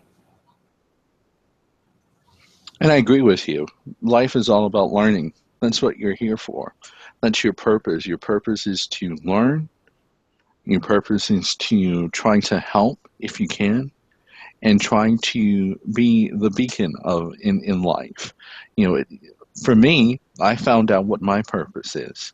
And my purpose is to, you know, a lot of people say, well, you can make so much more money teaching other people. The jobs that I work at teaching people, yeah, I make a nice amount of money. Could I make more? Yeah, I can make 30, 40, $50 an hour teaching business people English. But I choose not to. Why? Because there's plenty of teachers for them. What about the folks that you cannot, that cannot afford to have your type of talent, cannot afford those things? So help those types of people, you know. So. Mm-hmm. Yeah, we had that conversation when I went through my rough spot. You know, I had more people coming after me, trying to kick me or pry for information so they could humiliate me and my family, versus coming to say, you know what, I see where you have a need, and let me see if I can fulfill one of those needs and help you out a little bit so that you don't have to go through such a struggle. People love to see you struggle. Our people do. I said that earlier too. Of course. Like me struggle. They like to see me going through this. They want me going through this. Yeah.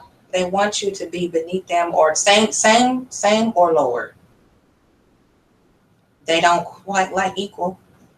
I know Black women have a struggle with just accepting the fact that we're never all going to be the same. And the differences is what makes us unique. You know what I think that, go ahead.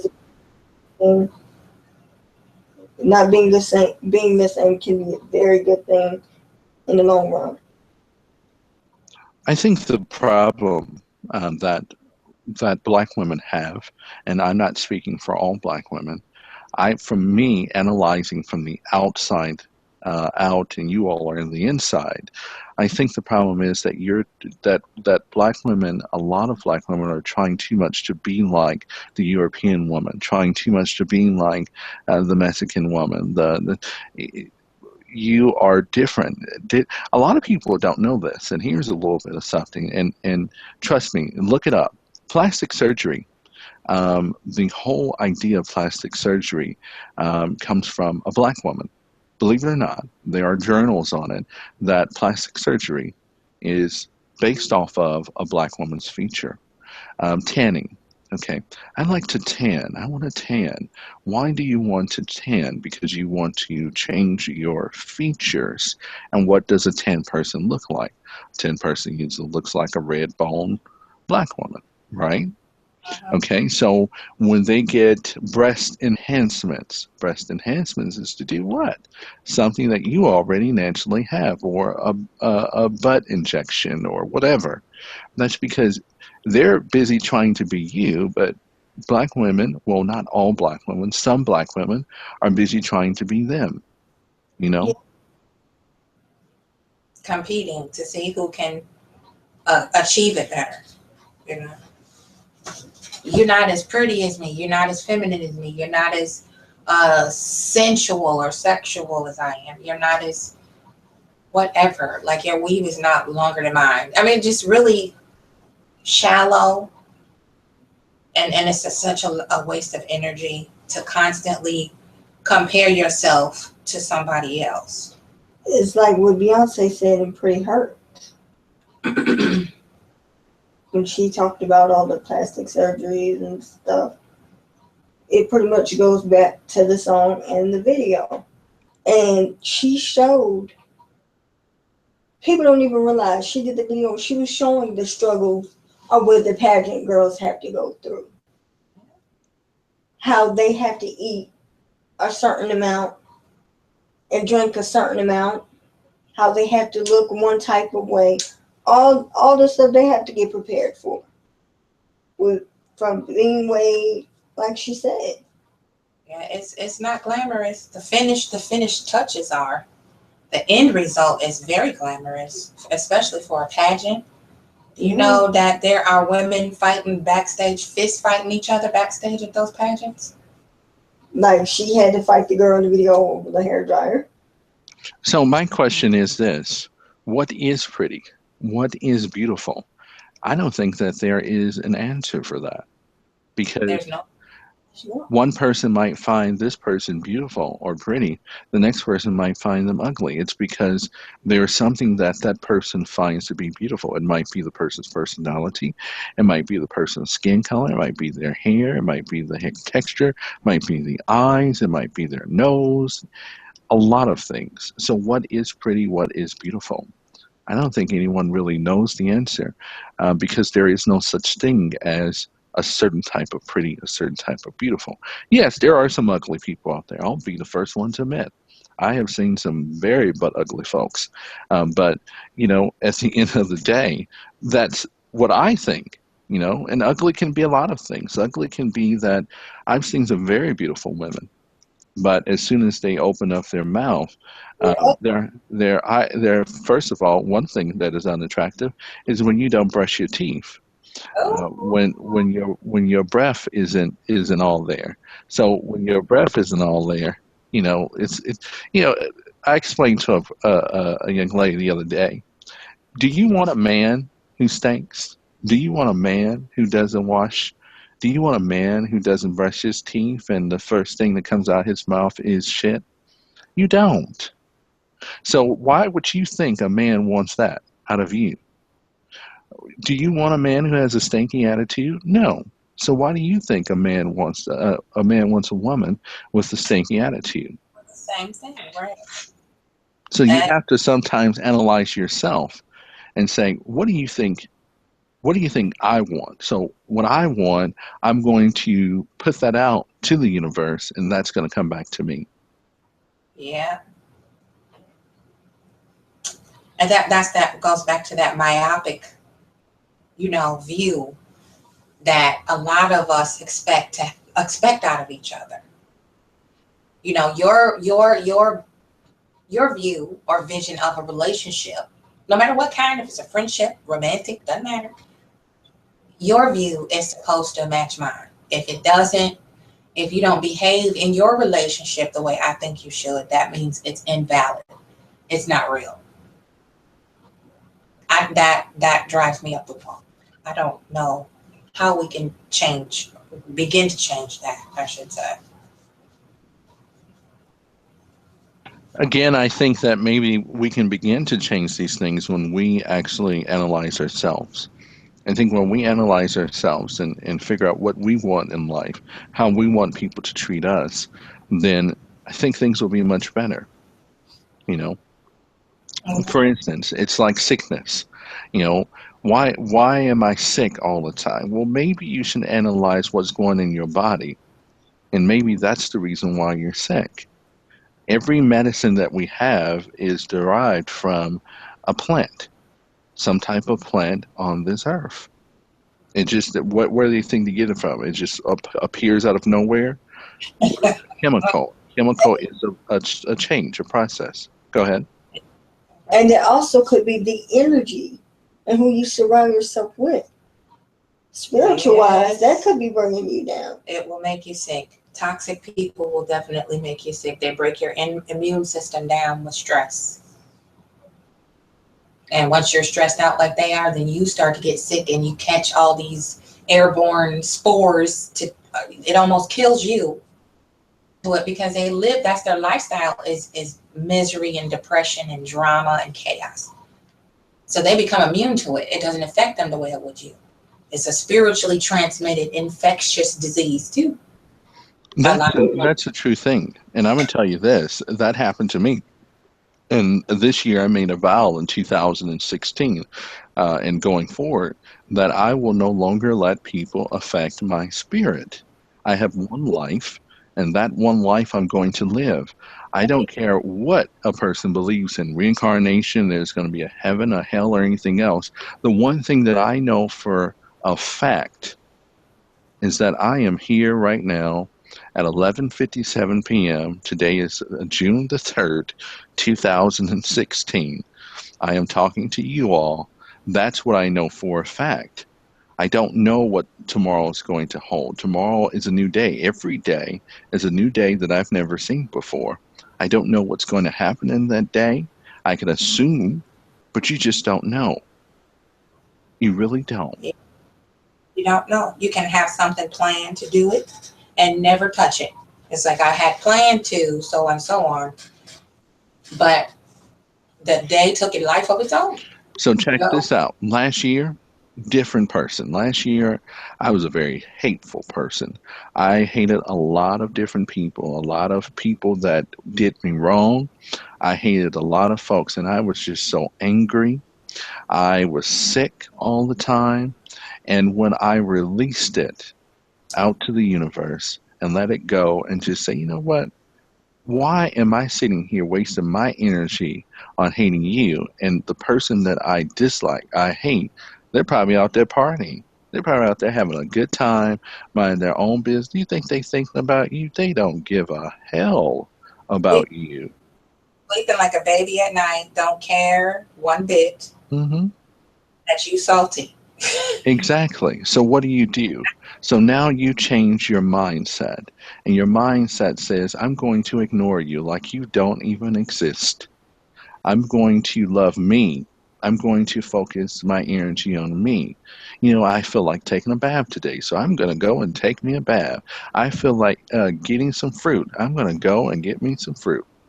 I'm going to go and do whatever. I want to crochet today. I'm going to crochet today just because I feel like it. Do you how you do me? Exactly. I will continue. That is when you have power. That is when you know that you are powerful. When you can just let it rub off of you. Oh, I hate you, Queenie. I hate you. You know, I don't like you and this and this and that. Okay, great. Delete. Yeah. That was one of the hangouts that you were kind of poking at me about with, you know, we were talking about that and people, you know, haters coming over and they can define and assess your whole life based on one video or one picture they see or whatever on social media. So now that they've assessed you based on that one picture without having any for other exchanges with you, Now you're supposed to be silence. I'm just supposed to shut down and don't have any other points that I want to share. Don't vlog anymore. And I'm just totally invalid because of that one person who said what they said. And I'm like, this is what I see every time. This isn't just one instance where, oh, we finally got some haters. This is every time I post. Well, here's the thing. And this goes back to 2009. I was about to say from the beginning. I was just about to say from the beginning. I had to stop reading comments when I first started watching videos because I couldn't respond. I was like, okay, you know what? See, I knew something. I knew it was the reason why something was saying. Because you go get the feeling some type of way and then you can't respond. So I was like, okay, from now on, I just won't do that anymore. Here's the thing. The thing is, Queenie, you've seen my pictures. Now, on video, I look totally different from what I look as a picture, right? Okay, so you look different from what your pictures might be. Or when you see me in person, I look much slimmer than I do over the camera because what? It's technology. It is taking a copy of you. You can't define a person by their pictures. You can't define a person by their voice. You can't define a person by those things. You have to define a person when you get to know them. And even then, you can't define them. It's just like you're listening to one bad phone call. That one bad phone call can be something that you just caught that person totally off guard. They're not feeling well today. They had a bad day. You can't define a person by that one instance. You don't know me. So since you don't know me, you can't tell me who I am. You only know what I share with you, and that could be just a little information. You can only see what I allow you to see. Yeah, why is that That's so pretty hard much for how we some? are. Yeah, for some of us to do also. Except the fact that, there's many dimensions to each of us. And it's this one guy, the same guy I told you who basically lied on me, who is just also ever irresistible to every woman who comes. He can read women so well. So, he can just put his finger right on, and assess and just nail on the head. I got you. Paid. And he wound up making a fool of himself, fucking with me. And where is that respect the boundaries where you feel you're entitled to just impose yourself on somebody's life? You don't send them the memo. Like, okay, I'm coming to invade your space. And they expect you to comply to that. Well, let me know first. Well, there are some guys that feel that they are God's, what do they say? God's gift to women. Correct. They are God's gift to women. Great for them. Maybe I think a lot of times it's just like if you see a person who feels that they are just the prettiest person in the world. Have you ever seen those types of people? I've seen them all the time. And it's because someone or a couple of people who they've been in a relationship or they've slept with told them, girl, you are just the prettiest thing ever. Well, how about you take that same situation and you don't sleep with that individual? Guys will say, I know I'm going to get in trouble for this, but guys will say, girl, you are just fine. Ooh, you are just beautiful. That's because they want to sleep with you. But I bet you 2 months later when you don't sleep with them, let's see how they're going to treat you. Right. Okay. We ain't that cute. We a hoe amongst other stuff. You wouldn't know that anyway. So. But you still wanted to get with me. So. But you were still all up in my face, stroking my ego with a feather. But a lot of guys, they think that they got game. You know what game is? Game is that you sit around and you wait for the perfect opportunity. That all she knows of you is that you've always been nice and you've always been very kind to her, even though she's been dealing with a lot of messy men. And then you come along and you're Prince Charming. That is what game is. And then not only is that game, you continue to be that same Prince Charming years and years and years after.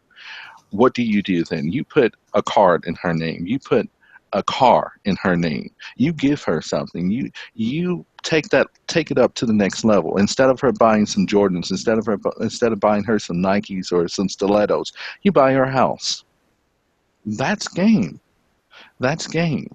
And let's see how she'll treat you then. You don't have to do all these, oh girl, you this, you, oh, I love you, and you're just so beautiful. Women can sense what we said before, confidence. I don't know every woman, okay? I don't. I'm not proclaiming that I know every woman. I've been told I'm a very charming individual. I don't see that I'm a charming individual. I'm just me. I'm just true to the person I am. Do I have game? No, I'm not saying I have game, but there are some men who believe that they have game. Good for you. You can't be a pimp forever. You're going to get old.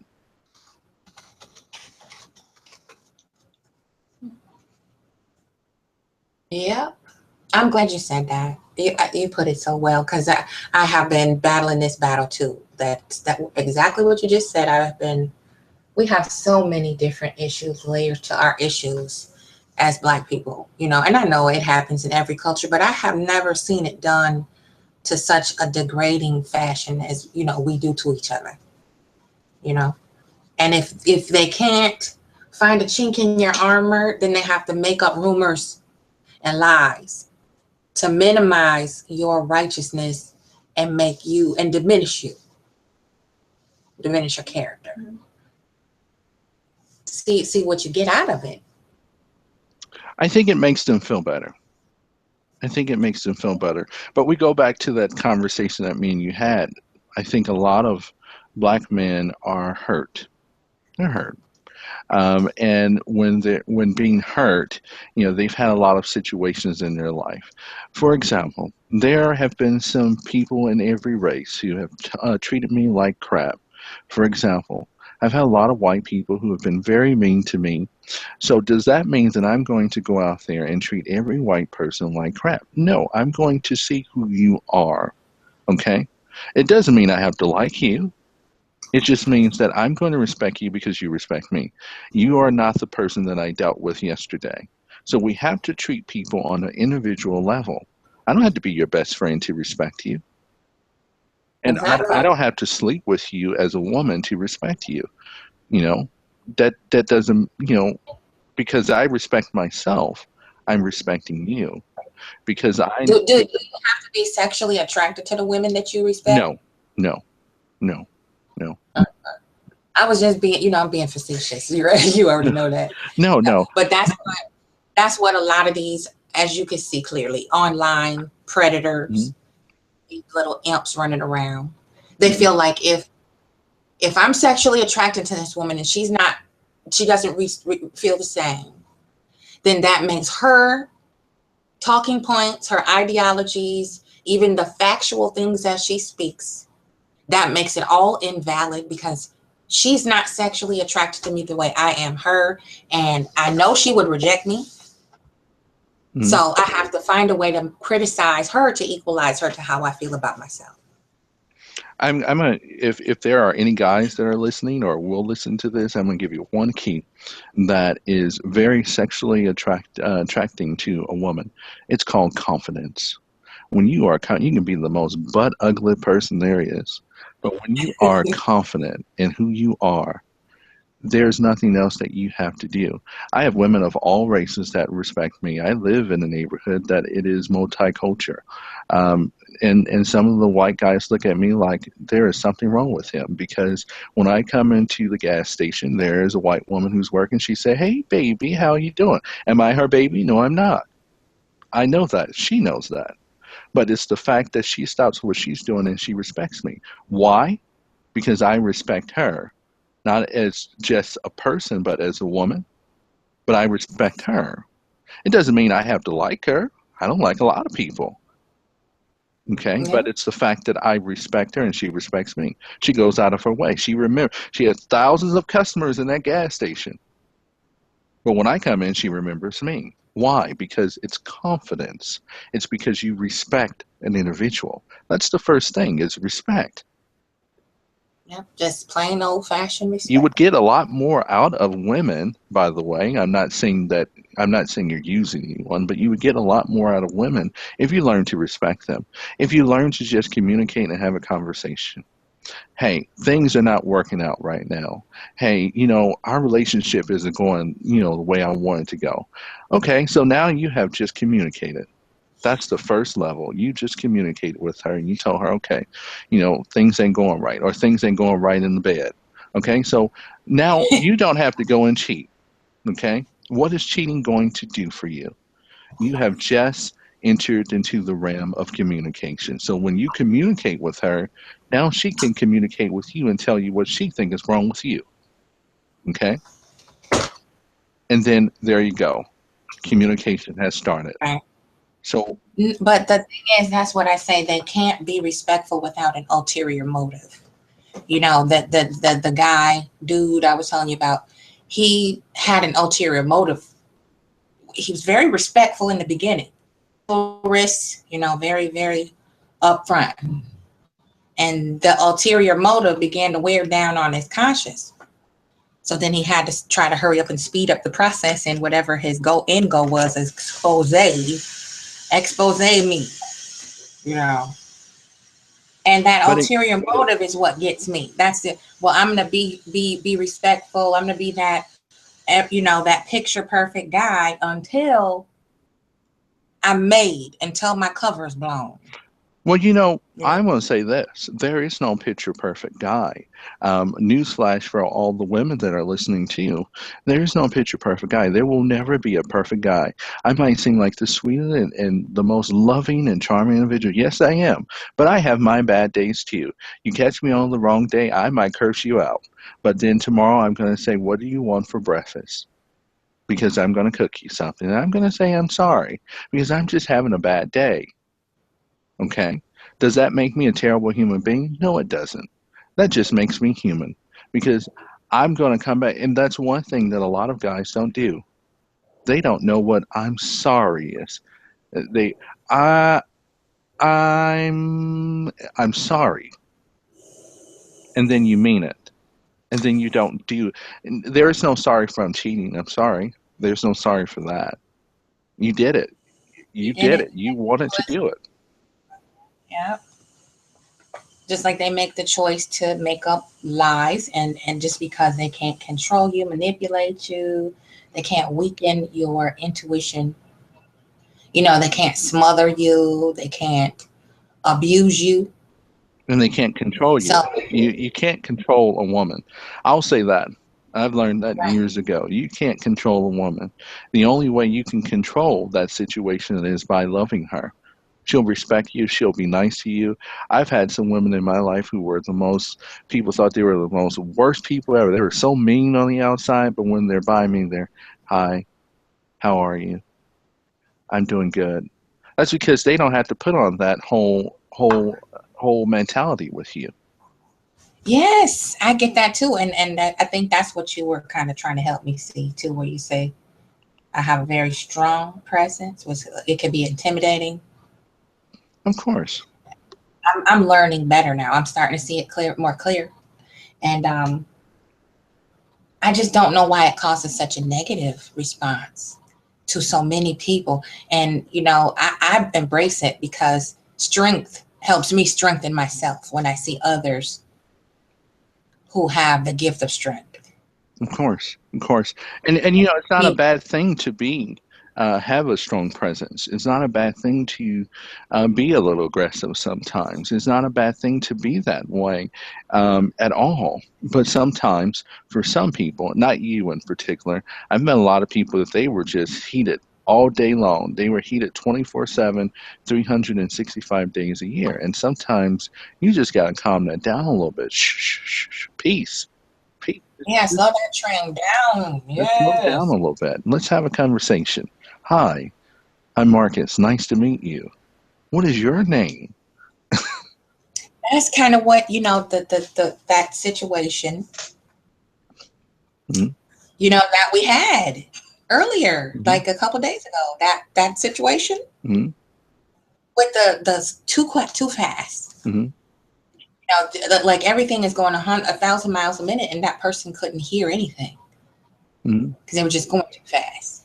Well, I told you before, I say the same things you say. I can be sarcastic. I can say a lot of things, but it was just a way that, even though your delivery was not wrong at all, it wasn't. But, for me, I'm just different. My voice comes off more calming. I can say anything, like I told you before, and it will come off more calming. It's the same thing you saying, but I just said it a different way. Right. Mm-hmm. So it's about that. It's about people have a hard time accepting the truth. That's what it is. And since they have a hard time accepting the truth, you know, they can come off, angry. Simple as that. Yeah, I'm like, let's slow this train down, honey. And it's not, it's amazing how with me they wanted to continue that negative banter. Hmm. And I'm sure it was totally different with you. Hmm. She wasn't present. What energy about that person? Yeah.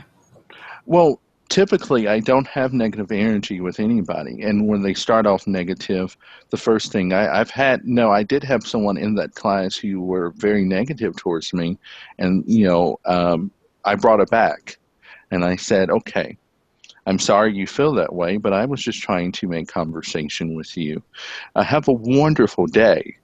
And then inside of their mind, they're like, oh, wow, I was an asshole towards him. And then they came back and say, no, no, wait, wait, wait. But it's only because the first thing they did was they heard my voice. Hmm. Now, if they would have saw my face and my voice, it probably would have been the same way. Right. I hate to say that a lot of things is about skin color, but it is. Unfortunately, this is the society that we live in. I didn't make these rules. I didn't make slavery. My name isn't signed on a Declaration of Independence. It's not signed on, the preamble. I didn't create the United States. I didn't create the world. I didn't start off saying that I hate you. I didn't start off by saying that I just totally dislike you. I never start off that way. I just say, how can I understand you? Let's try to work together so I can understand where you're coming from. Because maybe I just misunderstood you. And I try my best to find the good in everyone. Believe it or not, I really do. It's difficult. It's very Yeah. difficult. But I try my best to find the good in everyone, And even that's when the you're thing. hateful. My image of you doesn't change just because we might disagree. The only time my image, that's that word again, my image or my judgment of you would change is based on how you change the way you treat me. Based on a difference of opinion, if you start to treat me differently, then I'm going to change how I receive you. Of But if we course. have a disagreement and we recover from that, and our view of each other and the energy hasn't changed between us, then I know that I'm dealing with a person who has a very genuine soul. Hmm. And that's where we hit and miss a lot with each other, I think, as well. Of course. I think that if we can sit down and understand where a person is coming from and try to, we're supposed to be problem solvers, right? As adults. So if we Yes. can act like an adult and see where a person's coming from, then we can have a better understanding. So maybe she was not coming off hateful, or maybe he was not coming off this way. Maybe he just doesn't understand. And as an adult, what made me grow into a man, now I understand that I have to sit down and figure out things instead of reacting right away. But some people tend to react right away instead of listening. Listening is important. When you're learning another language, by the way, you have to first understand the language. That's one of the things I teach my students. You have to develop listening skills. And when you listen to the English language, You can understand the English language, and then you can speak. So I think that's one thing that we're missing is listening skills. True. Yeah, that goes back to what I was trying to get that person to see is you have to listen to learn and connect to the conversation, the flow, not just listen to respond and just keep responding and you're not picking up anything, you're not absorbing anything, you're just listening to respond. It's like the Pavlov theory, I ring the bell, you bark. Mm-hmm. And you know that triggers you to want something to eat. So now you want something to eat, you go get something to eat. There's no thought process there. There's no individual, like a pause and say, am I hungry? Or did I just feel hungry because I heard the bell ring? Well, who's the most powerful person? The most powerful person is a person who can sit and listen and not react right away. A person who can ignore you. A person who can just sit in silence and in peace. Those are the most powerful people. For example, let's see, if we were to compare Malcolm X and Martin Luther King together, they both are powerful individuals, but why do they pay more attention to Martin Luther King? Why do you think they pay more attention to him than Malcolm X? Mm-hmm. Very powerful with the silence, the patience. Mm-hmm. Was he a patient person behind doors? No, we all know that. Even Coretta said that. He was a cursing sailor behind closed doors. But it was the power. The power was that he was going to show the world who you really are. He was going to uncover you. He was going to take the sheet off and show you for who you really are. And that's my tactic. My tactic is like that every day. I'm not going to be the asshole in the situation. I'm going to show people who you really are. I'm going to let people know. And I'm going to come with a calming voice. Hi, how are you? While you're saying, fuck you, I'm going to say, hello. How are you doing today? That's great. That in and of itself, I think people take as an insult because they do really realize sometimes that they're going a little too quickly and they're not taking the time to absorb your energy to just get a general consensus on, okay, this is Marcus. He's a pretty pleasant person. He seems to have good conversation skills and I can comprehend what his thoughts are. So let me lower my guard just a little bit and feed into the conversation to see where it might go. No, we can't do that. We can't be gentle with each other like that. It has to be a barrage of attacks and insults, accusations, allegations, speculation, assumptions. And that might go on for years before you really truly get to know somebody. Well, remember with psychology, if any of us ever studied a class with psychology or anything, one of the things they teach you in psychology is that you first listen and you first analyze, and then you react to the situation. Now, here's one of the things that I have noticed about a situation is that threw me off a little bit. Is that I forgot what I was going to say. It's pretty late. Forgive me.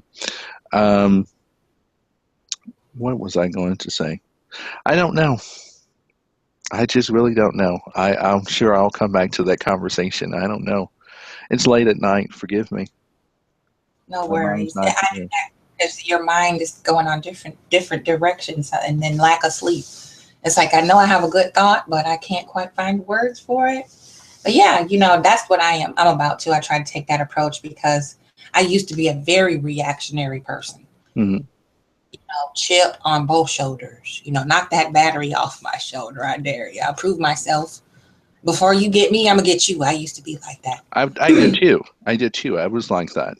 But then I noticed it's not worth it.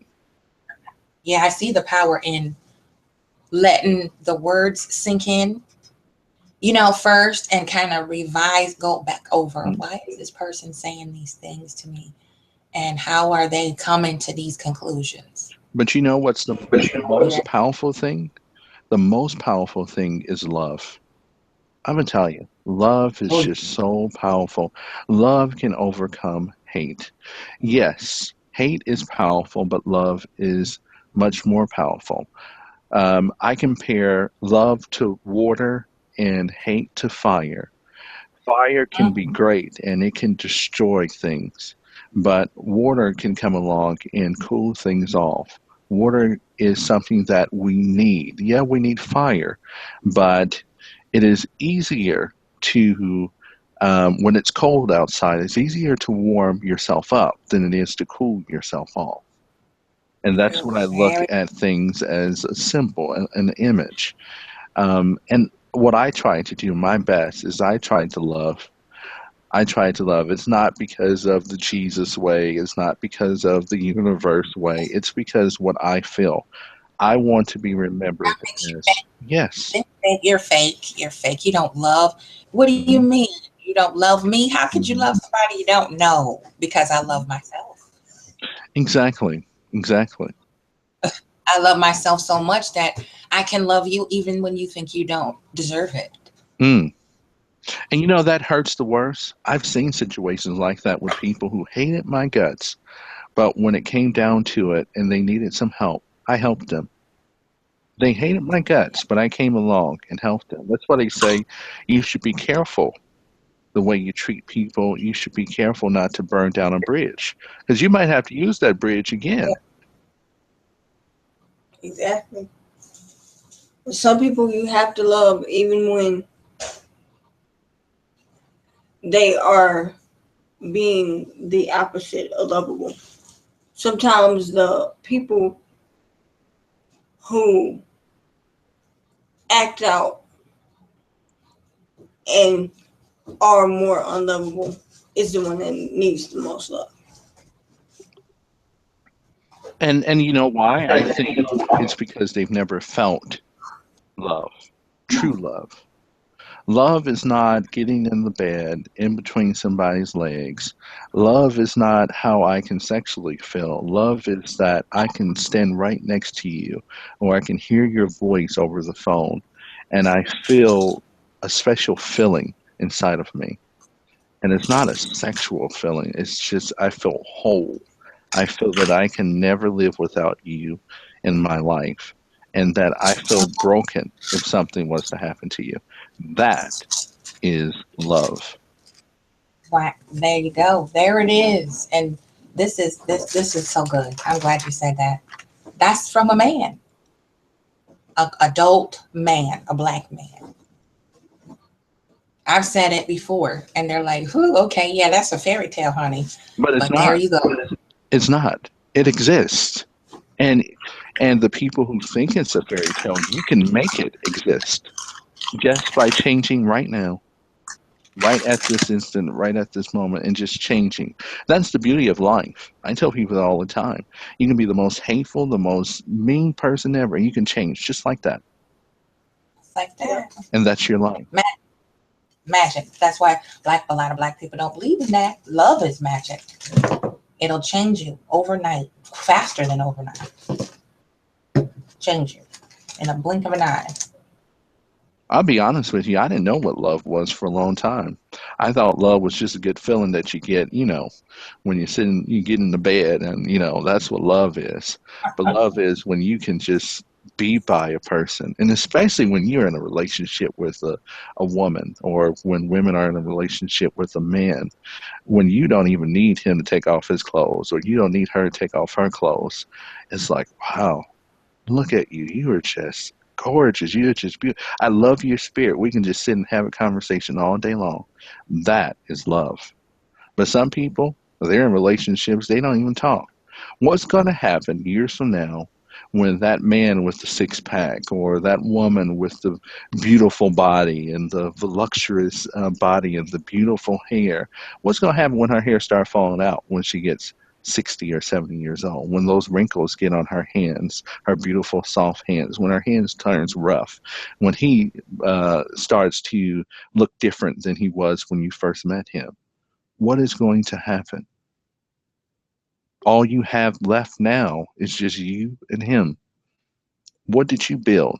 Yeah, you had children. I'm here for the kids. Now your kids are gone. What do you have now? You just have you and him. So when you're really in love, when you really are with a person that you love, you can have a conversation. You can talk all day long, just about nothing. About a bottle of water, Aquafina, pure water, pure taste. Isn't there something? You remember when we were growing up, they didn't have such fancy bottles like this. Well, I never knew that this was sodium free. Stuff like that.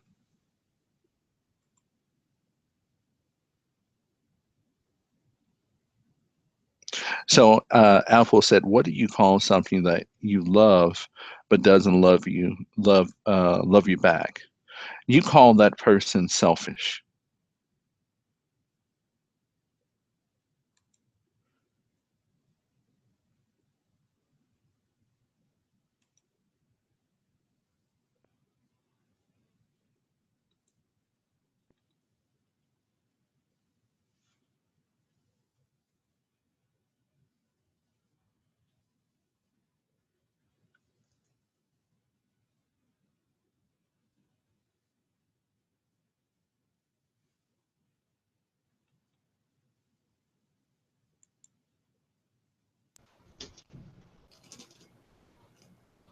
Okay, I thought I lost you for a moment. Welcome back. Thank you. My video streamer crashed. I couldn't refresh, so I had to rejoin. So we're back. Sorry. Oh, it's fine. It's fine. But that's a great question, Apple. What do you call a person that doesn't love you back? You call that on to the next one. Next. That's what you call them. Yeah.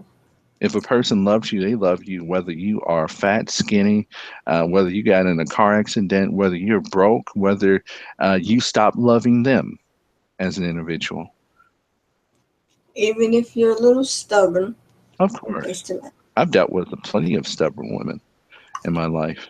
That doesn't make me not love that individual anymore at the end of the day, you know? But that's what you call that, Apple. Why be with someone that doesn't love you? You shouldn't have to convince somebody to love you. If you love me, you'll love me no matter what. If you love me, you'll love me if I ain't got no money today.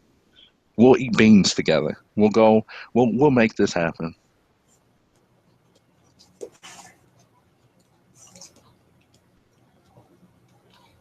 Yeah, to the curb with ya.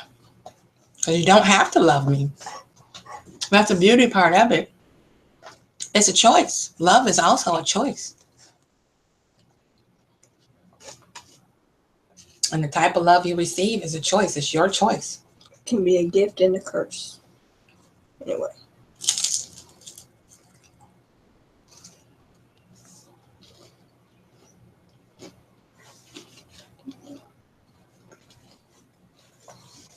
Okay, I'm back. Sorry.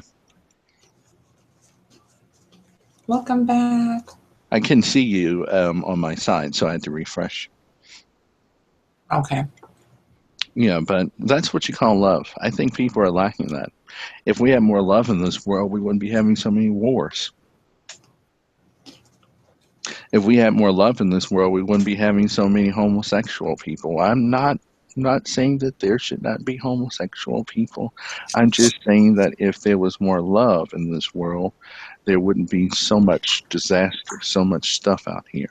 And I'm all for people. If you want to be a homosexual, that's you. Just don't shove it in my face. I don't have a sign on my shirt saying that I love women. I don't wear that everywhere. That's my personal business. I don't have a sign on my shirt that tells you my personal preference. You know. So you said some wars are because of love. Yeah, love of money. Mm-hmm. I agree with that. Because of love, I don't think so. Regular love, but I accept your opinion about that. Tell us, why do you feel that it's because of love?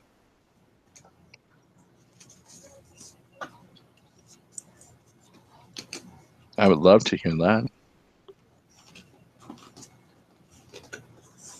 But love of money, that's why wars happen. You know, wars happen because of the filthy rich that you will never ever get to meet in your entire life. You don't know what color they are, where they live, what their name is, how they look. That's why wars happen. It's about gluttony, greed, mm, jealousy, envy, control, and power. well, be honest with you. You know, people say I would never do that. I'll never say I'll never do that. If I had the money and if I didn't grow up the way I did, if I didn't struggle the way I did, and if I grew up the way some of the rich people grow up, I'd probably be the same way.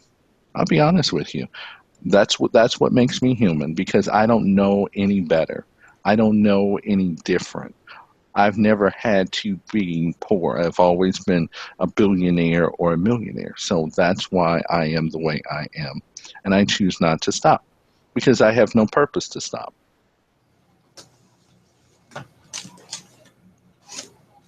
What do you mean? You're fake. You can't possibly be that strong to love people who even abuse you from a distance. Of course, of course. I love people who abuse me. Why would I not love you? I love you because you don't love yourself. That's why I love you. That's why.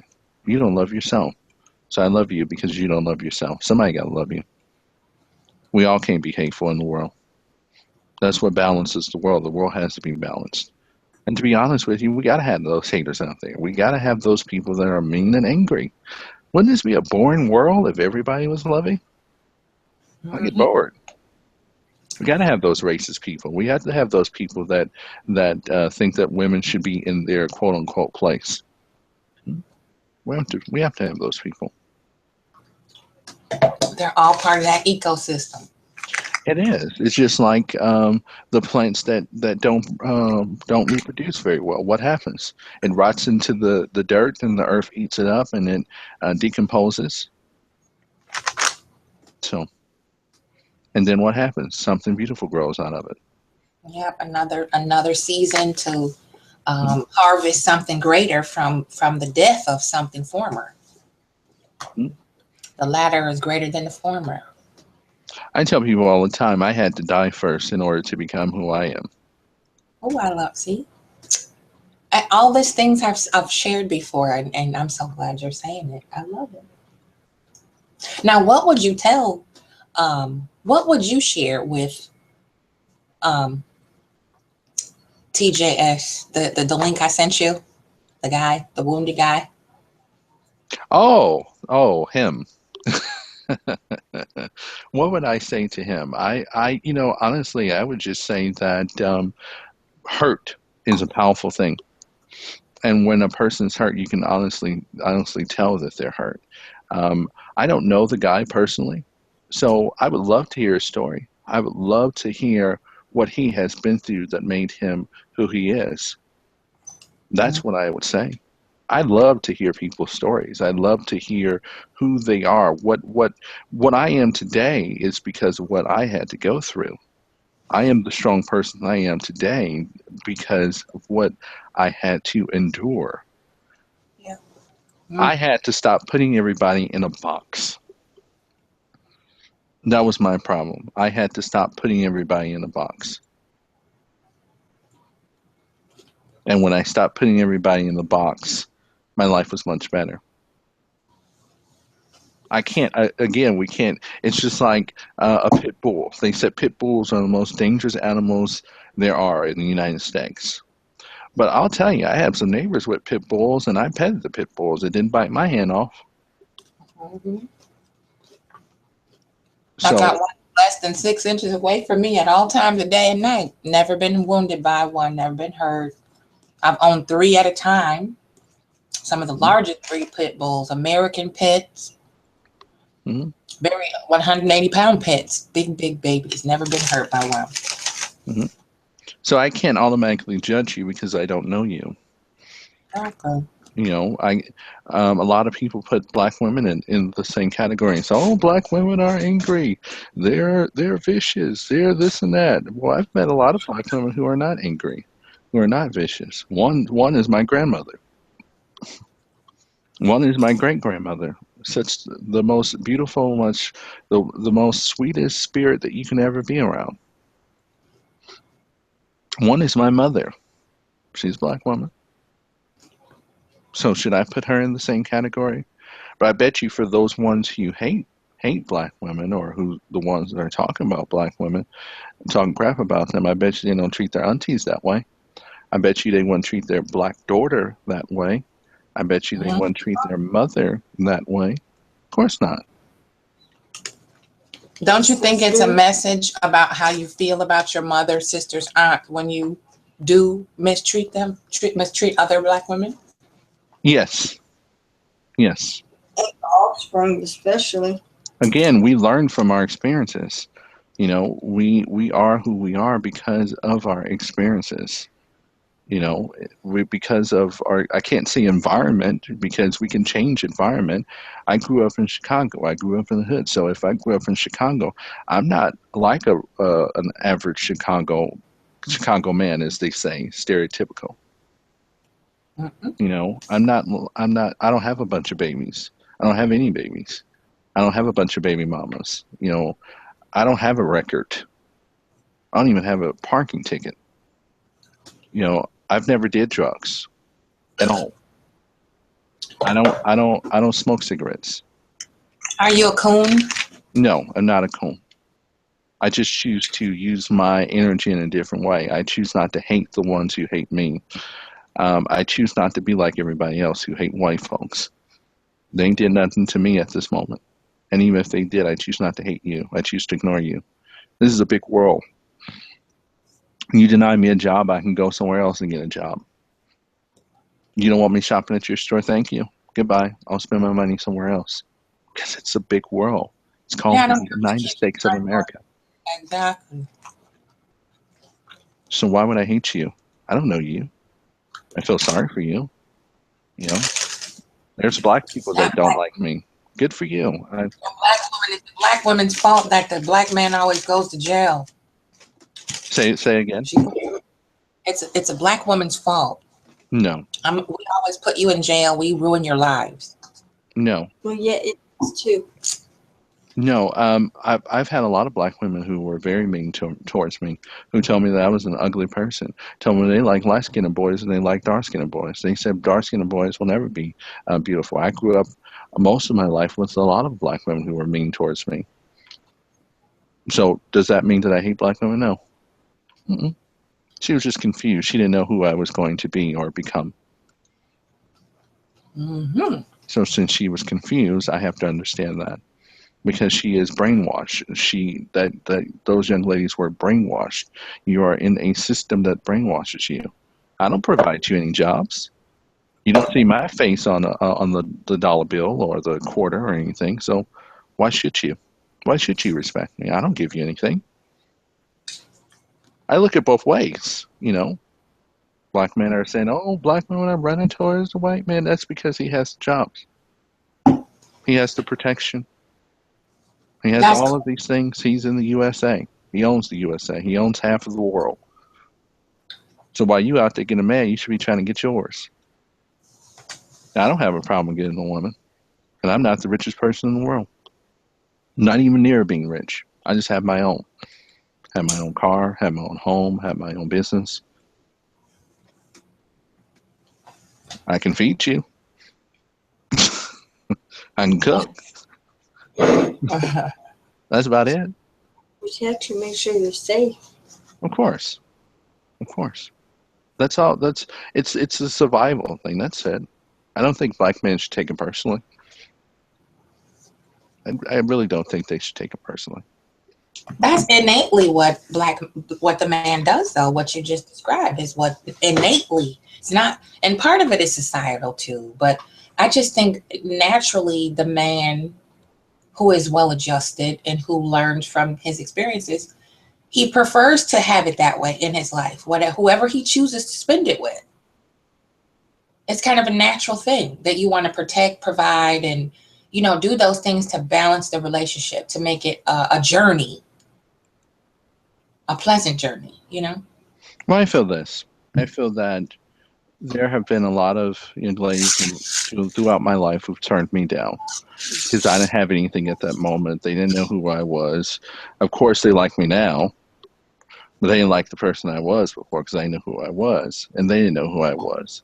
But at the end of the day, um, at the end of the day, you can't you. It's their loss, and Yeah. not every black woman is the same. Not every black man is the same. Not every person is the same. So why am I putting you in a box?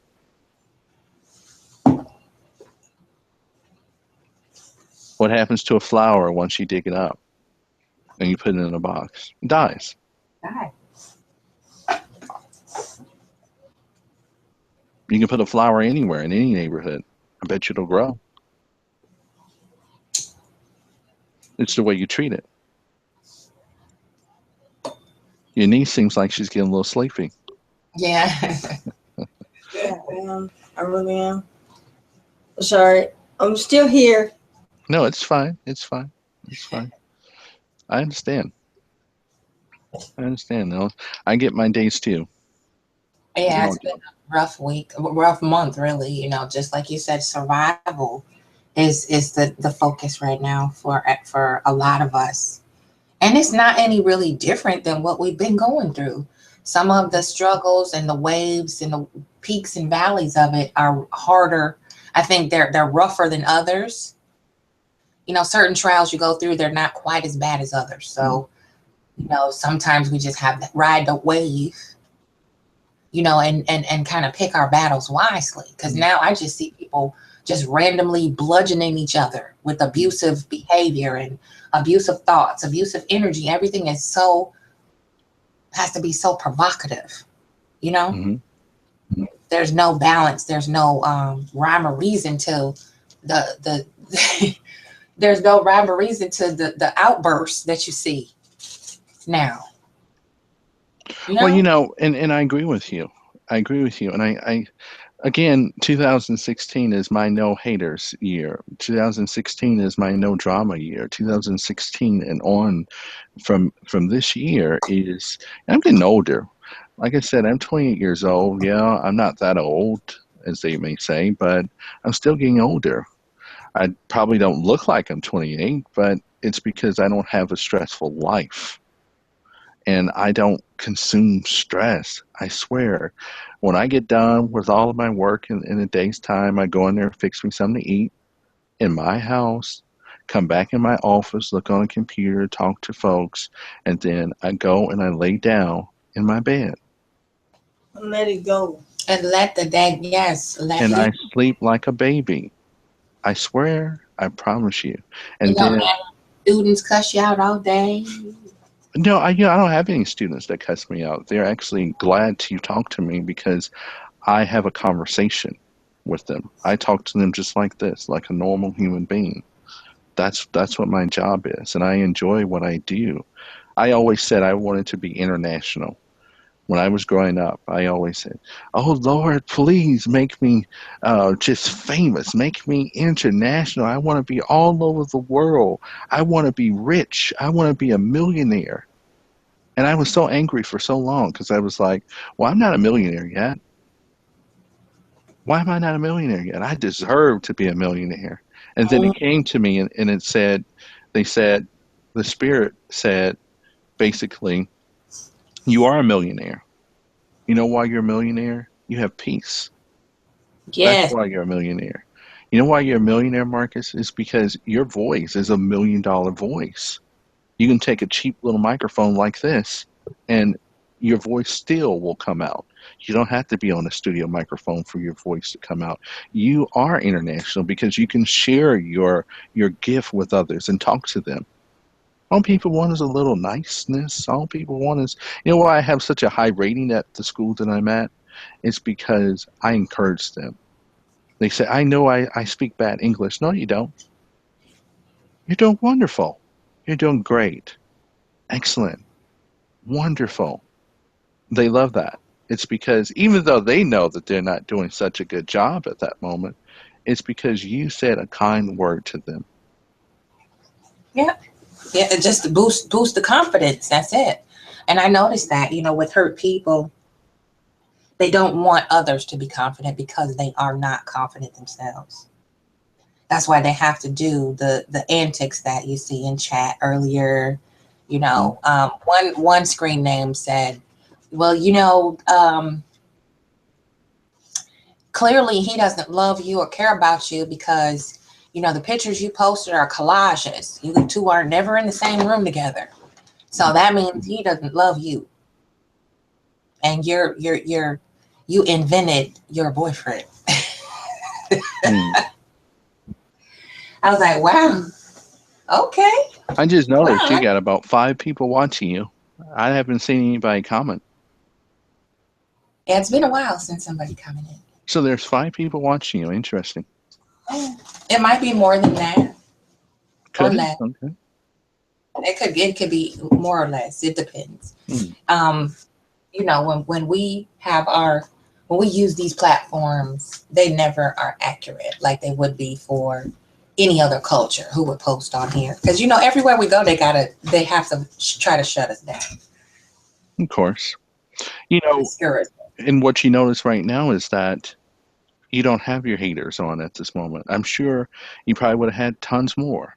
It's because, yes, they can probably sit there and judge you and everyone else, but you know nothing about me.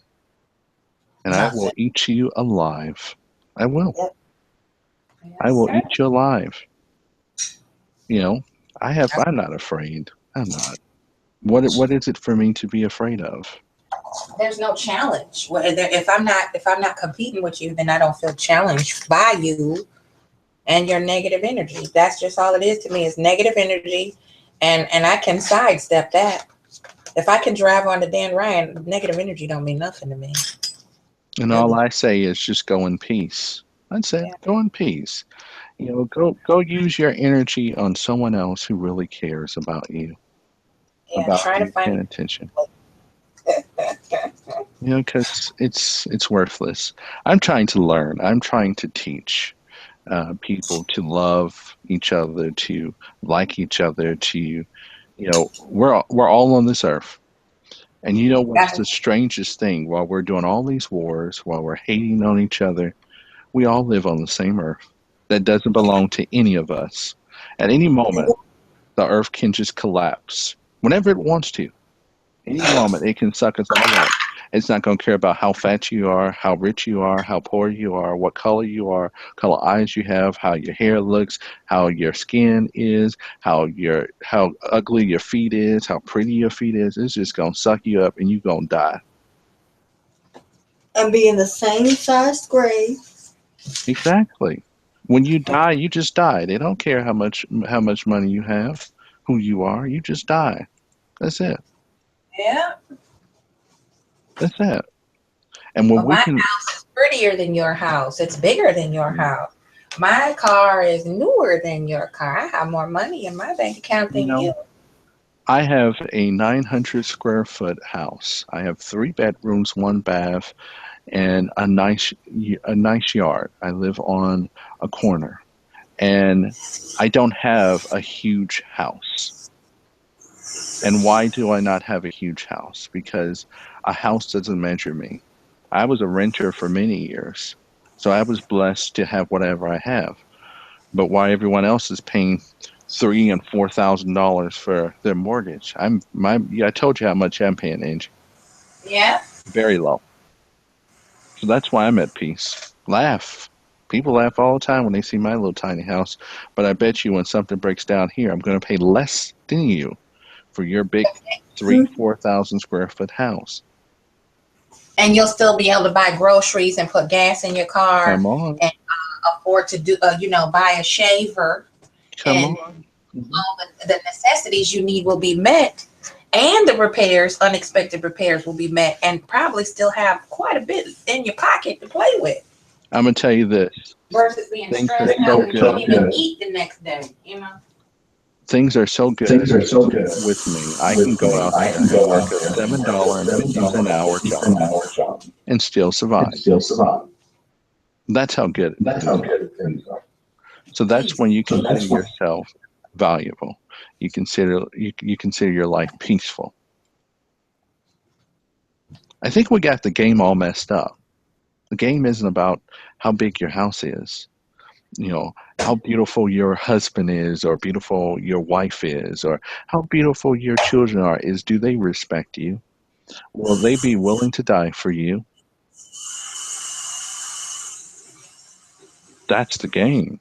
Does she really love you? Even if another man was to holler at her, is she going to take that number? Of course not, because she loves you. That's what it is. I would have a not as attractive woman who is faithful to me over one who's overly beautiful, who looks like a model any day. And who's not loyal. Exactly. Yeah. What did Chris Brown say? I have to remember that song. These hoes ain't loyal. These hoes ain't loyal. Yeah, that's my. Yeah. And that goes for man too. Man can be hoes too. Yeah, we will talk about the man thoughts and the who throw their seed around and they have multiple children by multiple women and have the gall to say you're a single mother. Well, you're a single father. What makes one any better or worse than the other? Here's my thing. My thing is, it's always been my passion. Well, definitely this year was, instead of us breaking down women who are single mothers, and instead of us trying to get into their pants, what you should be doing is trying to uplift her and say, hey, I got a couple extra dollars. Can I help you? I know that your little boy doesn't have a father or uncles or aunties that won't stand up, or your little girl doesn't have this.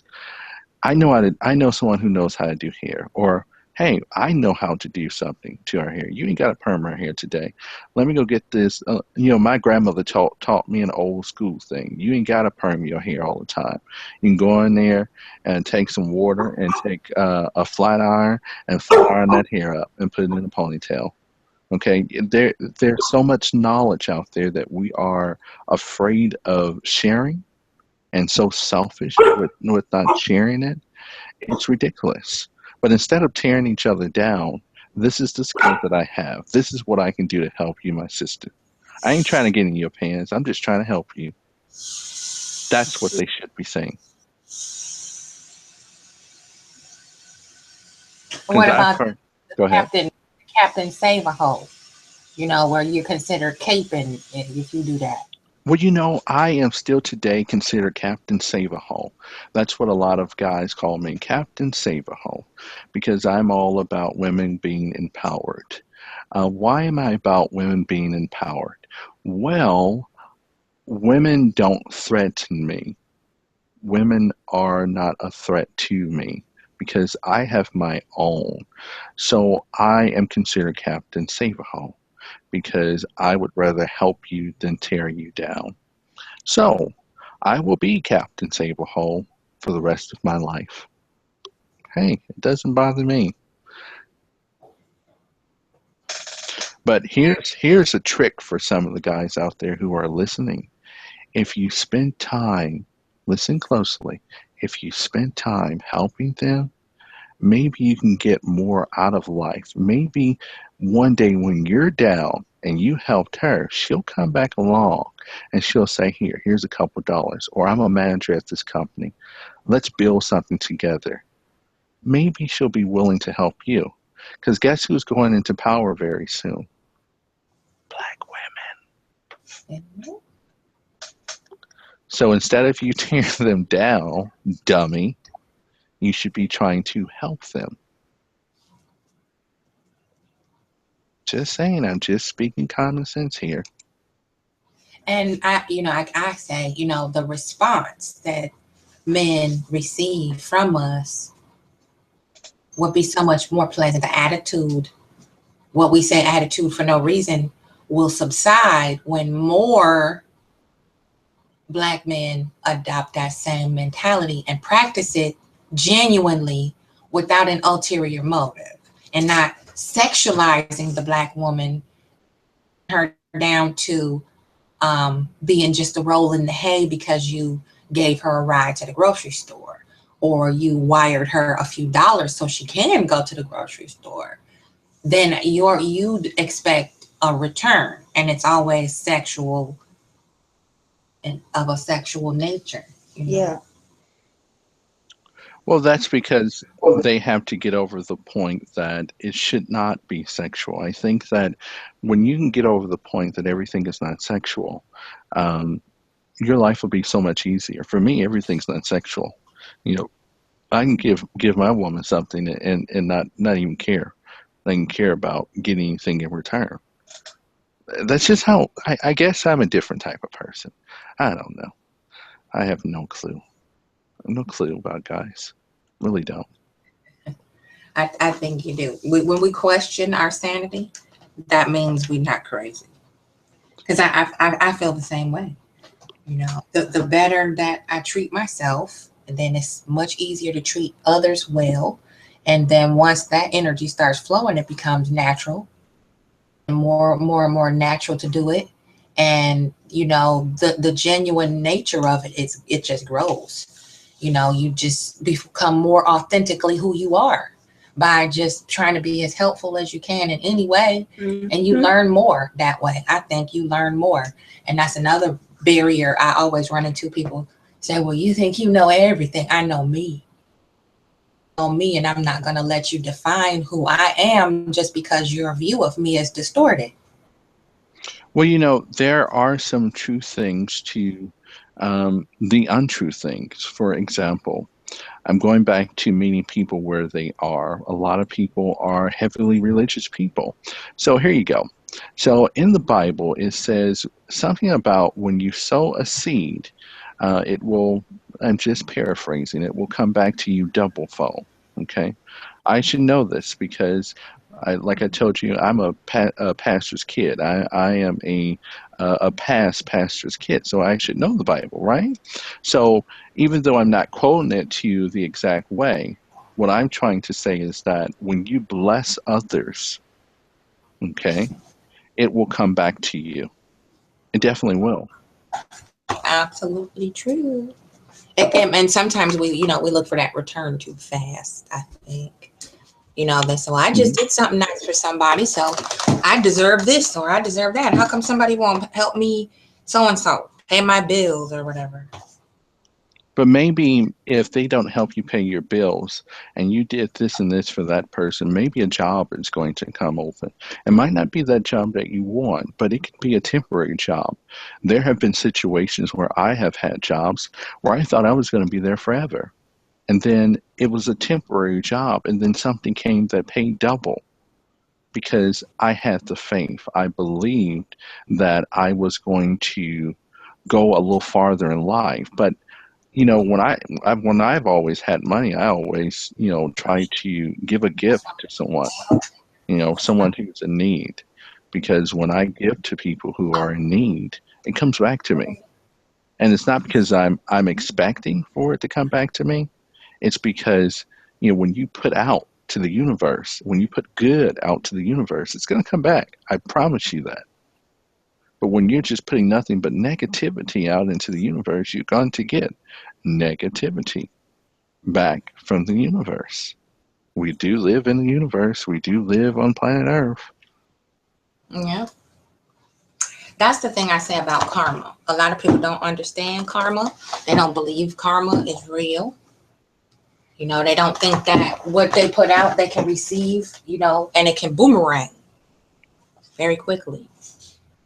A lot of people don't believe that. And they whine and complain and scream when their karma comes back to them. Because they put out so many negative things. They've lied so much. They've manipulated so much. They've been users and abusers for so long. To when the karma continue to recycle itself, they can't figure out why. They're like, oh my God. Why are you stalking me? Why are you harassing me? How come everybody's attacking me? But here's another thing. If you never would have put yourself in that situation to be attacked, if you never would have put yourself in that relationship, we all learn We all learn from our situations, but there are some women who will say, I cannot believe he treated me that way. I'm going to be honest with you, and I might be wrong, but usually there are signs that men show you about themselves. There are just little tiny signs. They might do something a little off, a little different, that you that in your brain. Remember, you're smart. Women are very smart. They really are. In your brain, you know something's not right here. This ain't right. Or you have your dreams that you think that they're just dreams. No, they're visions. They're real. That means either it has happened or it is going to happen. That is something that you have naturally, and it happened. You know that something's not right. If he has to hide anything from you, or if, and for the man out there, if she has to hide things from you, that means that she's not being true to you. So if she's not being true to you, that means that you already know what the consequences are going to be. How about this? How about you lose your job, and let's see how long that person's going to be with you. How about people say that you're this and that, but you're really not that type of individual? How about that? How about someone say, I saw Queenie with another woman, or I saw Marcus with another man, even though you didn't see me with them. It was a rumor going around, and it's up to you in that relationship to believe that. So the first thing that's going to come to people's mind, oh, they're gay. Mm-hmm. Yeah, I get that a lot, because I have a really close friend also, just to add on to what you said. We're very close, and sometimes we hold hands. She's like a sister to me. I love her very much, and that's the type of person I am. I'm affectionate with the people that I love. I don't look at it from a sexual point. I look at it from a spiritual point, and that's intimacy inside of a friendship that a lot of us don't get. And so we hold hands, we talk, we laugh, and people think we're gay. Just automatically. It could be my blood sister, it could be my mother, for all they know. It could be my child, it could be my niece, it could be my cousin, but prejudgment of their dykes. And you're right. That love. You're right. A lot of people don't get that affection that they're looking for. They don't get that. A lot of women are missing that. Here's a key for a lot of men. If you were to give a hug at least once a week, and just spontaneously just tell them that you love them and really mean it, or even though and even though they might not be feeling that beautiful at that moment, you tell them, hey, you're beautiful, and mean it. I bet you it would change a whole lot. Or just sit down and say, I just want to talk. Let's turn the TV off. How about take a board game out? I know it sounds corny, but take a board game out. Let's play a game together. That's intimacy. Yeah. That's intimate right there. Let's read together. Let's do something. That's what a relationship is about. Learn how to cook, man. I know how to cook. I can tear up some stuff. I know how to cook. But that's what makes me stand out. Learn how to clean up. I know how to clean. I know how to wash dishes. I know how to clean myself up. I know how to wear a suit, not wear a suit. I know how to drive. I know how to do everything for myself. And when you are the type of man who knows how to do everything for yourself, then that's when the woman really respects you, because she knows, hey, a lot of women go through a situation, and I might be wrong, but you're tired of being mama. You didn't get in a relationship to be his mama. Yeah, I experienced a relationship like that. It was a 15-year-long, parent-child relationship with a grown man. And I spoke about it on one of my videos too. Still, hateration. You know what I'm saying? You think you're perfect. You think you know everything. No, I just want to be a survivor. Whatever challenges I face, whatever I get myself into, to being able to say, I survived. But isn't that what a partner is supposed to be? Isn't a partner supposed to be the person that you're supposed to look for, no matter what happens in life? Even if your mama's not there no more, even if your family turns their back, isn't that partner that you're in a relationship supposed to be the person you trust? Aren't they the ones that are supposed to say, I know you don't know how to do this, but I know how to do this. I learned how to do this. I know you ain't got no money today, but it's okay. I'm going to pay the bills today. Isn't that what a partnership is supposed to be?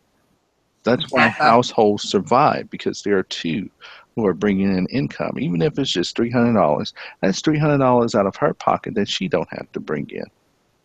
Yep. That would be simping if, if we listen to the trolls and the haters and the broken people and the people that come in here just to drop off their pigeon shit, because pigeons are like rats with wings. That's what I call them, pigeons. Mm-hmm. They just come and shit all over the picnic and leave. Mm-hmm. And they're just useless to the situation, the venue, and they're just disgusting. But they're still part of the ecosystem. We can't exterminate them all because they serve a purpose too. Yes, every hater serves a purpose. Everyone serves a purpose. Everyone deserves to live, because that's what makes the world so great. What makes the world so great is that with its ugliness, it's just like the United States. We have so many problems here, but with its ugliness, yes, United States is one of the greatest nations in the world. Why? Because it changes. It's ever changing. Nothing really stays the same. Even racism has a different way. It's not the racism that it was 100 years ago. It's not the racism it was 50 years ago. Yeah, women are still under oppression. Yes, we know that. But you're not under oppression like you were 100 years ago. It's changing, but nothing stays the same. I see, please, have you ever looked at Google Map?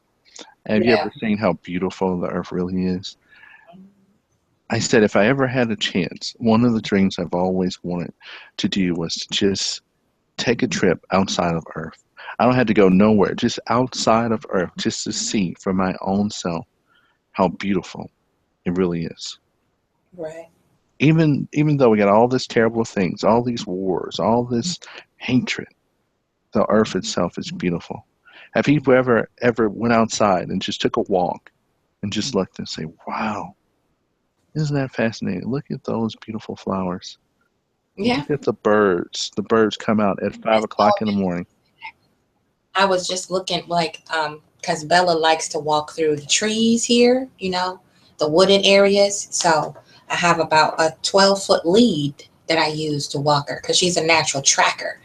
So it was such a beautiful thing underneath all these evergreens. Some of them are spruce trees. Some of them are like fir trees, more trees, really beautiful evergreens down here. Sprouts from the pine cones that, the compost underneath, the sprouts coming out the ground. And there was so many of them in between the mature trees. It was such a beautiful thing. It looked like just little popping all up, leaves and the needles and everything. Is such a beautiful thing to see that new birth come out the earth, touched like it wasn't purposely planted there by a person. This is all just the system of the tree changing with the seasons that planted these new saplings coming up, and they were about maybe 5 or 6 inches tall. They're bright green, and you see the little leaves starting to form and the branches starting to pop out. That's the most beautiful thing to me, springtime. Stop and enjoy that, just that moment while she explored and sniffed and chased squirrels and all that. People don't appreciate stuff like that anymore. But isn't an automatic instant satisfaction? But isn't that what life is all about? Life is about appreciating the beauties of life. It's about appreciating the silence just for that moment. Life is about appreciating earth, about appreciating, what fascinated me the other day was when I was cooking some beans, right? And I know people say, oh, he's just so crazy. Well, let me be crazy, but just go with me for a moment.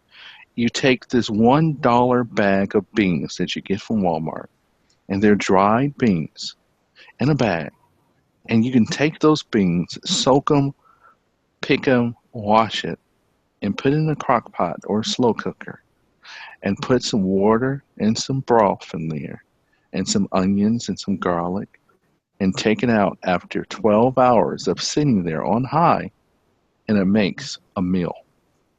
It just fascinates me that you take something that's dry, that can stay in that state for many years, and it turns into something that you can eat after just Yeah. having a little bit of care and a little bit of patience.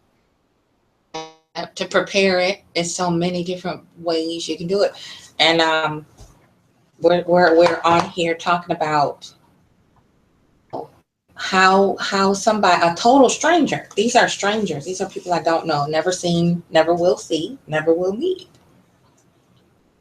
Tell you how close that the enemy can get.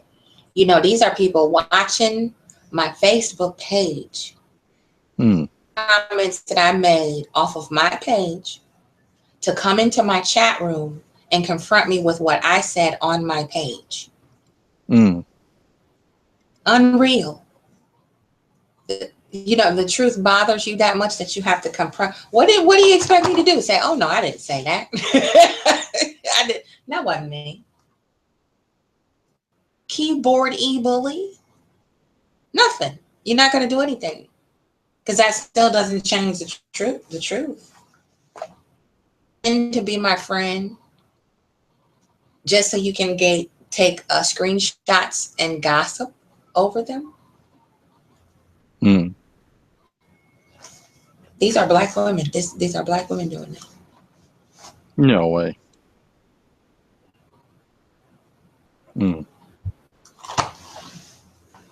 But shocking, when I come on the microphone and I start talking, the whole atmosphere just changes. Everybody shuts up though. And there's something.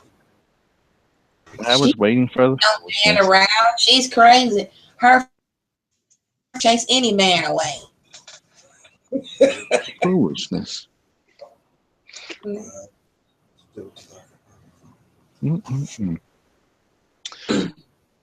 But, you know, at the end of the day, I think that when people start to appreciate life and they start to understand what life really is about, they change. They change. I'm telling you, I'm not the same person I was years ago. And I'm glad I'm not.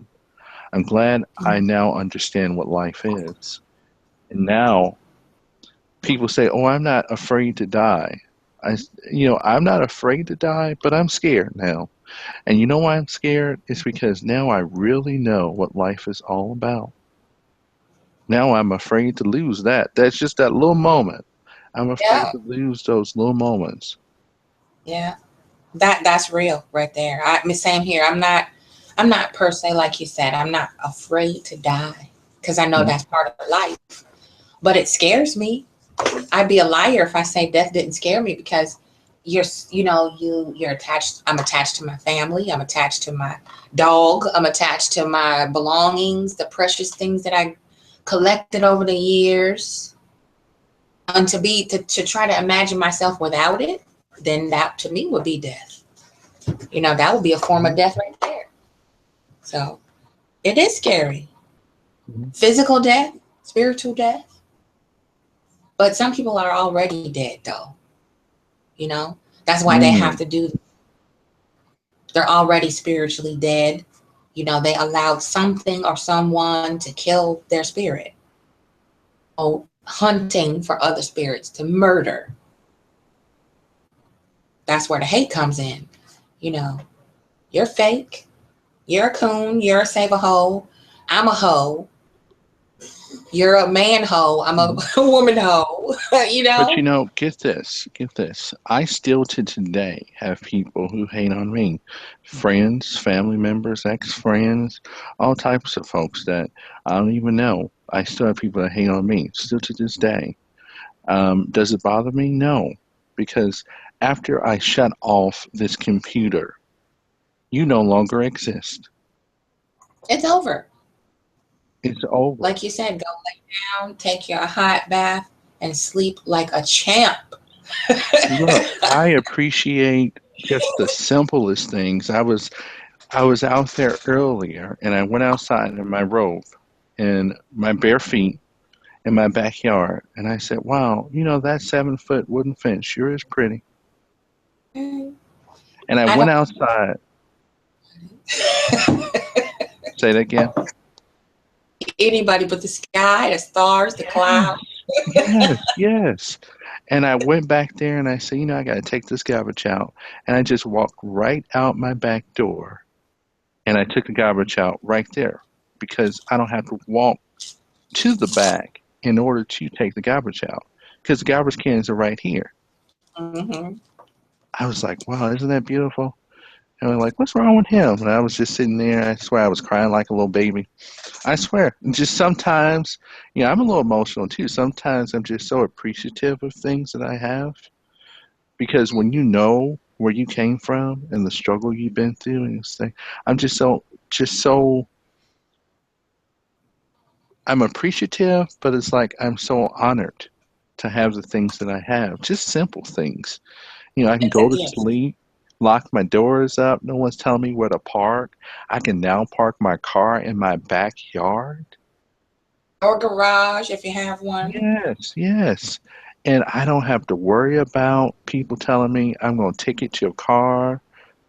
You can't park here. You can't do this.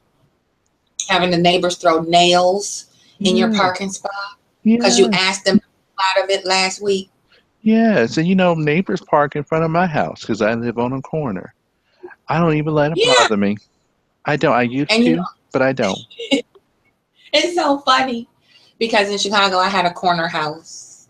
And like I told you, we were the only family, the brown people over there. And it was off the beaten trail. So it was on like a back street, Mm-hmm. suburbs. And hey, people would throw garbage out of their moving cars over into our yard because we took up the whole corner too. The whole corner. It's the same thing here. 2 houses on that block. That's how large those houses and yards are. Garbage, dirty diapers, dog shit in a bag, just because they did not want black people living there. Mm-hmm. And I live in a predominantly white neighborhood. Mm-hmm. And sorry to interrupt you. I live in a predominantly, you might as well say, white neighborhood because I'm the only black here in this entire town of over 10,000 people. And I live downtown, and I live on a corner house that takes up the whole corner. And I have to go outside, and I have to pick up the garbage cans and the beer bottles. I know I don't drink beer. I know no one in my house drinks beer. Well, how did they get there? So I go out there and pick them up, dog shit out there, and what I do, I brought me a scooper, and I just take the scooper and scoop it up, put it in a little plastic bag, and throw it in the garbage, and they just be sitting out there watching me, and I just smile, and I just go out there and rake the grass on the whole corner that I own. Mm-hmm. So, I enjoy it. Hey. Sure, throw garbage down there. I even put a plastic bag out there for them when they want to throw garbage. Just put it in a plastic bag, and I'll take it and I'll put it in the garbage. Mm-hmm. It got so bad to where, because the school kids come by there to get on the bus, or there's like a little neighborhood grocery store across the street from my house. If you go 1 block and cross the street, you're at that store. It was family-owned, Polish family. Generous owners now, right there in the middle of that neighborhood, and the kids would come by and throw their stuff on the ground. So I wired a garbage can inside the fence, so when they come by, they can throw the garbage, in the garbage can. They were so mad at me for owning that house. Used the garbage can, stole the garbage can, cut the wire, off the fence. Took the garbage can out the yard. And I'm the type of person, I would have put another one up there. I did. I just went right back to Lowe's and got another one, got the wire, hooked it together and put it back on the fence. And we had dogs in our yard to protect our property. I had 3 pits and I had a mixed breed chow rock. And he was the kind of spoiled one, but the pits were for security. Mm-hmm. And they, of course, the pits have a bad name. This black ghetto bitch have these pits, and we can't just walk up in her yard and take her shit. Mm-hmm. I have security. Mm-hmm. I got people threatening to poison my dogs. Mm-hmm. Oh, these ain't the white people. Mm-hmm. Oh, we're just as bad. Mm-hmm. I'll kill that fucking dog. You know, this bitch always got these dogs with her. Mm-hmm. It's just like the other day. It's like the other day with my neighbor who likes to park in front of my house, even though he has a driveway and a garage. But his car is always in front of the house. So I was out there cutting the grass and cutting up the weeds. And he said, "Hey, how you doing?" And I say, "Beautiful. I'm just wonderful. How about you? How's your family doing?" And as I was cutting my grass, he went back to sit down. He just kept staring at me and just staring at me. And I said, "I wonder what's going on in his mind." He's probably saying, "Why don't he hate me? Why does he keep saying hello to me?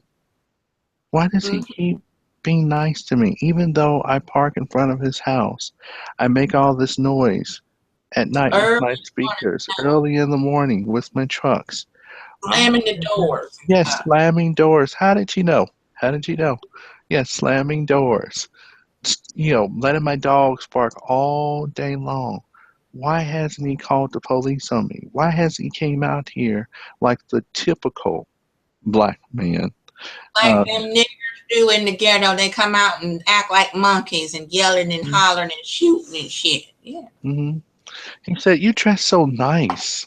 Where are you going?" I said, "Nowhere. Just going outside just to sit out here and just look at the sun and how beautiful the day is. Just peaceful. That's it." So we're going somewhere just because you got dressed that day? You get dressed every day. You wear the same clothes, right? Mm-hmm. Mm-hmm. All that. You must have been. He thought you were going to church. Yes, a lot of people think that I go to church, and I say I grew up in the church. My father was a pastor, so I have a first-class ticket to heaven now since I've been in church all my life. So I don't go to church. Church is in me, if we want to go there.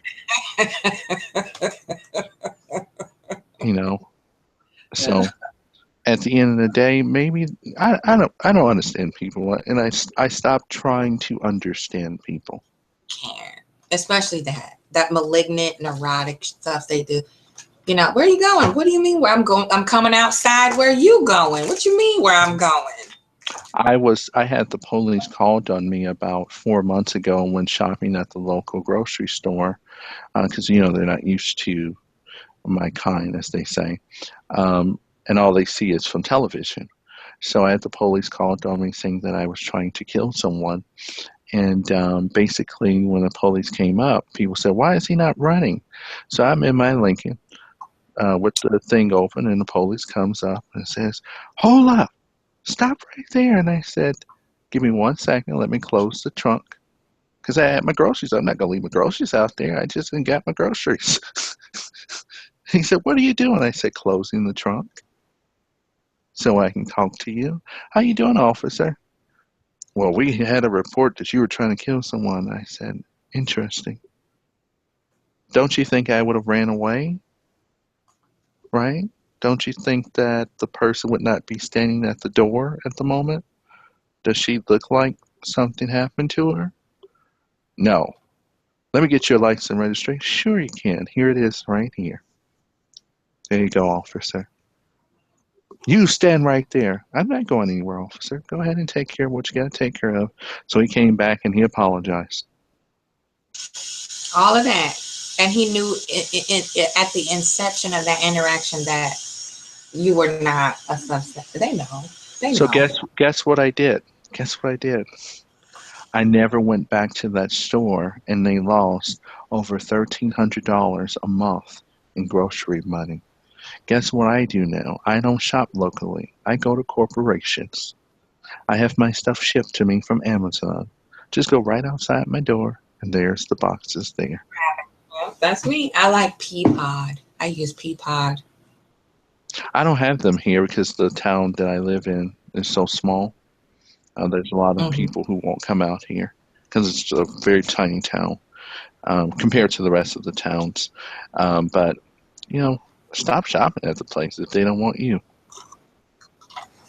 Yeah, we didn't frequent that one because we had two little mom and pops close by us at that particular house in Chicago. And we frequented the other one on the opposite side, a block away, because they treated us better and they appreciated our business and our money. And they were, you know, they were more in tune with the Black family, so to speak, and how we're all connected. They were from Israel. Mm. You know, they were very personable, very accommodating, just like customer service, produce. You know, that corner store that you has everything. Mm-hmm. And I'm like an extra $200-300 a month here than to go to the mass market because I know the people from Israel understand me. Them.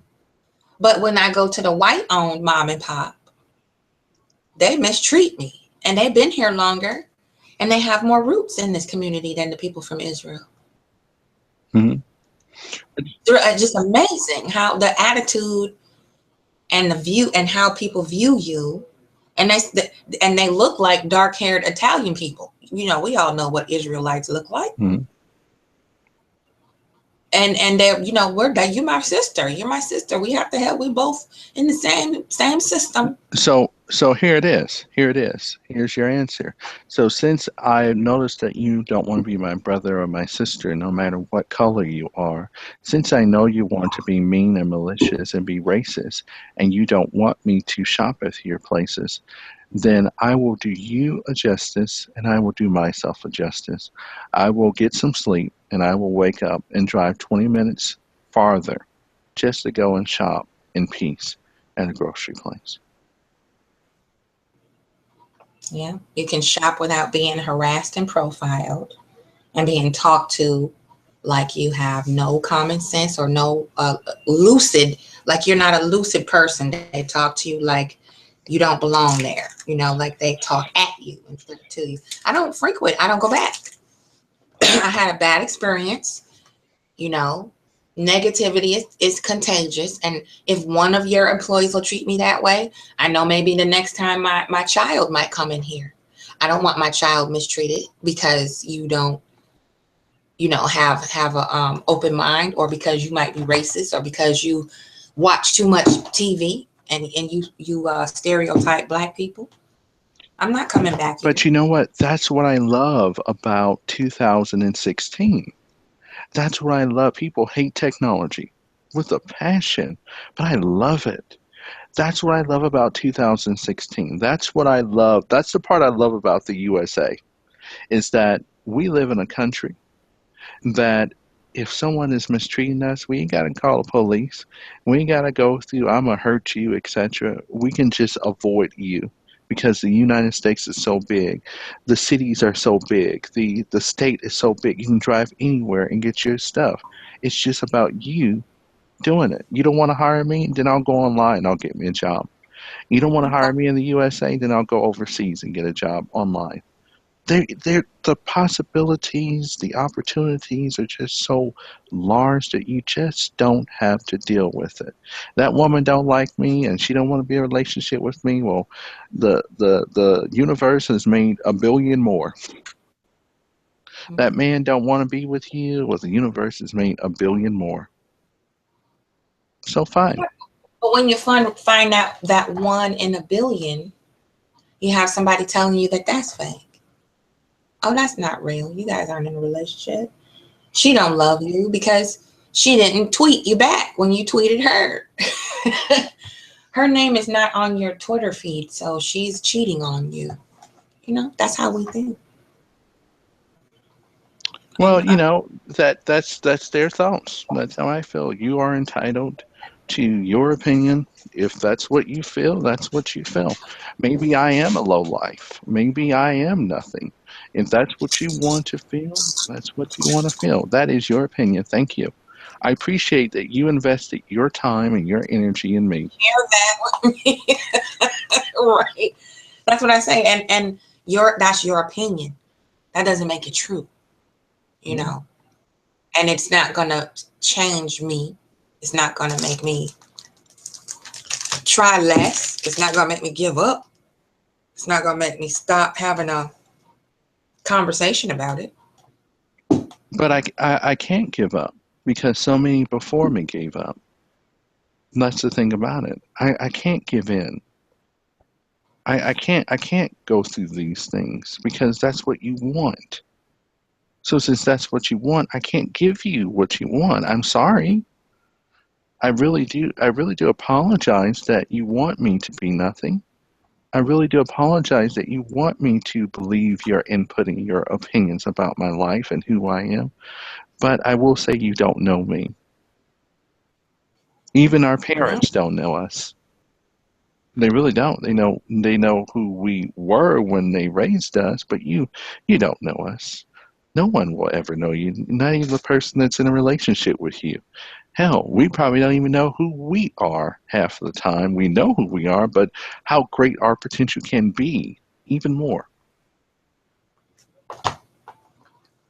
Very true.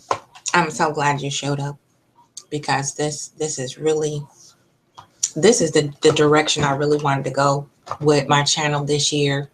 You know, more in depth talking, you know, and mixed company, because that's another thing we need to work on is understanding that if you are in a relationship that's romantic, whether you're married, whatever you want to do, it's healthy to have platonic connections, you know, and it's possible to do it.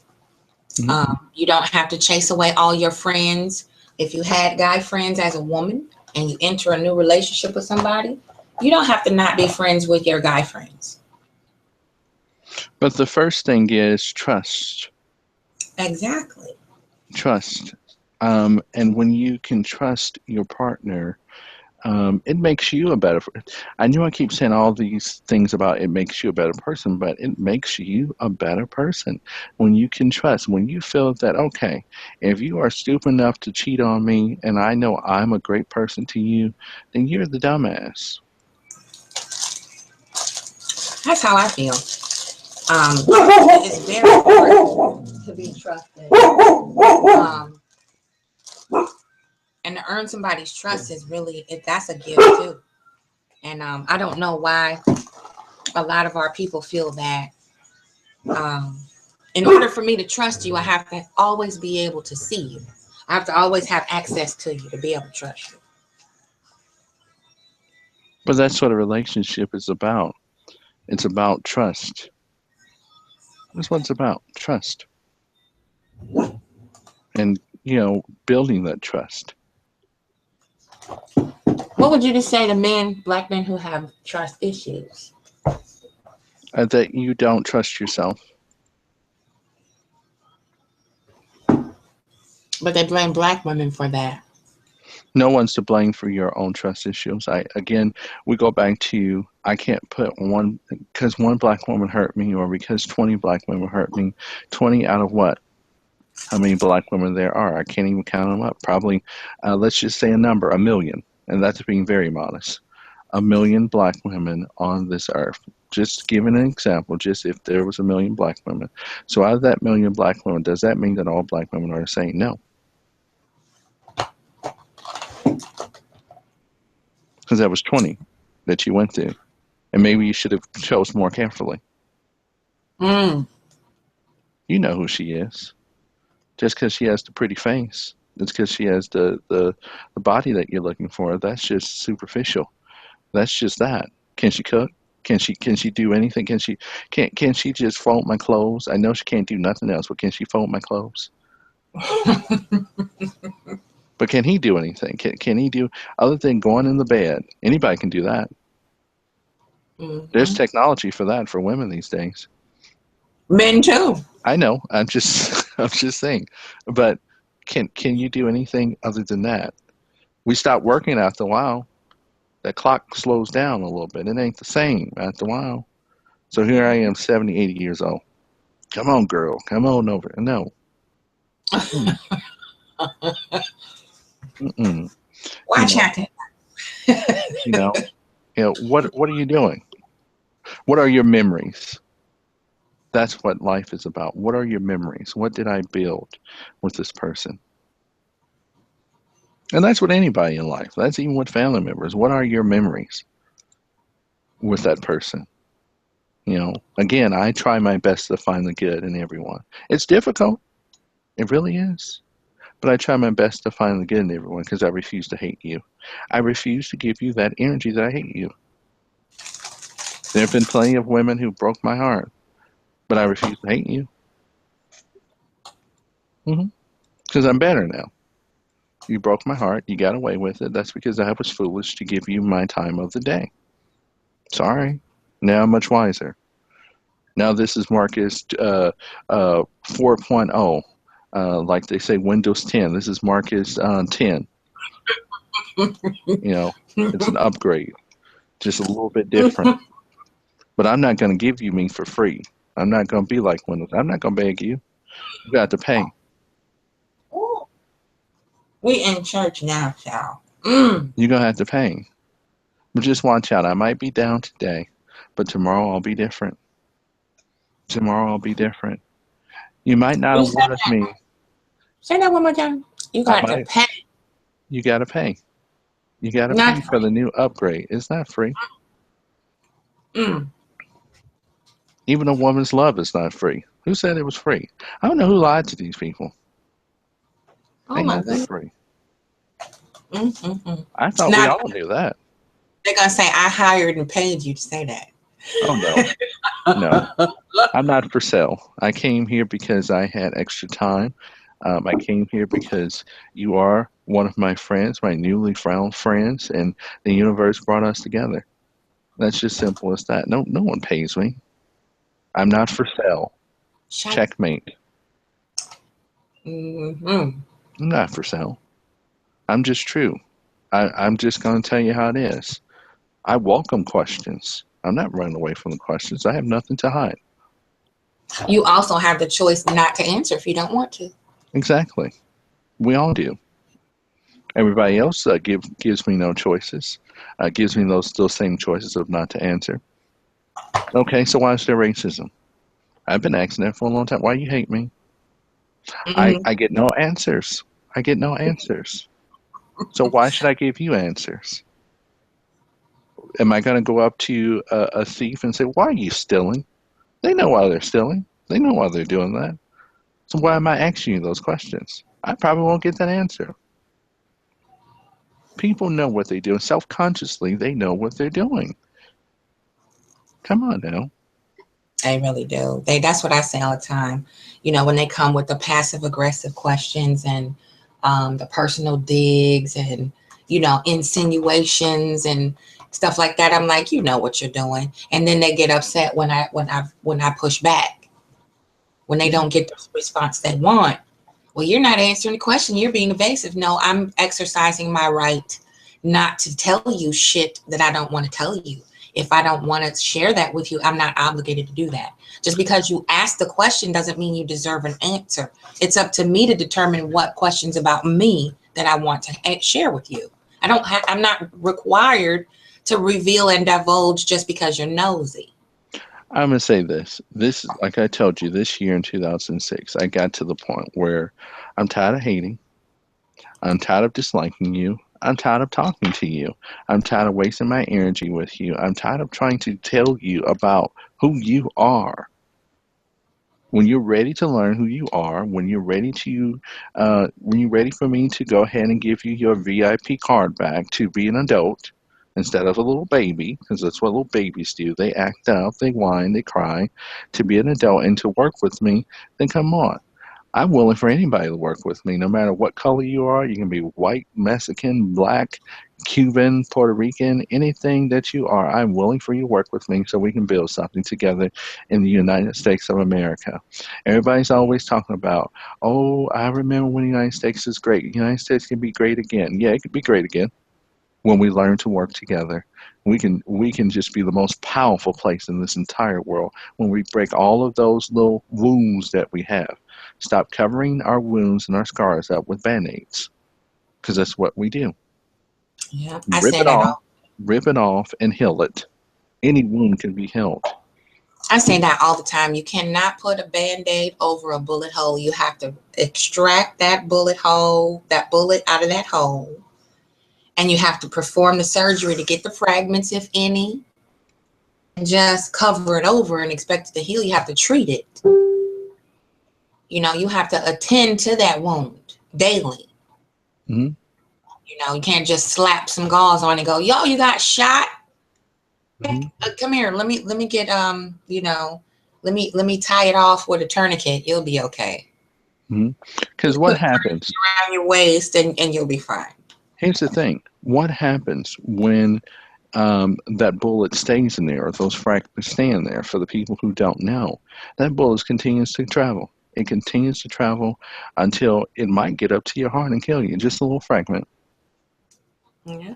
Because Or the inside is delicate. yeah, the poison, the Mm-hmm. germs that it develops from not being removed.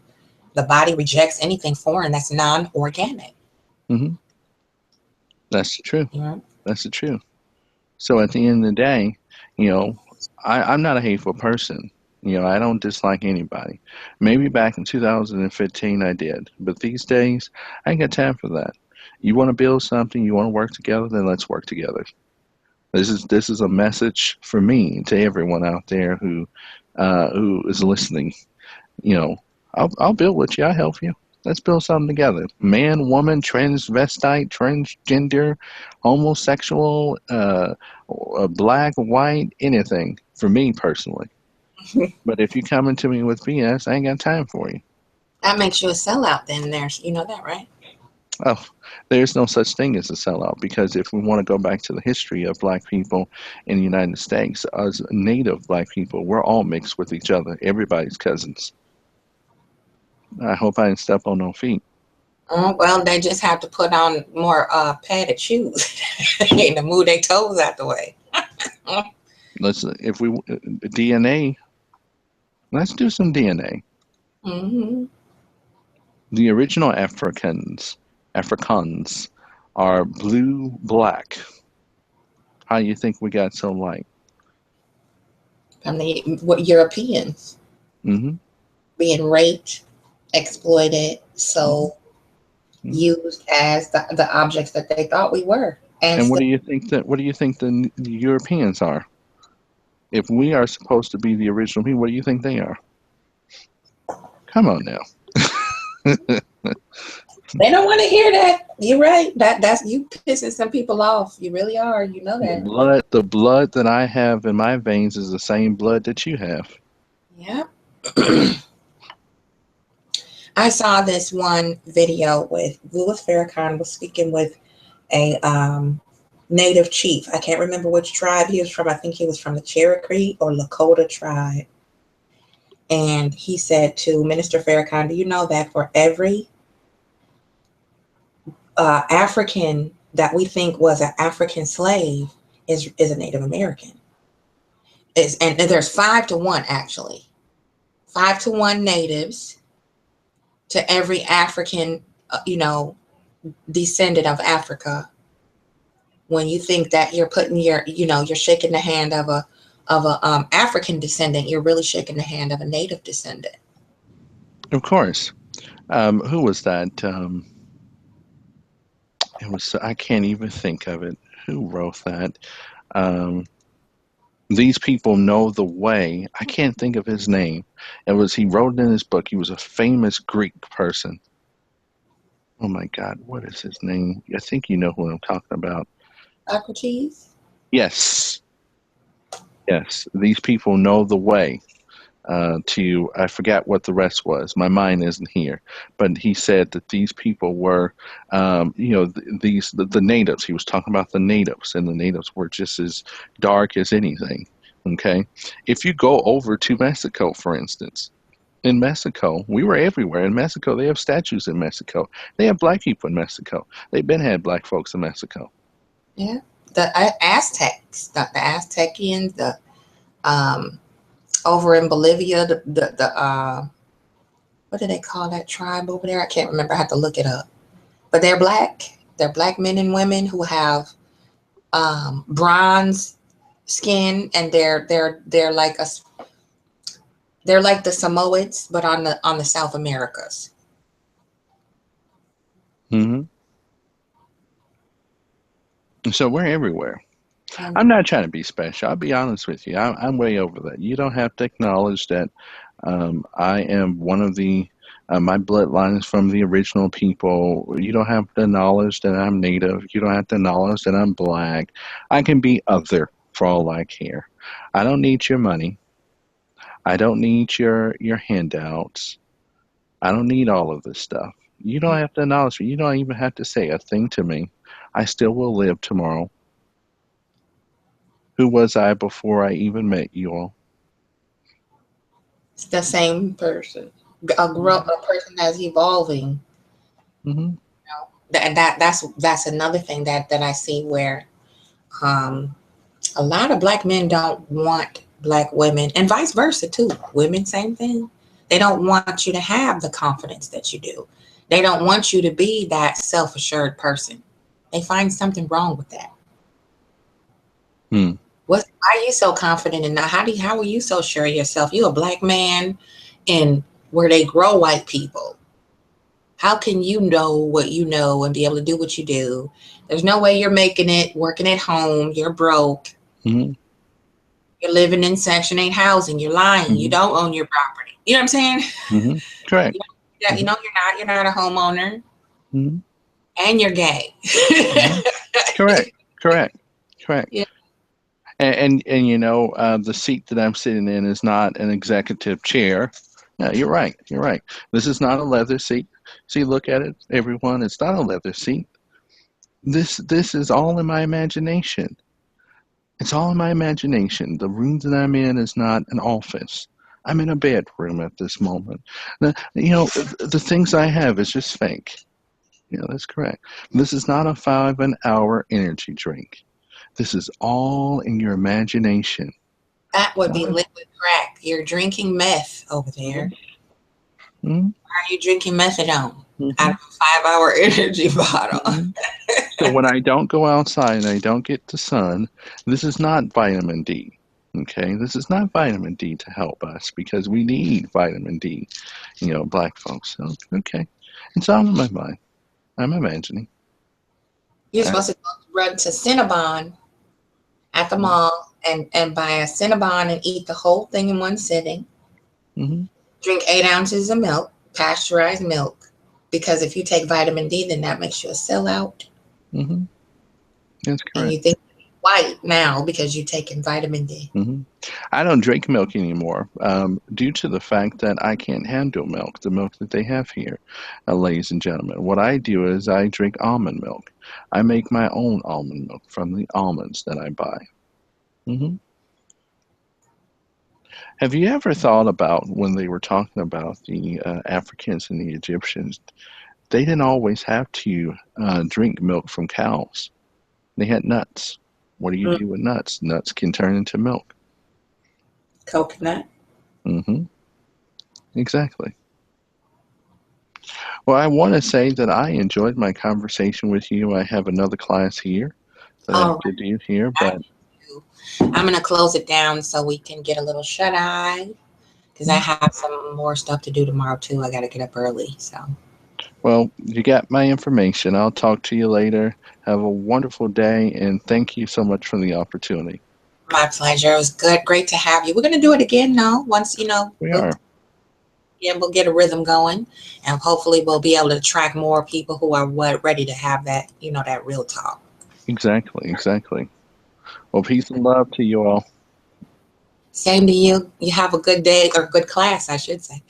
I will. Thank you. Bye. Bye.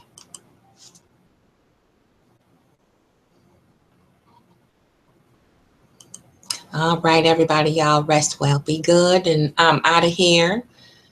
And thanks for showing up for everybody that was watching. We're gonna go get some shut-eye. Good night, everybody. One love. Peace.